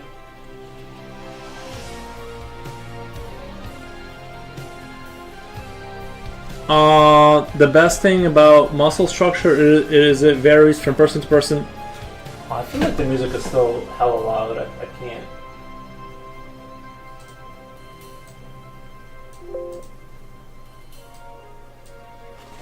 Sorry, I felt myself like screaming over the music. Okay, so we have this interesting thing going on here, where it goes up, shoulder. I'm gonna get back to that comment, which I think is true, is very true. Is that with anatomy, it's not like this. Yeah, you have different people and you have different different amounts of body fat, right? So, and just muscles are just structured differently enough to where you can say that, you know, it just has to be. It has to be. Tastes like a beef stick. But yeah, I agree. I agree with that comment. The best in muscle structure, very yeah. I've actually seen muscle structures on different people that look like wildly kind of not wildly different, but different enough to where you're like, wait, like I gotta really think here and connect the dots. But yeah, at least they all kind of things should connect in the same place, right? As far as like the sizes and distances, like some people have a lot more arm strength just because like they have a slightly not shorter arm, but I've heard of like certain people's tendons are like connected in different places on the arm, and so that gives them like a gear ratio strength advantage, if that makes sense. Because of like how their tendons are connected to the arm, the sort of the gearing ratio of their force is increased by considerable amount, even though they might have less or more muscle, but they'll be way stronger in certain instances just because like their body is built in a way that lets them really. Muscle in the back is the lat, front is the pectorals. It's weird to think about, but something like 75% of shoulder mass is muscle in your arm scalature connects to the rest of your skeleton only at the front of your neck. I have to reread that. The muscle in the back is the lat. The front is the pectoral. Are you saying the like this is the pectoral, like your chest? It is weird to think about something like 75% of your shoulder mass is muscle, and your arm scalature connects to the rest of your skeleton only at the front of your neck. I have to think about that, right? Because the pec goes here. Lizard people, yeah, lizard people, but yeah. So I think we're good right now. Sorry, I just had to fix a little bit because I don't want to. I have found myself just doing these like streams where I practice anatomy after a creature. I have found it to reflect better on my stuff. Like I'm like not even that it looks better, but I like having that confidence of knowing that I know what's going on, and if I cheat and make a change, it's because it was a cautious decision to push a different thing. Like I made a decision based off of like I know what it's like, but I'm gonna change it for an optic choice, not because I just didn't know what was going on. Like, and I kind of that's why I'm doing this, is so it's not just me. Because I've been talking about needing to do anatomy, and I'm like, why don't I just stream it? I mean, yeah, like I don't want to watch people have me struggle, right? But otherwise I just won't do it. So here we are.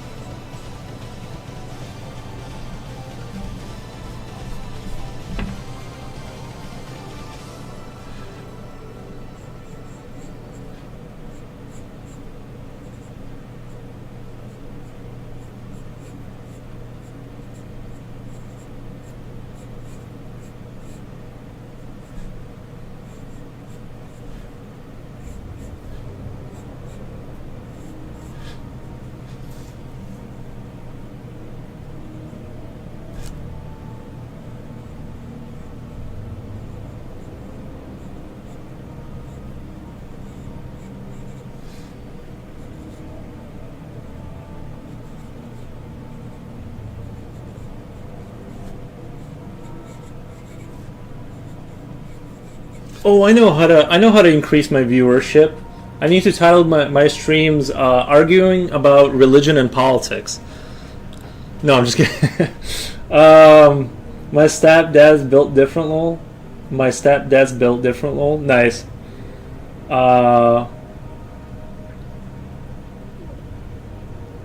True. Lizard people, I appreciate the lesson.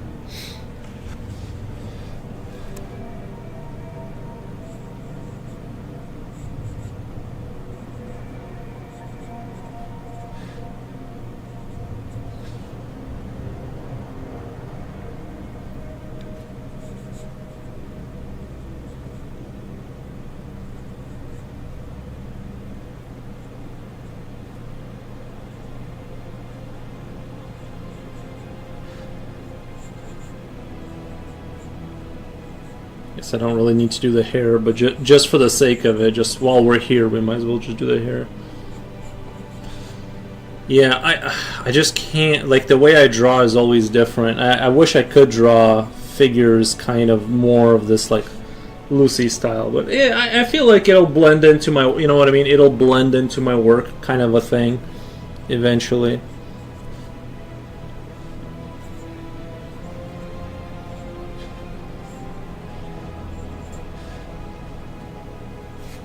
There's two main schools of thought. The way you're doing it, which is really driven by anatomy and drawing from imagination, some call it West Coast School. Then there is the Bargue method where you draw from observing. I just feel like you have an impassable style. I don't know what impassable...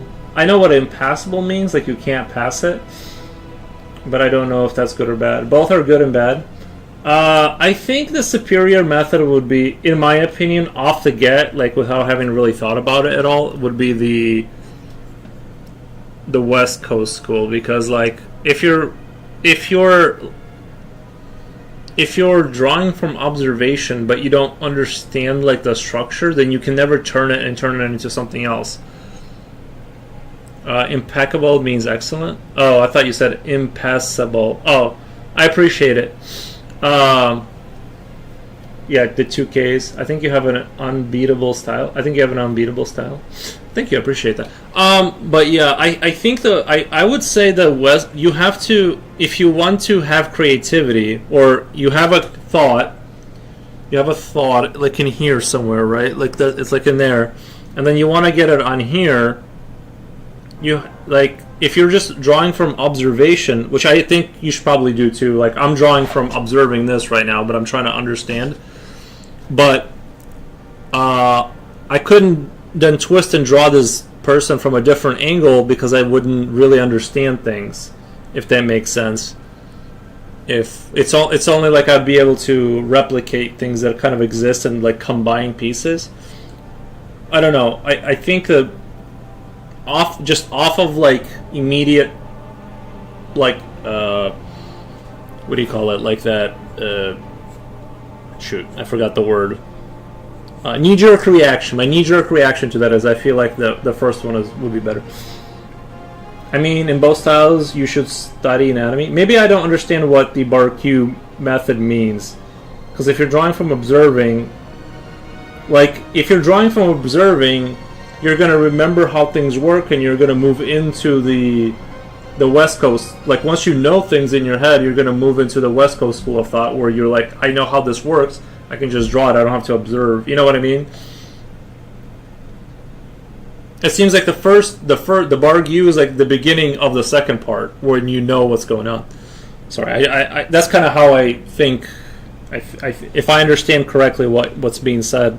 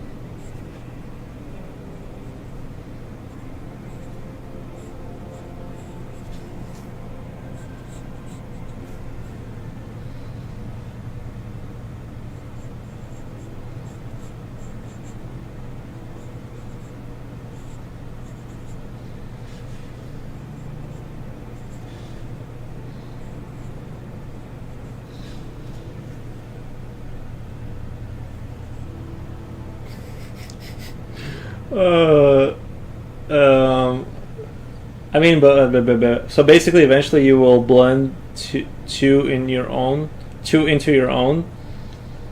I'm not sure either. I guess I think you should do whatever makes you happy. I agree. I think you should.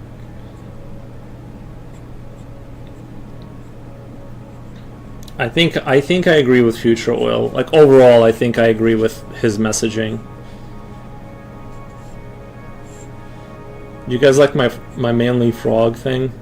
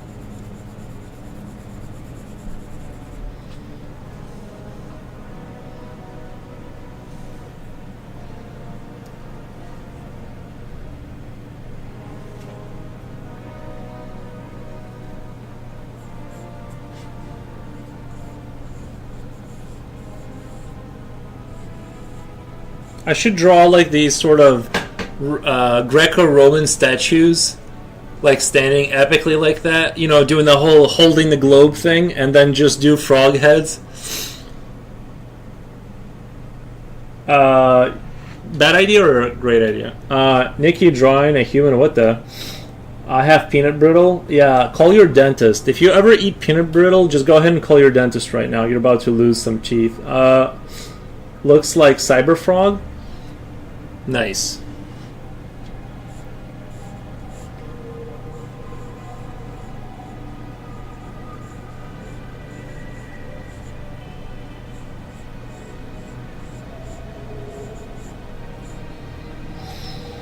Hi Mandela. I think it's more prevalent in the West Coast, I guess, is all I mean.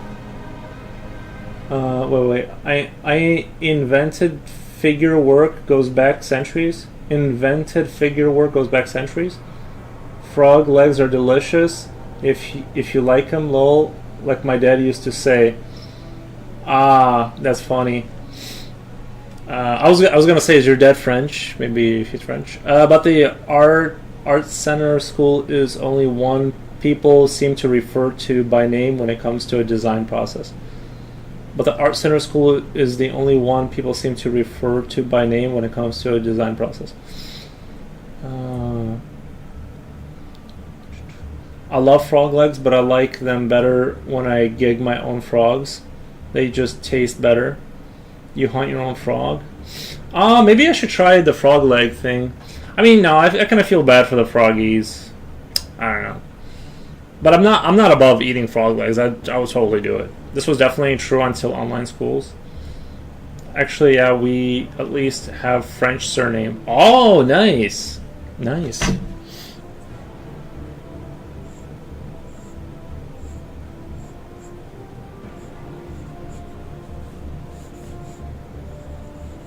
I'm trying to think of like the positioning, the fundamental positioning of the bones first, like where the pelvis and the chest is, or the rib cage are, and then move into the other stuff.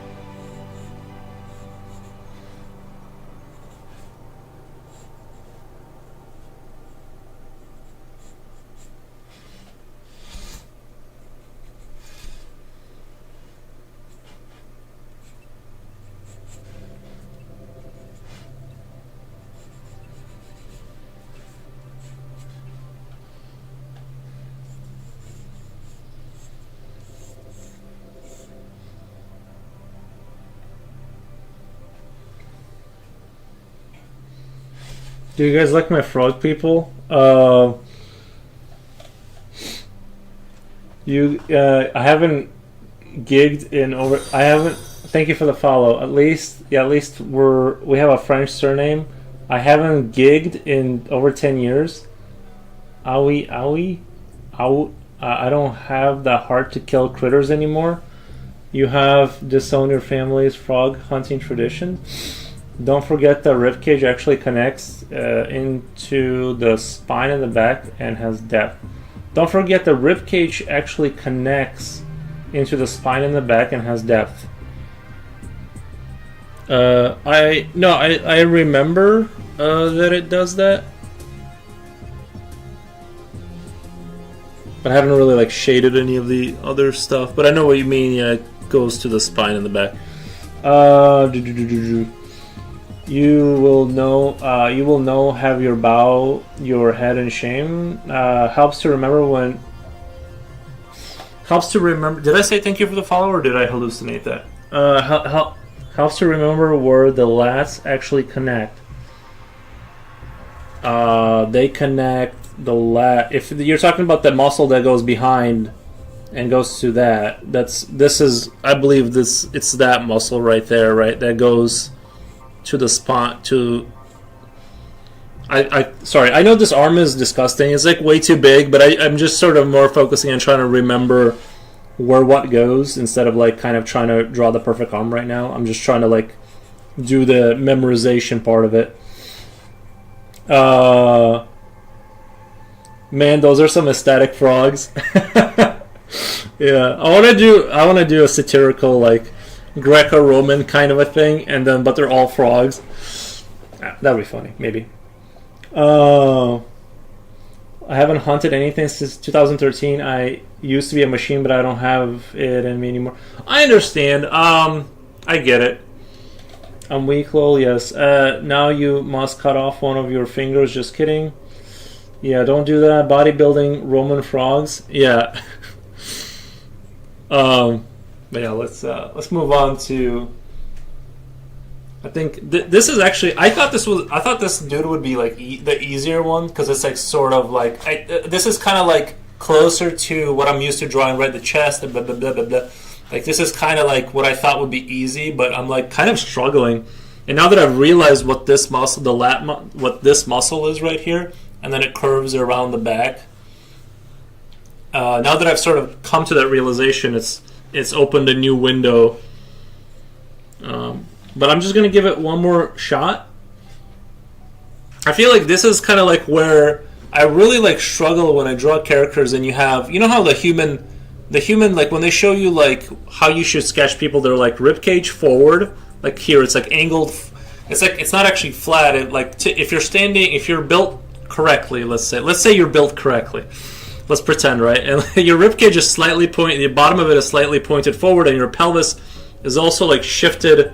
Like if you imagine this being the box, like kind of like here, is like it's like forward, kind of like a little bit, kind of like I'll do, like kind of like they do this thing, right? They tell you to draw the rib cage, and they're like this, and then they go then spine,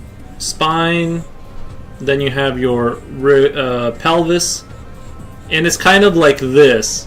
But then every time I use this model to draw. And I don't know if it's because I've not used it enough. Every time I do this, and then I start to draw out the character, the whole thing kind of starts to fall apart. So let's kind of follow through with it, just for curiosity's sake. I'm just gonna follow through. Yada yada. So I'm just gonna peek a little bit and cheat. Off of the Brigman thing. So we have blah blah blah blah blah blah. We have these things, whatever these like little pouches. And then we have this kind of goes into the shoulder.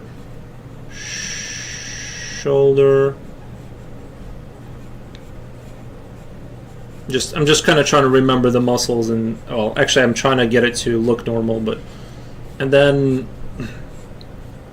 I think I've always underestimated how big the butt, like how big this muscle right here is. It's like these huge kind of.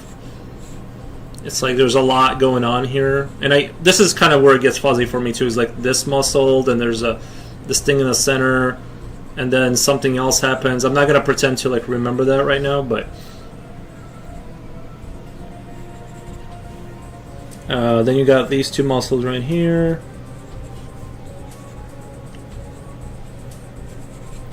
Actually, this didn't turn out horrific. This actually didn't turn out horrific, but I struggle with building the under of a character. Let's say like some people will do like this S squiggly line, and then they're like, okay, other leg here, and then they kind of start building off of that. And that never works for me. I don't know why. It always like looks like it's not connected to the world, and I think it's because I've drawn so long not like that I don't know how to basically do it like kind of correctly. I can draw creatures. I think my strength is like making things up, which is why we're here doing this, is to kind of build up this sort of strength.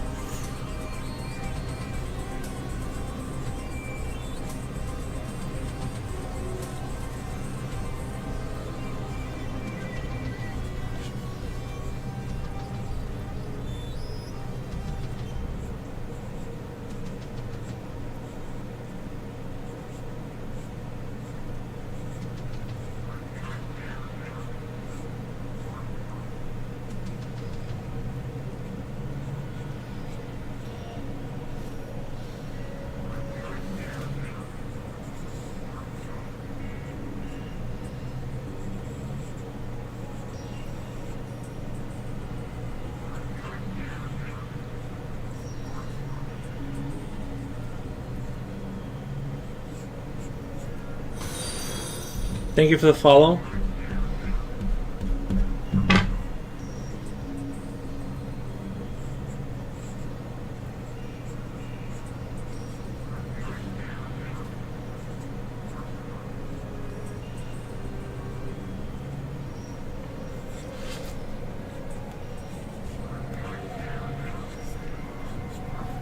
The perfect man.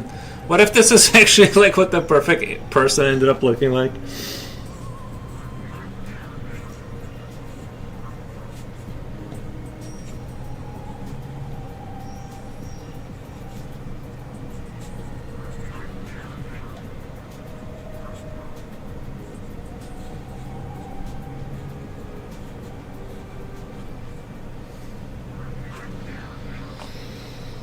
Good night, fellow humans. Thank you, Rumble Boy. Bodybuilding, thank you, appreciate that.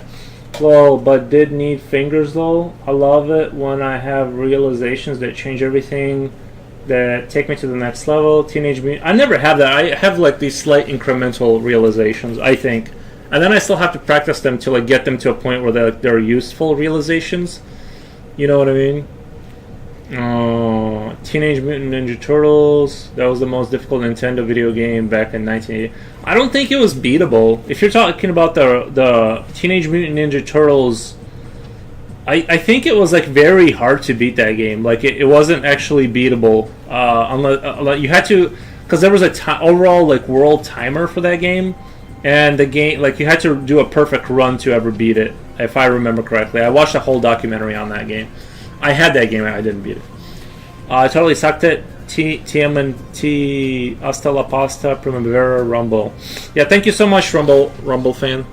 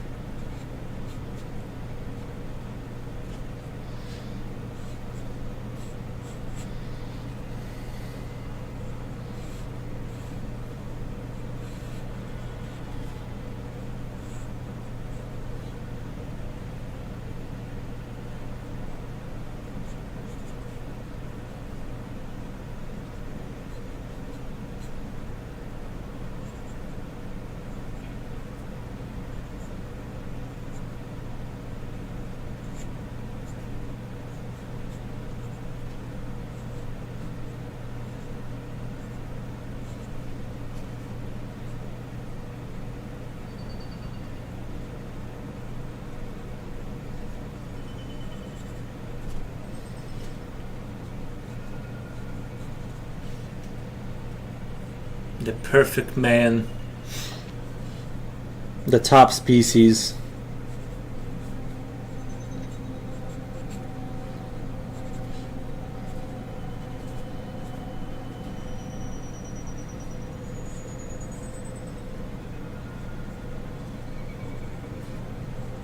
Okay. 1,000,000 years from now, someone finds a Pharaoh's turtle man sculpture and says, "We found the missing link." True, true, true. I'm gonna slide these when there's supposed to be an expedition on the pyramids again. I guess they did sonar scans and they found like all of these like twisting spirals under the pyramid. So they want to find out if these are whatever they're trying to find out. What I'm gonna do is I'm gonna show up and slip my artwork under the pillars of the pyramid. So next time they dig it up, they find them, and I just want them to never find the truth about anything. They'll be even more confused.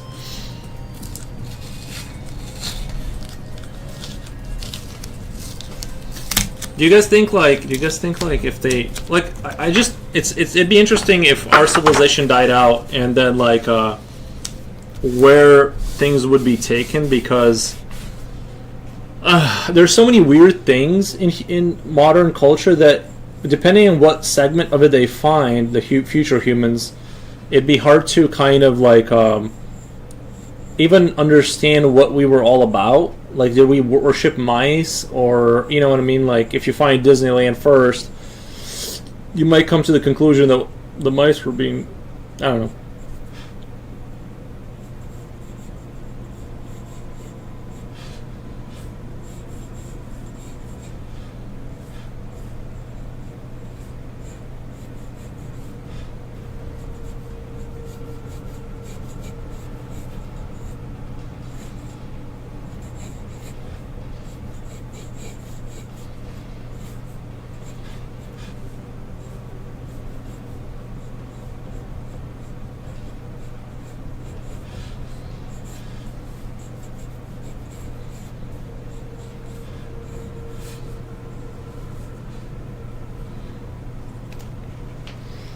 Well, great idea. The original History Channel would have shows talking about future evolution.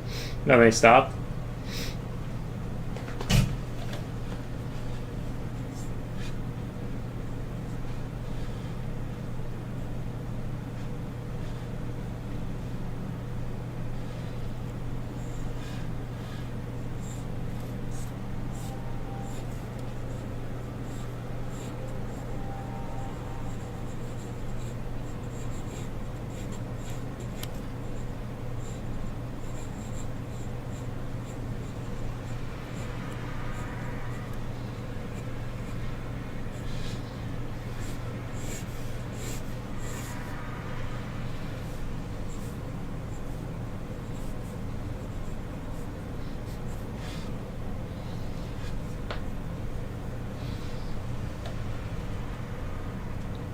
Last one, they had mentioned that they think next smart being is going to come from an octopus. They're actually pretty smart, but we eat them at the moment. I heard that they're pretty smart. I heard that octopus are pretty smart or something like that. But I heard that about dolphins, and I'm like I question that narrative. I don't know. Like I get there's like dog smart or whatever, or like maybe like a little bit above a dog, but.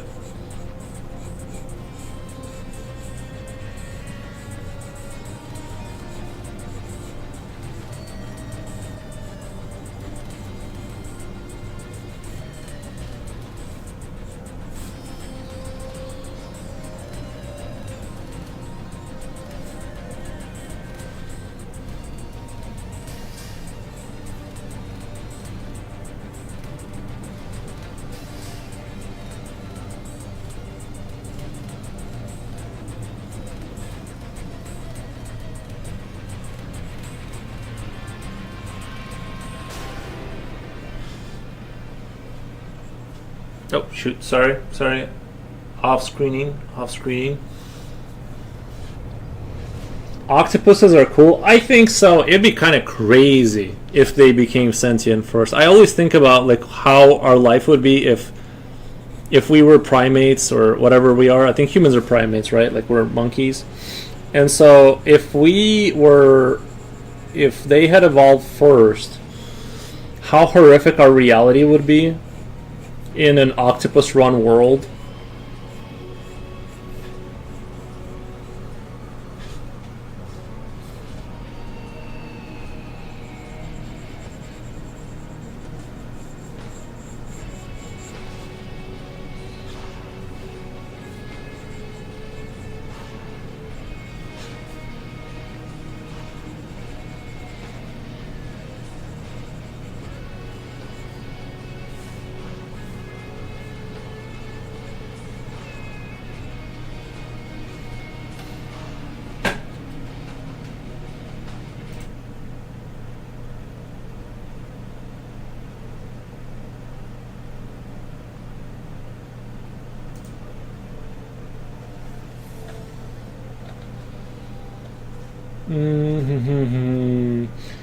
But we eat them at the moment. We would be food. We would be food. Like instead of calamari rings, they would have human chicken nuggets.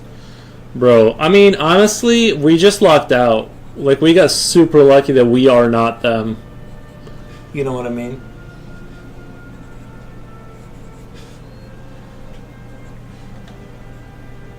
What's that? What I'm drawing? I don't know. I'm just drawing some like science fiction eldritch egg. It's I'm just doing idea farming right now. I'm just kind of taking a break from anatomy and just kind of doing a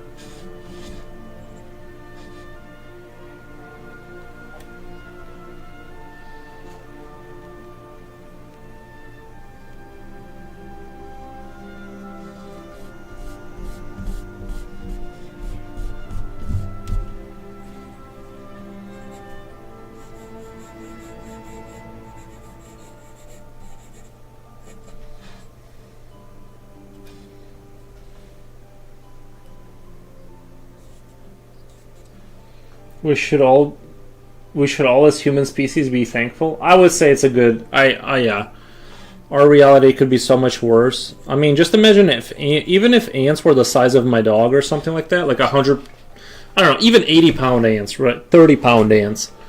If the oxygen, because they're not apparently insects are not big because of their lung capacity. They don't have they consume oxygen through osmosis. They don't have lungs, which is why they're small. But if that were to change, let's say oxygen levels went up and then arachnids and insects became huge, we would not. It would just be nonstop war against bugs. Like you would just never not be thinking about being murdered by bugs.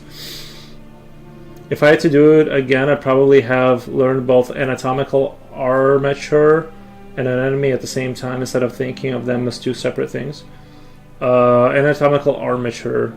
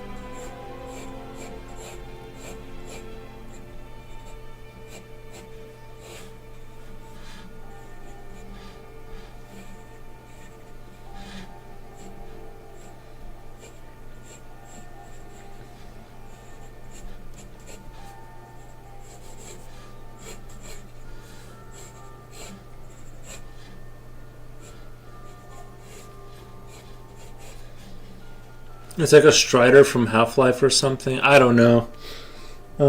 I think we're pretty good at. I think would be in Fallout video game we do get evolved insects and all sorts of bugs. Yeah, but evolved doesn't mean bigger. You know what I mean? They're evolved enough to survive, and that's all they really need to do. They have a fast reproduction rate, and they. What the? My guy, you're drawing something from Morrowind. Looks sick. Oh yeah, it does kind of look like. It does kind of look like that. Those things you would travel on, right? I'm not drawing that. I wasn't thinking about that, but yeah, you're right. It does look like those things that float in Morrowind. Thank you, Johnny Pearson. Thank you for the $5. I super appreciate it. You're the boss. I vaguely remember what they look like. Those they had like a saddle here, like they had a saddle in the middle. But yeah, Morrowind had these like things you could travel on.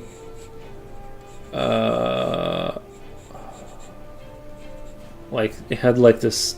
I don't like really remember, except that like when you said it, I saw it. I didn't see it until you did, because I was thinking more of a Strider from Half-Life. But do the saddle.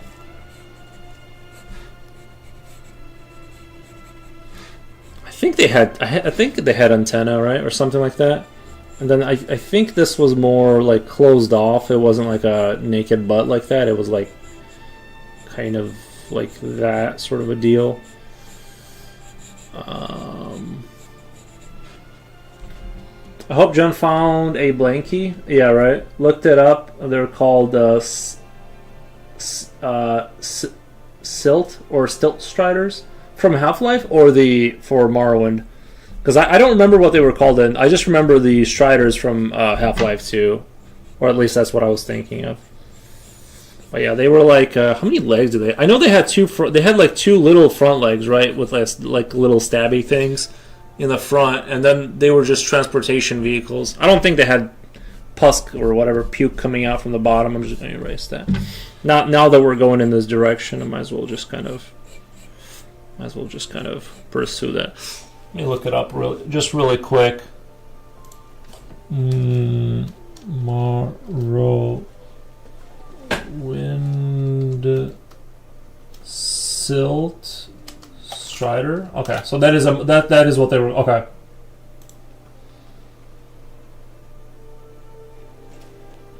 Okay. I see four. Is that 4 legs or is that 6? I think I'm seeing 6 legs. Morrowind loved the Striders from Half-Life. Rocket Launcher was the only chance. Yeah, I kind of semi-recently replayed Half-Life. Like, you know, within the last 6 months, I want to say. And I just wanted to just kind of like go through it. And oh, it didn't have it. I don't see a saddle. It does have like this caved-in part, though. It does have like this caved-in part thing going on. This picture is kind of dark, though.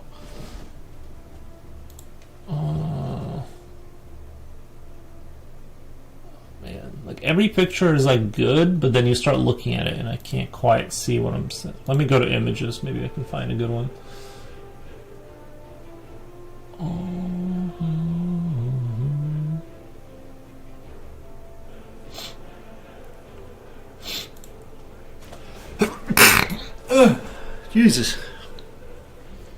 Jesus Louises. Oh man, those were great times though. I remember Morrowind was definitely I didn't beat it. I'll be honest, I didn't beat it, but it was a game that captured me. Thank you for the bless you.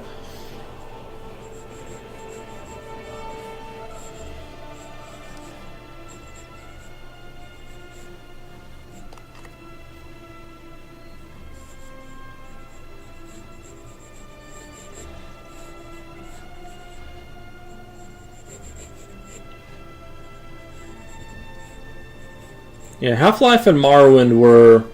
I would even say, like, Oblivion didn't have the same... Like, Oblivion did not have the same level of... I can't really tell what's going on with his face, if I'm being honest. So I'm just going to make something up here, but it does have, like, these 2 legs coming down here. Has these 2 legs kind of coming down here. and doing one of these. I do love these buggy style creatures. Okay, so the back of it. The video game version really is kind of hard to tell because it's kind of like such a low texture that it's kind of hard to tell what's going on.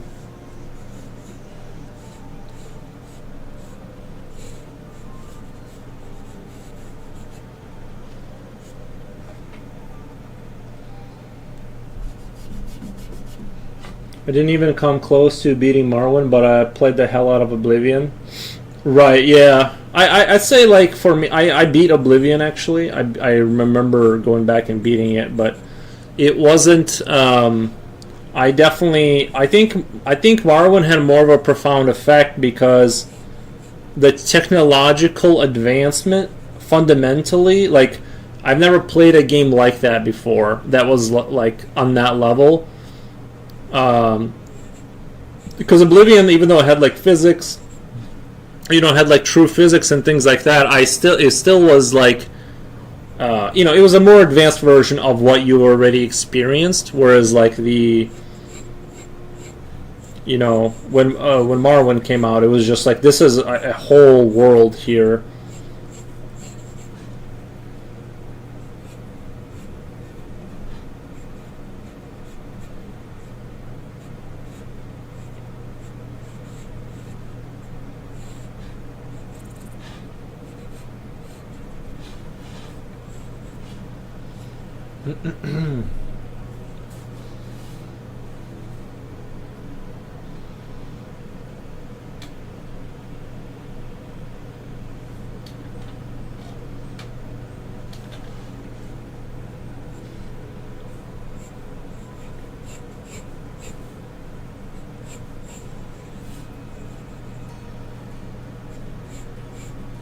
I believe they just kind of hung down. They didn't really do anything crazy with the legs. They just were kind of hanging down.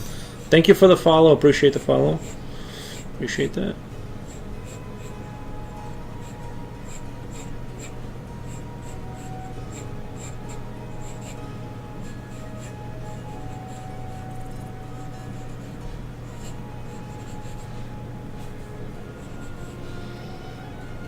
Morrowind had so much to do. I think Morrowind 2 is like you could kill off characters. You could kill characters that like you could stop yourself from finishing the game. So it was like a lot more hardcore in that sense.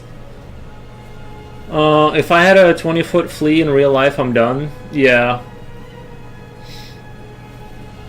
Yeah, if you had that, your life would be... Well, the government would come to visit you, but after that, yeah, it'd be... To be honest, well, I don't know. Now, if you posted that online, if you posted a 20-foot flea, people would just say it's AI slop. No one would believe you. That's the other issue.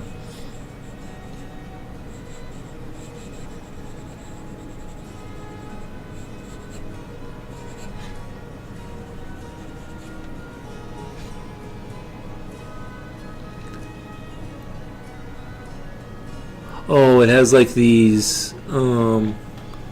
It has like little pincers on its mouth too.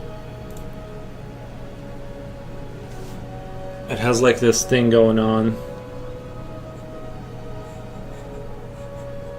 Like off of its face, there's like these two.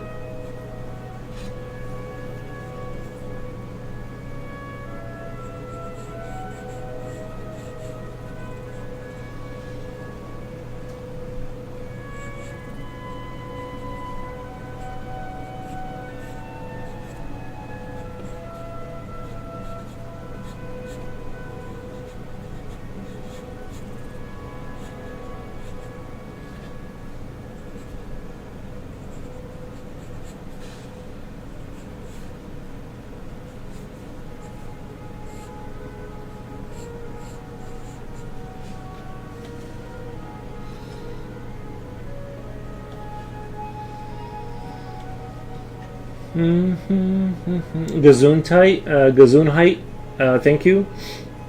As the old saying goes, it's all AI until giant flea eats you. It's all fun and games. Yeah, let me hit the like button on that. let me do the how do I do the heart and like? Thank you. But it looks something like this in Oblivion, kind of like in this.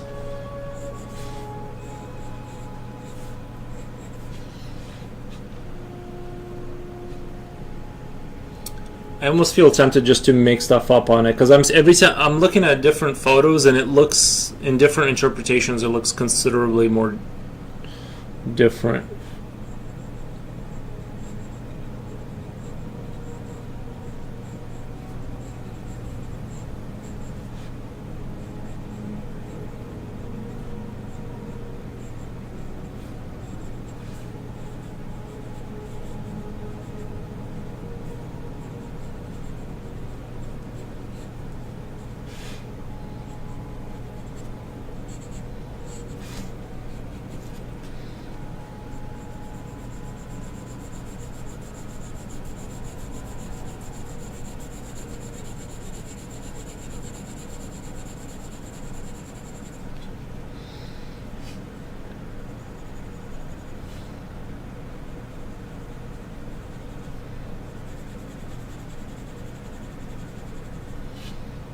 Strider bug. Yeah. Did you play Morrowind, Rini Run? Auroran Studios. Hey, how's it going? It's going really good, thank you. I'd give it some sort of missile launcher cannon.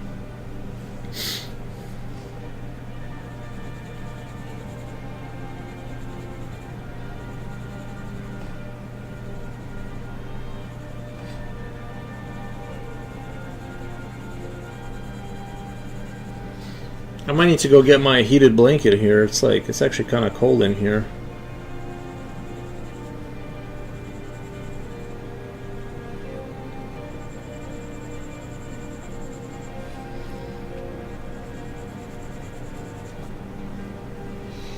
Oh, that's good. I was just working on a sketch. What are you working on right now? I was just drawing bug-like whatever creature, and then started talking about Morrowind. This is a transportation vehicle that you use in Morrowind.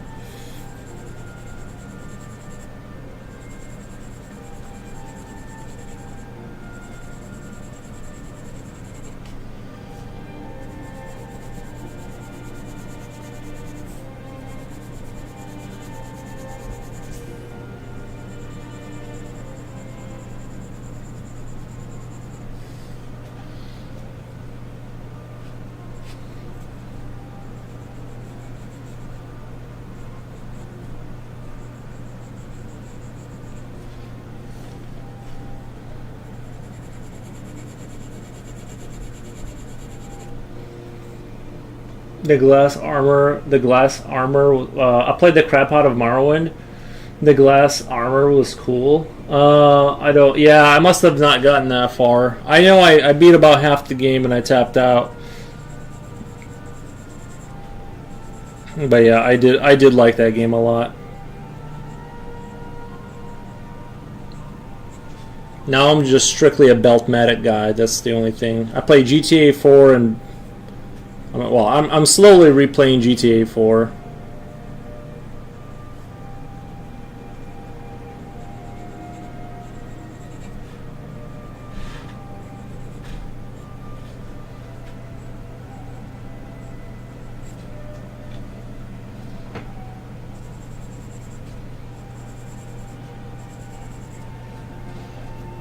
It's weird to think how advanced that game seemed at the time on the original Xbox. I believe I played it, and how rudimentary and it looks by today's standards. You know.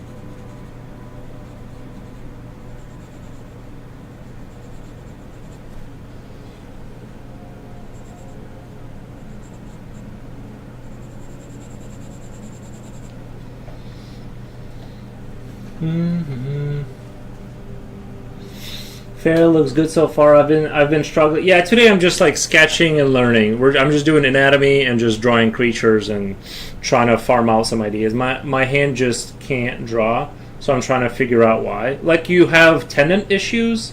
Like you're saying like your tendons are bad, or you're saying you can't, like your brain locked kind of a thing. Because I would say honestly, like for the like if you can't draw, let's say. Like literally just what I would do, like, but you can draw, right? This creature resembles the Metillas found in our beds. Speak for yourself, bro. I don't have any Metillas in my bed. I don't have bed bugs in my... I hope not. I don't know. I'm not like the most sanitary person, but I'm pretty sure I don't have bugs in my bed. But I have seen those disgusting videos where people pulled up their like bedding and they like sprayed something and like they found like tons of maybe that's why I'm so like low energy, is because I'm being drained from like my life is being drained out of me from bed bugs every night. So anyway, for people who are like you're just locked, right? What I do, I don't know why, but I always draw these weird like what I do is I just draw these like weird like little goofy people very quickly. This kind of gets my brain going. And usually I kind of go towards more like soldiers. I don't know. Like these kind of like, you just, if you can't do that, just do shapes. Just do like, just start drawing like something until your brain kind of gets warmed up and you have an idea that springs to life out of that. Literally this is just a circle and I kind of have a loose, like, right? It's like 3D or whatever. This is how you get. Now you can get burned out. You can do burnout, and then like your brain just like locks up. That's sort of a different thing, but I think that you can still push through that. A lot of times, I think burnout is a real thing, but I think a lot of times you can push through it, and like that, right? Like you just literally just sit here and you just go, whatever this is. You just kind of need to do, you know, whatever. Because when I was a kid, I would just draw like little soldiers all the time. Now I just draw these like whatever goofy people or like kind of thing until something like emerges out of that. That would be my recommendation. And the last thing you want to do is sit and think about why.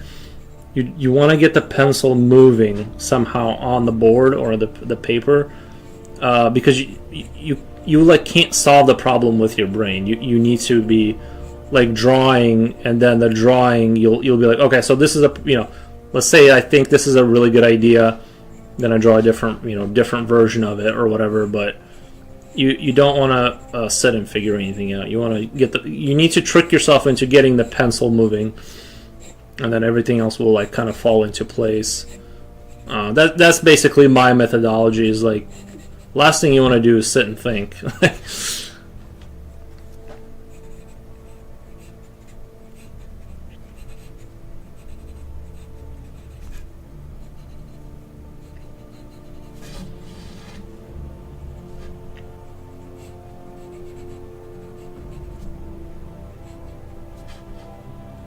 Pika pika, or whatever that creature said. So that's my kind of recommendation. Is like that's what you need to do. Yeah, fair. Thank you. Yeah, and like even if you just have to draw, like just sit there and draw squares. So let's say you draw a square, right? And then you're like, okay, but I can draw a square, but I can't. So like. This is like one way to do it, is like you draw a square, then you go, I still don't have an idea. You just attach different geometric shapes to that.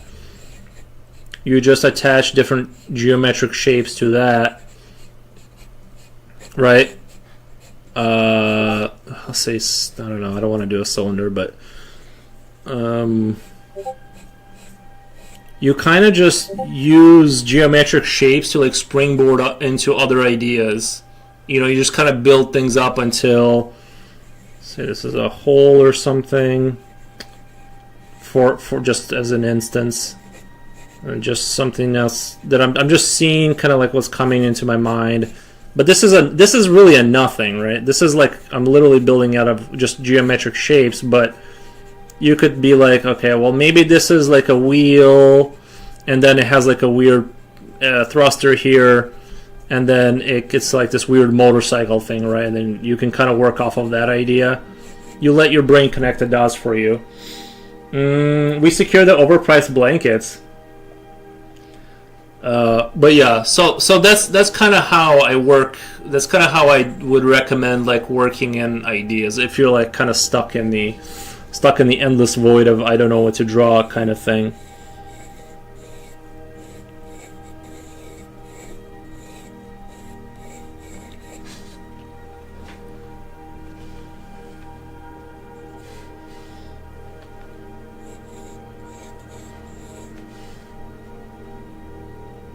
I know what to draw, but not how to draw it. Oh. Someone says he's so cute. Thank you. You don't have to flatter me. Everyone has mice in their home. They are microscopic creatures. Oh, I see. No, I believe it. Yeah, there's like little mice. I was watching this channel where this guy took river water and algae and like grabbed a little plant and locked it in a jar for a year. And thank you, Coolio. And thank you for clipping that, yeah. And so he put river water and he watched the life evolve in it, and there was like all these tiny mites, like all these tiny like little critters that appeared out of the nowhere. It was like the weirdest thing, but yeah, it's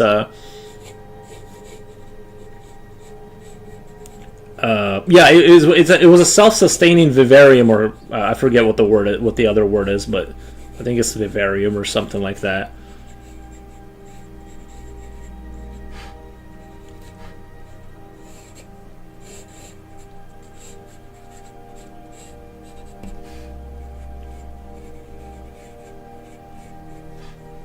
You know, it's super simple.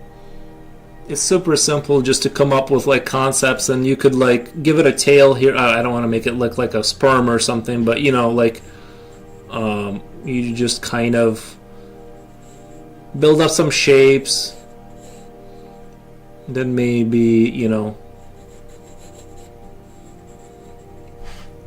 I was thinking the other day, wouldn't it be funny if like you got like I was like not really drawing this whole time, and like I walked away to go eat, but this footage just kept happening.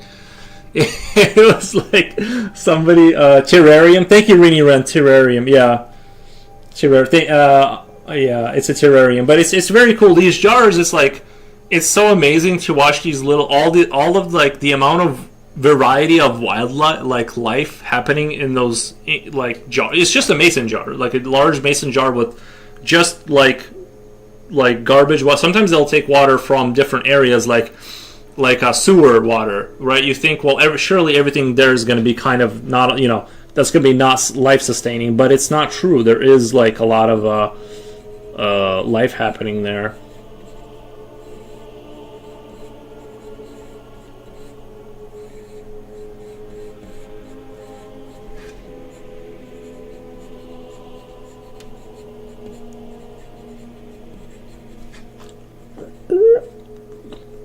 This kind of reminds me of Hail to the Rainbow kind of machine, well, except for the legs not being organic, but kind of reminds me, if you guys have played Hail to the Rainbow, it has like all these giant machines trying to kill you. It's one of those robots gone wild kind of game. It's a horror adventure type of...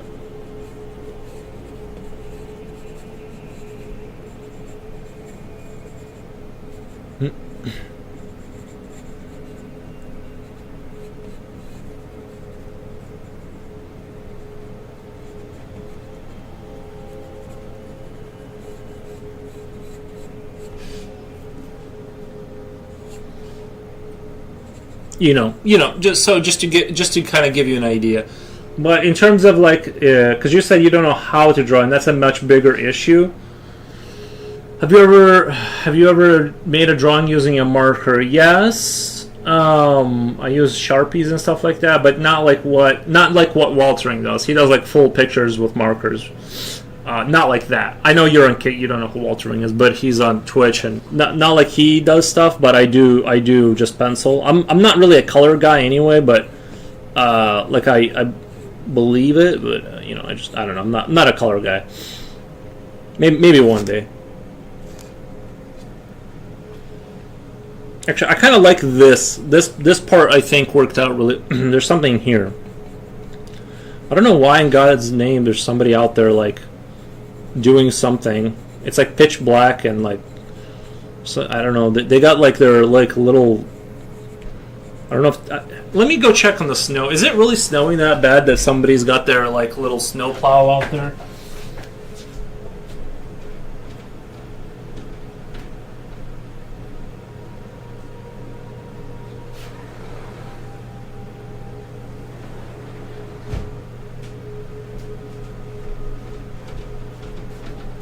We got about half an inch.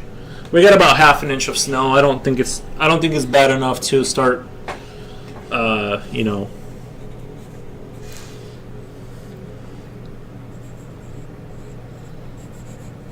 You know what? This. I feel like we got something here. I feel like I can work this into.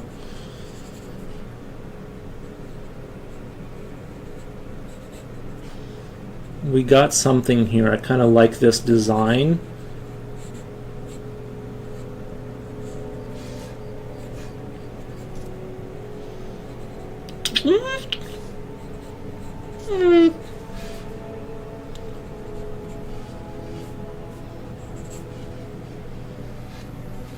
I do enjoy doing like brutal mechanical things and infusing sort of organic flash into it. And doing a slightly gothic, maybe you know, stuff like that. I kind of like.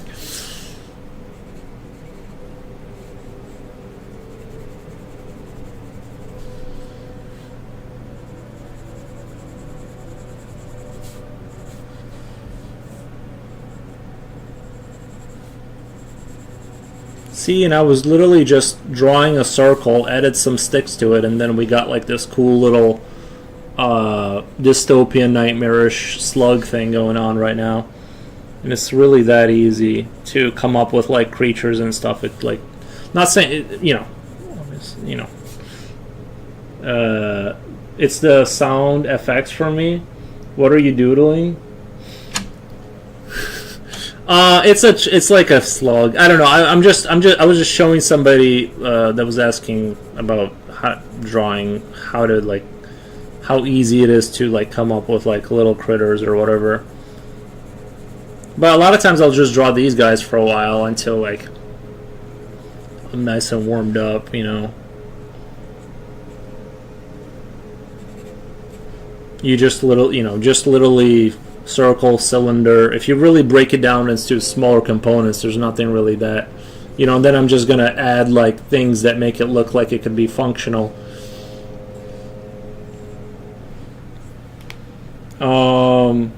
Gen IKR. Oh yeah, I was gonna bring my. I have my heat blanket here. 1 second.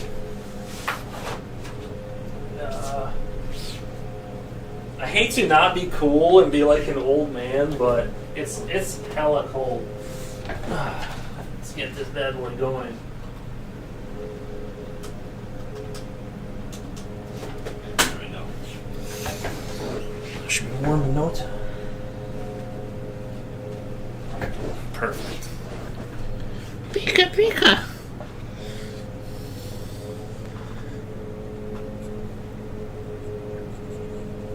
Pikachu. Heat hamsters are active. I'm not hip enough, Rini. What does IKR mean?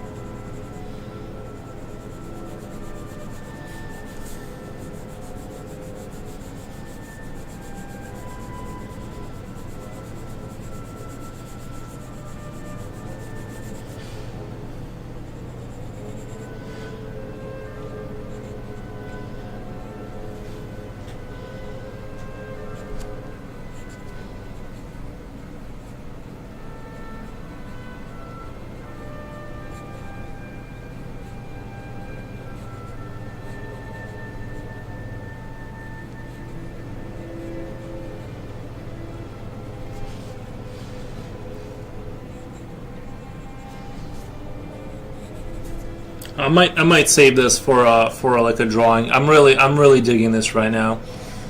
Something about the head and stuff like that. The tail I'll change up or whatever. It's pivot back to Yuri and his rendition of Pikachu LOL. A history teacher once said in class, ancient people could have invented electricity and technology, but they had no need for it since they had an unlimited human workforce. I heard a similar thing about the Roman Empire, that because they had slavery, they had like a lot of the elements you would need to like jump into industrialization, but because they had slavery, it kind of prevents industrialization. And I kind of heard a similar argument about like the North and the South America, where the South had slaves, so they didn't need to invent machines to process things. So it seems like there's maybe some correlations there. There's no way to know for sure, but sounds true-ish to me. Is this your drawing style, or are you creating creatures that fit into the universe you've created in your mind? Well, this is my drawing style since I'm drawing in my style, right?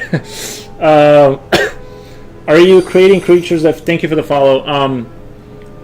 No, there's not a universe. I think every time I draw something, I create a new universe. Like, kind of. You know what I mean? Like, this guy could definitely fit into my other universes, but I don't have that.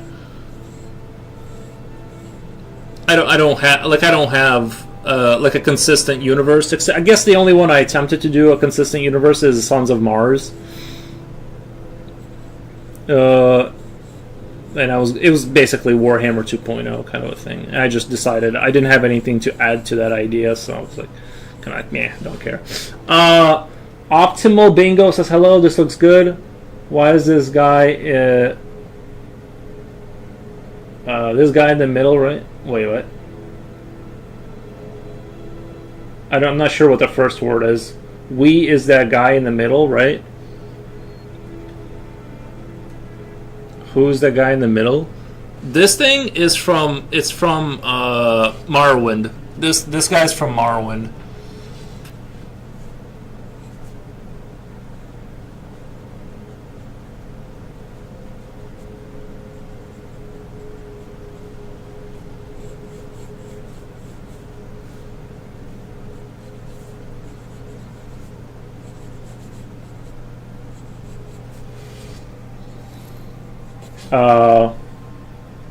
Over that one, this guy, yeah. This is just I was just showing somebody how to like just come up with like little concepts or whatever.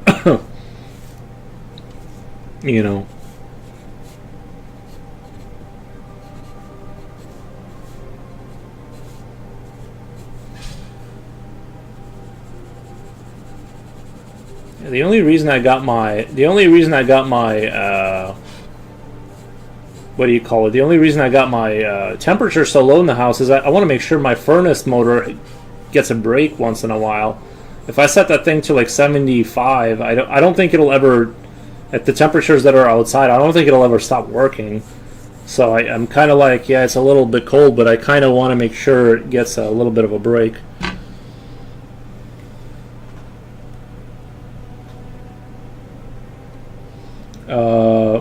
Under that one in the middle. Yeah, well,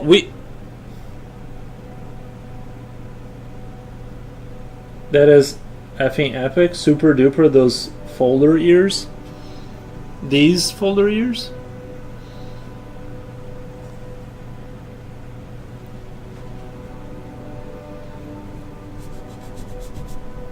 Nice. I'm glad you like the...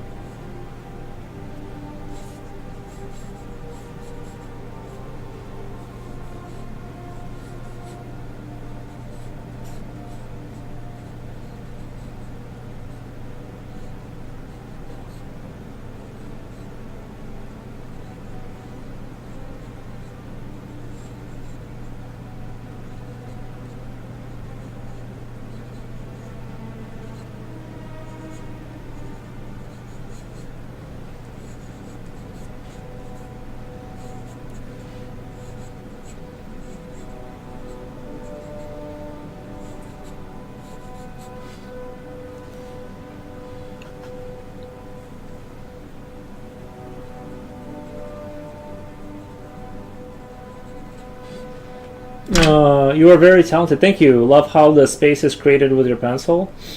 How the space is created with your pencil. Thank you. Thank you. Thank you.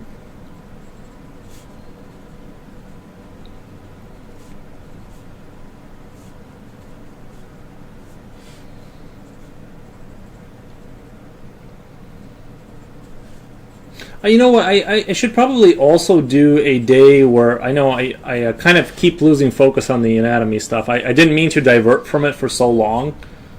But I also kind of want to do a day of drawing like these kind of creepy faces, because I think that's a skill in itself, is like is drawing sort of very monstrous faces. I kind of want to nail that down a little bit to kind of like create a, I like drawing these brutal kind of like,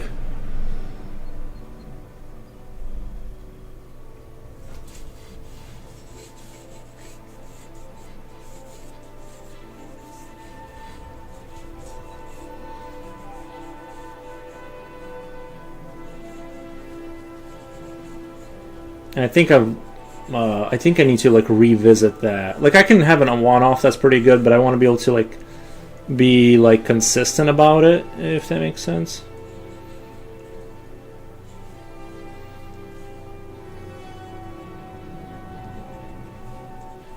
In terms of, I don't know. I guess I need to be consistent about. There's a lot of things I could improve.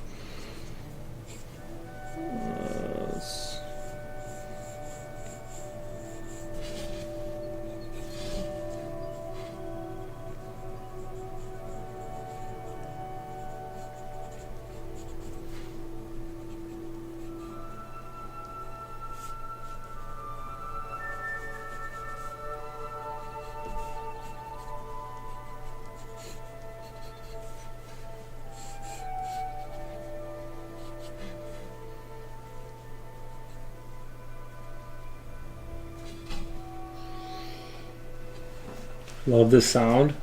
Is this Marwin character design, etc.? Is this? Yeah, it's the guy, the little this thing. Yeah, that's from Marwin.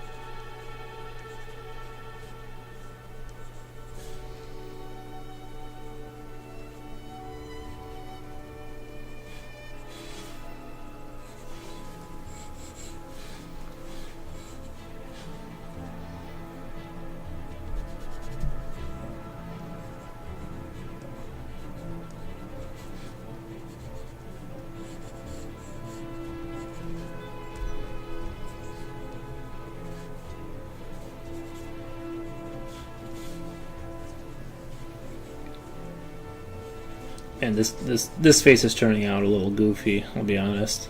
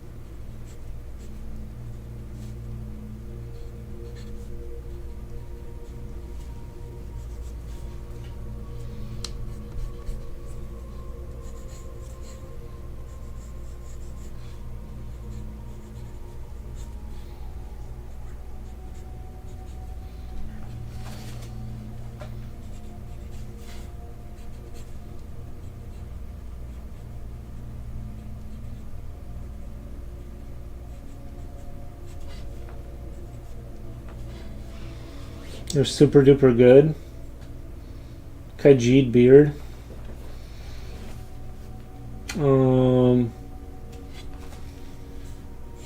Looks like a little bit like a super mutant or something like that. I just want to draw. Maybe eventually. Well, we'll eventually. Oh, let me get another piece of paper.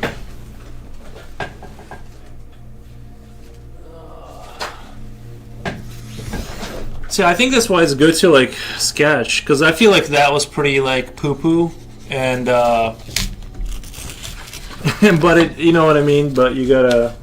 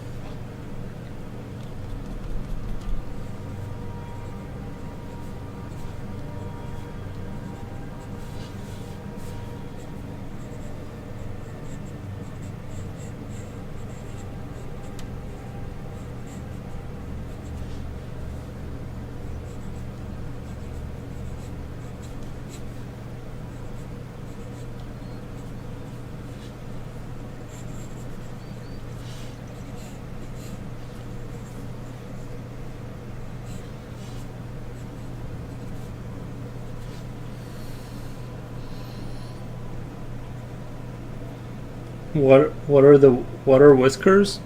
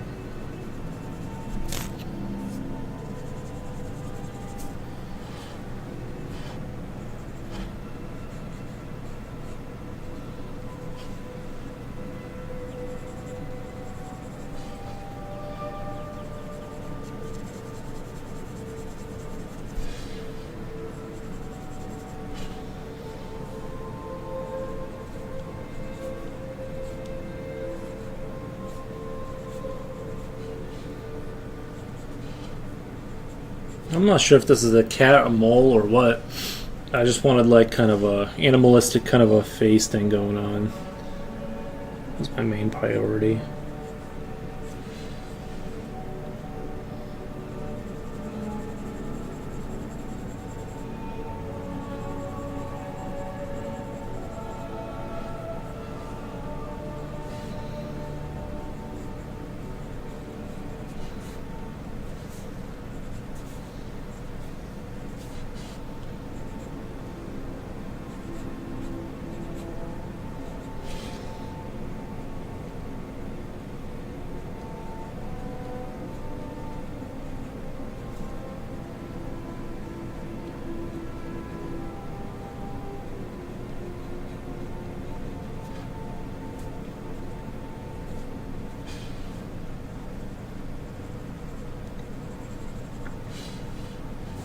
It's an orc cat.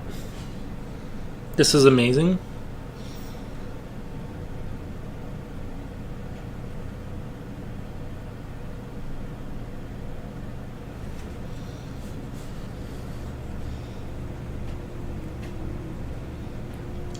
He has a bull terrier snout.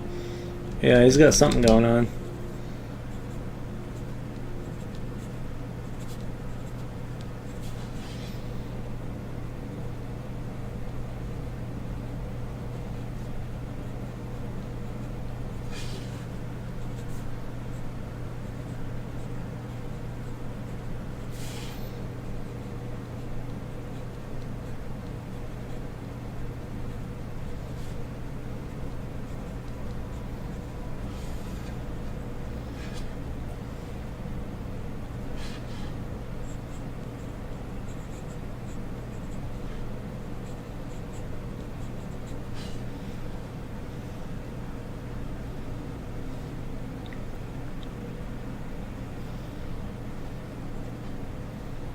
No, my blanket is amazing. What did I miss? Bathroom break? Not a whole lot. Just me struggling with sort of like, kind of like what I should be good at is drawing monster faces. To be honest.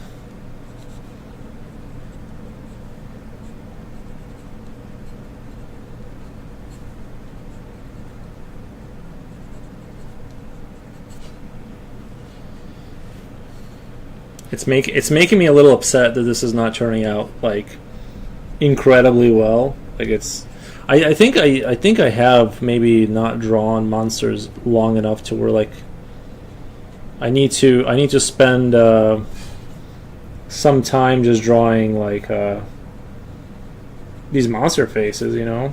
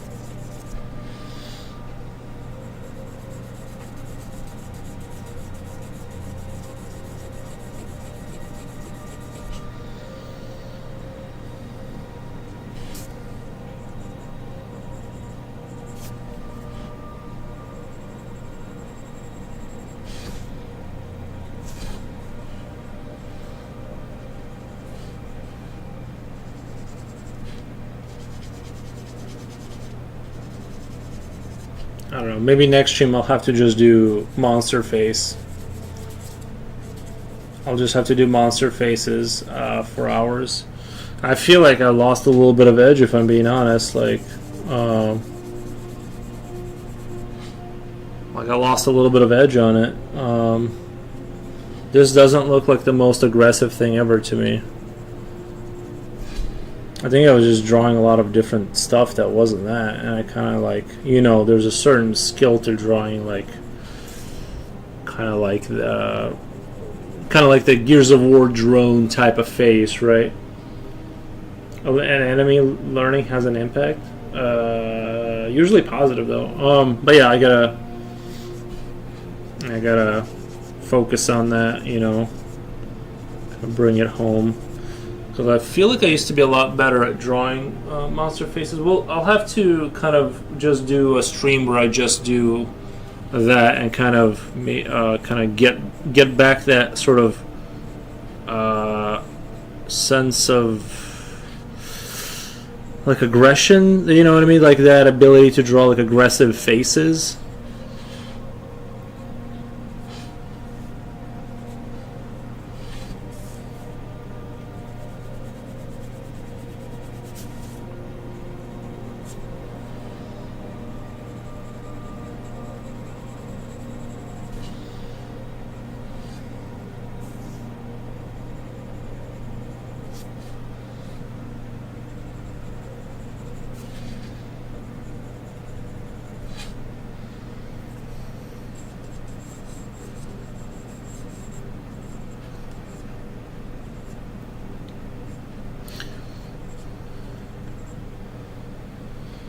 Creatures committing crimes?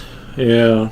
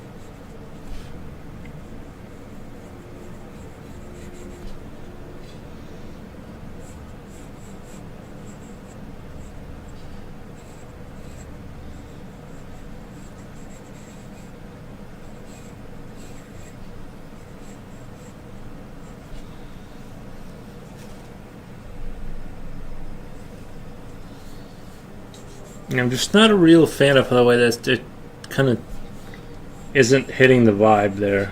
It just isn't hitting the vibe. Probably, honestly, tomorrow is going to have to be creature face day because this is. I'm not vibing with it. I'm not vibing with how this is coming out.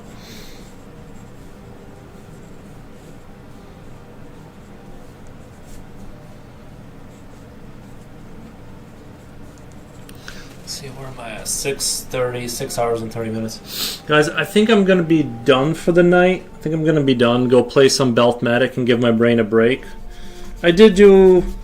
Maybe not... I kind of kept diverging from anatomy, right? But I do have a tendency to do that. But we did do a lot of anatomy and stuff like that, so... And I think I picked up, like, the... Remember... I think I do used to remember that muscle kind of. Have a good one, man. Later. Thank you, CD. Appreciate. Yeah, I think I'm gonna get out of here for the night. Go take a break because there was a lot of like sketching and stuff, and you know, it's like wears out your brain. 6.5 hours is pretty good for the night, I think. But yeah, I think I need to do like creature aggression, like kind of vibes tomorrow. Kind of get that edge back, because I kind of feel like they kind of look kind of bordering on cute. All of this stuff looks bordering on cute, and it does for sure. So last time I streamed, you couldn't hear me at all. I couldn't hear you, but I thought I heard you. I think you hit something on your phone, because I could have swore I heard you like in the background, and then I couldn't hear you. I don't know if you touched your phone and hit a mute button, or what happened, but I would say, yeah, I couldn't hear you, but I don't know. Maybe try it again. Give it a try again. Yeah, I need to just focus on creature faces, because they're looking borderline cute. I need to get that. I feel like my creatures used to be very like scary, and now they're like. I'm just now finding out you stream. Yeah, he does a stream once in a while. But yeah, I think I'm gonna go take a break, kind of have a think about this, look at some wolf faces, and see kind of like what's missing there. But yeah, I think I'm gonna take a break, go play some Beltmatic, watch some YouTube and stuff like that. Hope you guys enjoyed this, and I'll be back tomorrow. Hopefully I don't have any work again, because like I don't want to. Followed Lil, nice. All right, thank you guys. I'm gonna get out of here. I love all of you. I appreciate the attention. I think, dude, my I feel like everything got better except my monster faces. Like I am not liking this right now. It's fine. Like this one's fine. It's just that like there was a certain. I need to get back that certain like. I need to get that, you know what I mean, that piercing aggression kind of like the way the drones look in Gears of War. They have like this grotesque, hyper masculine sort of face that, you know, and everything about it is just. Anyway, that's kind of what I want to do, is just hit that up maybe tomorrow, or unless I diverge to a different topic. But I feel like that's what I need to touch on. Anyway, I'll be back. I'll be back tomorrow. I super appreciate all of the attention. And let me read you guys out.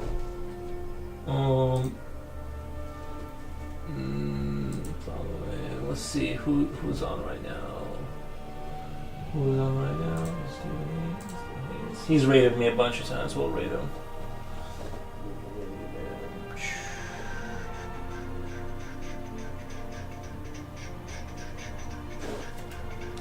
Thank you guys.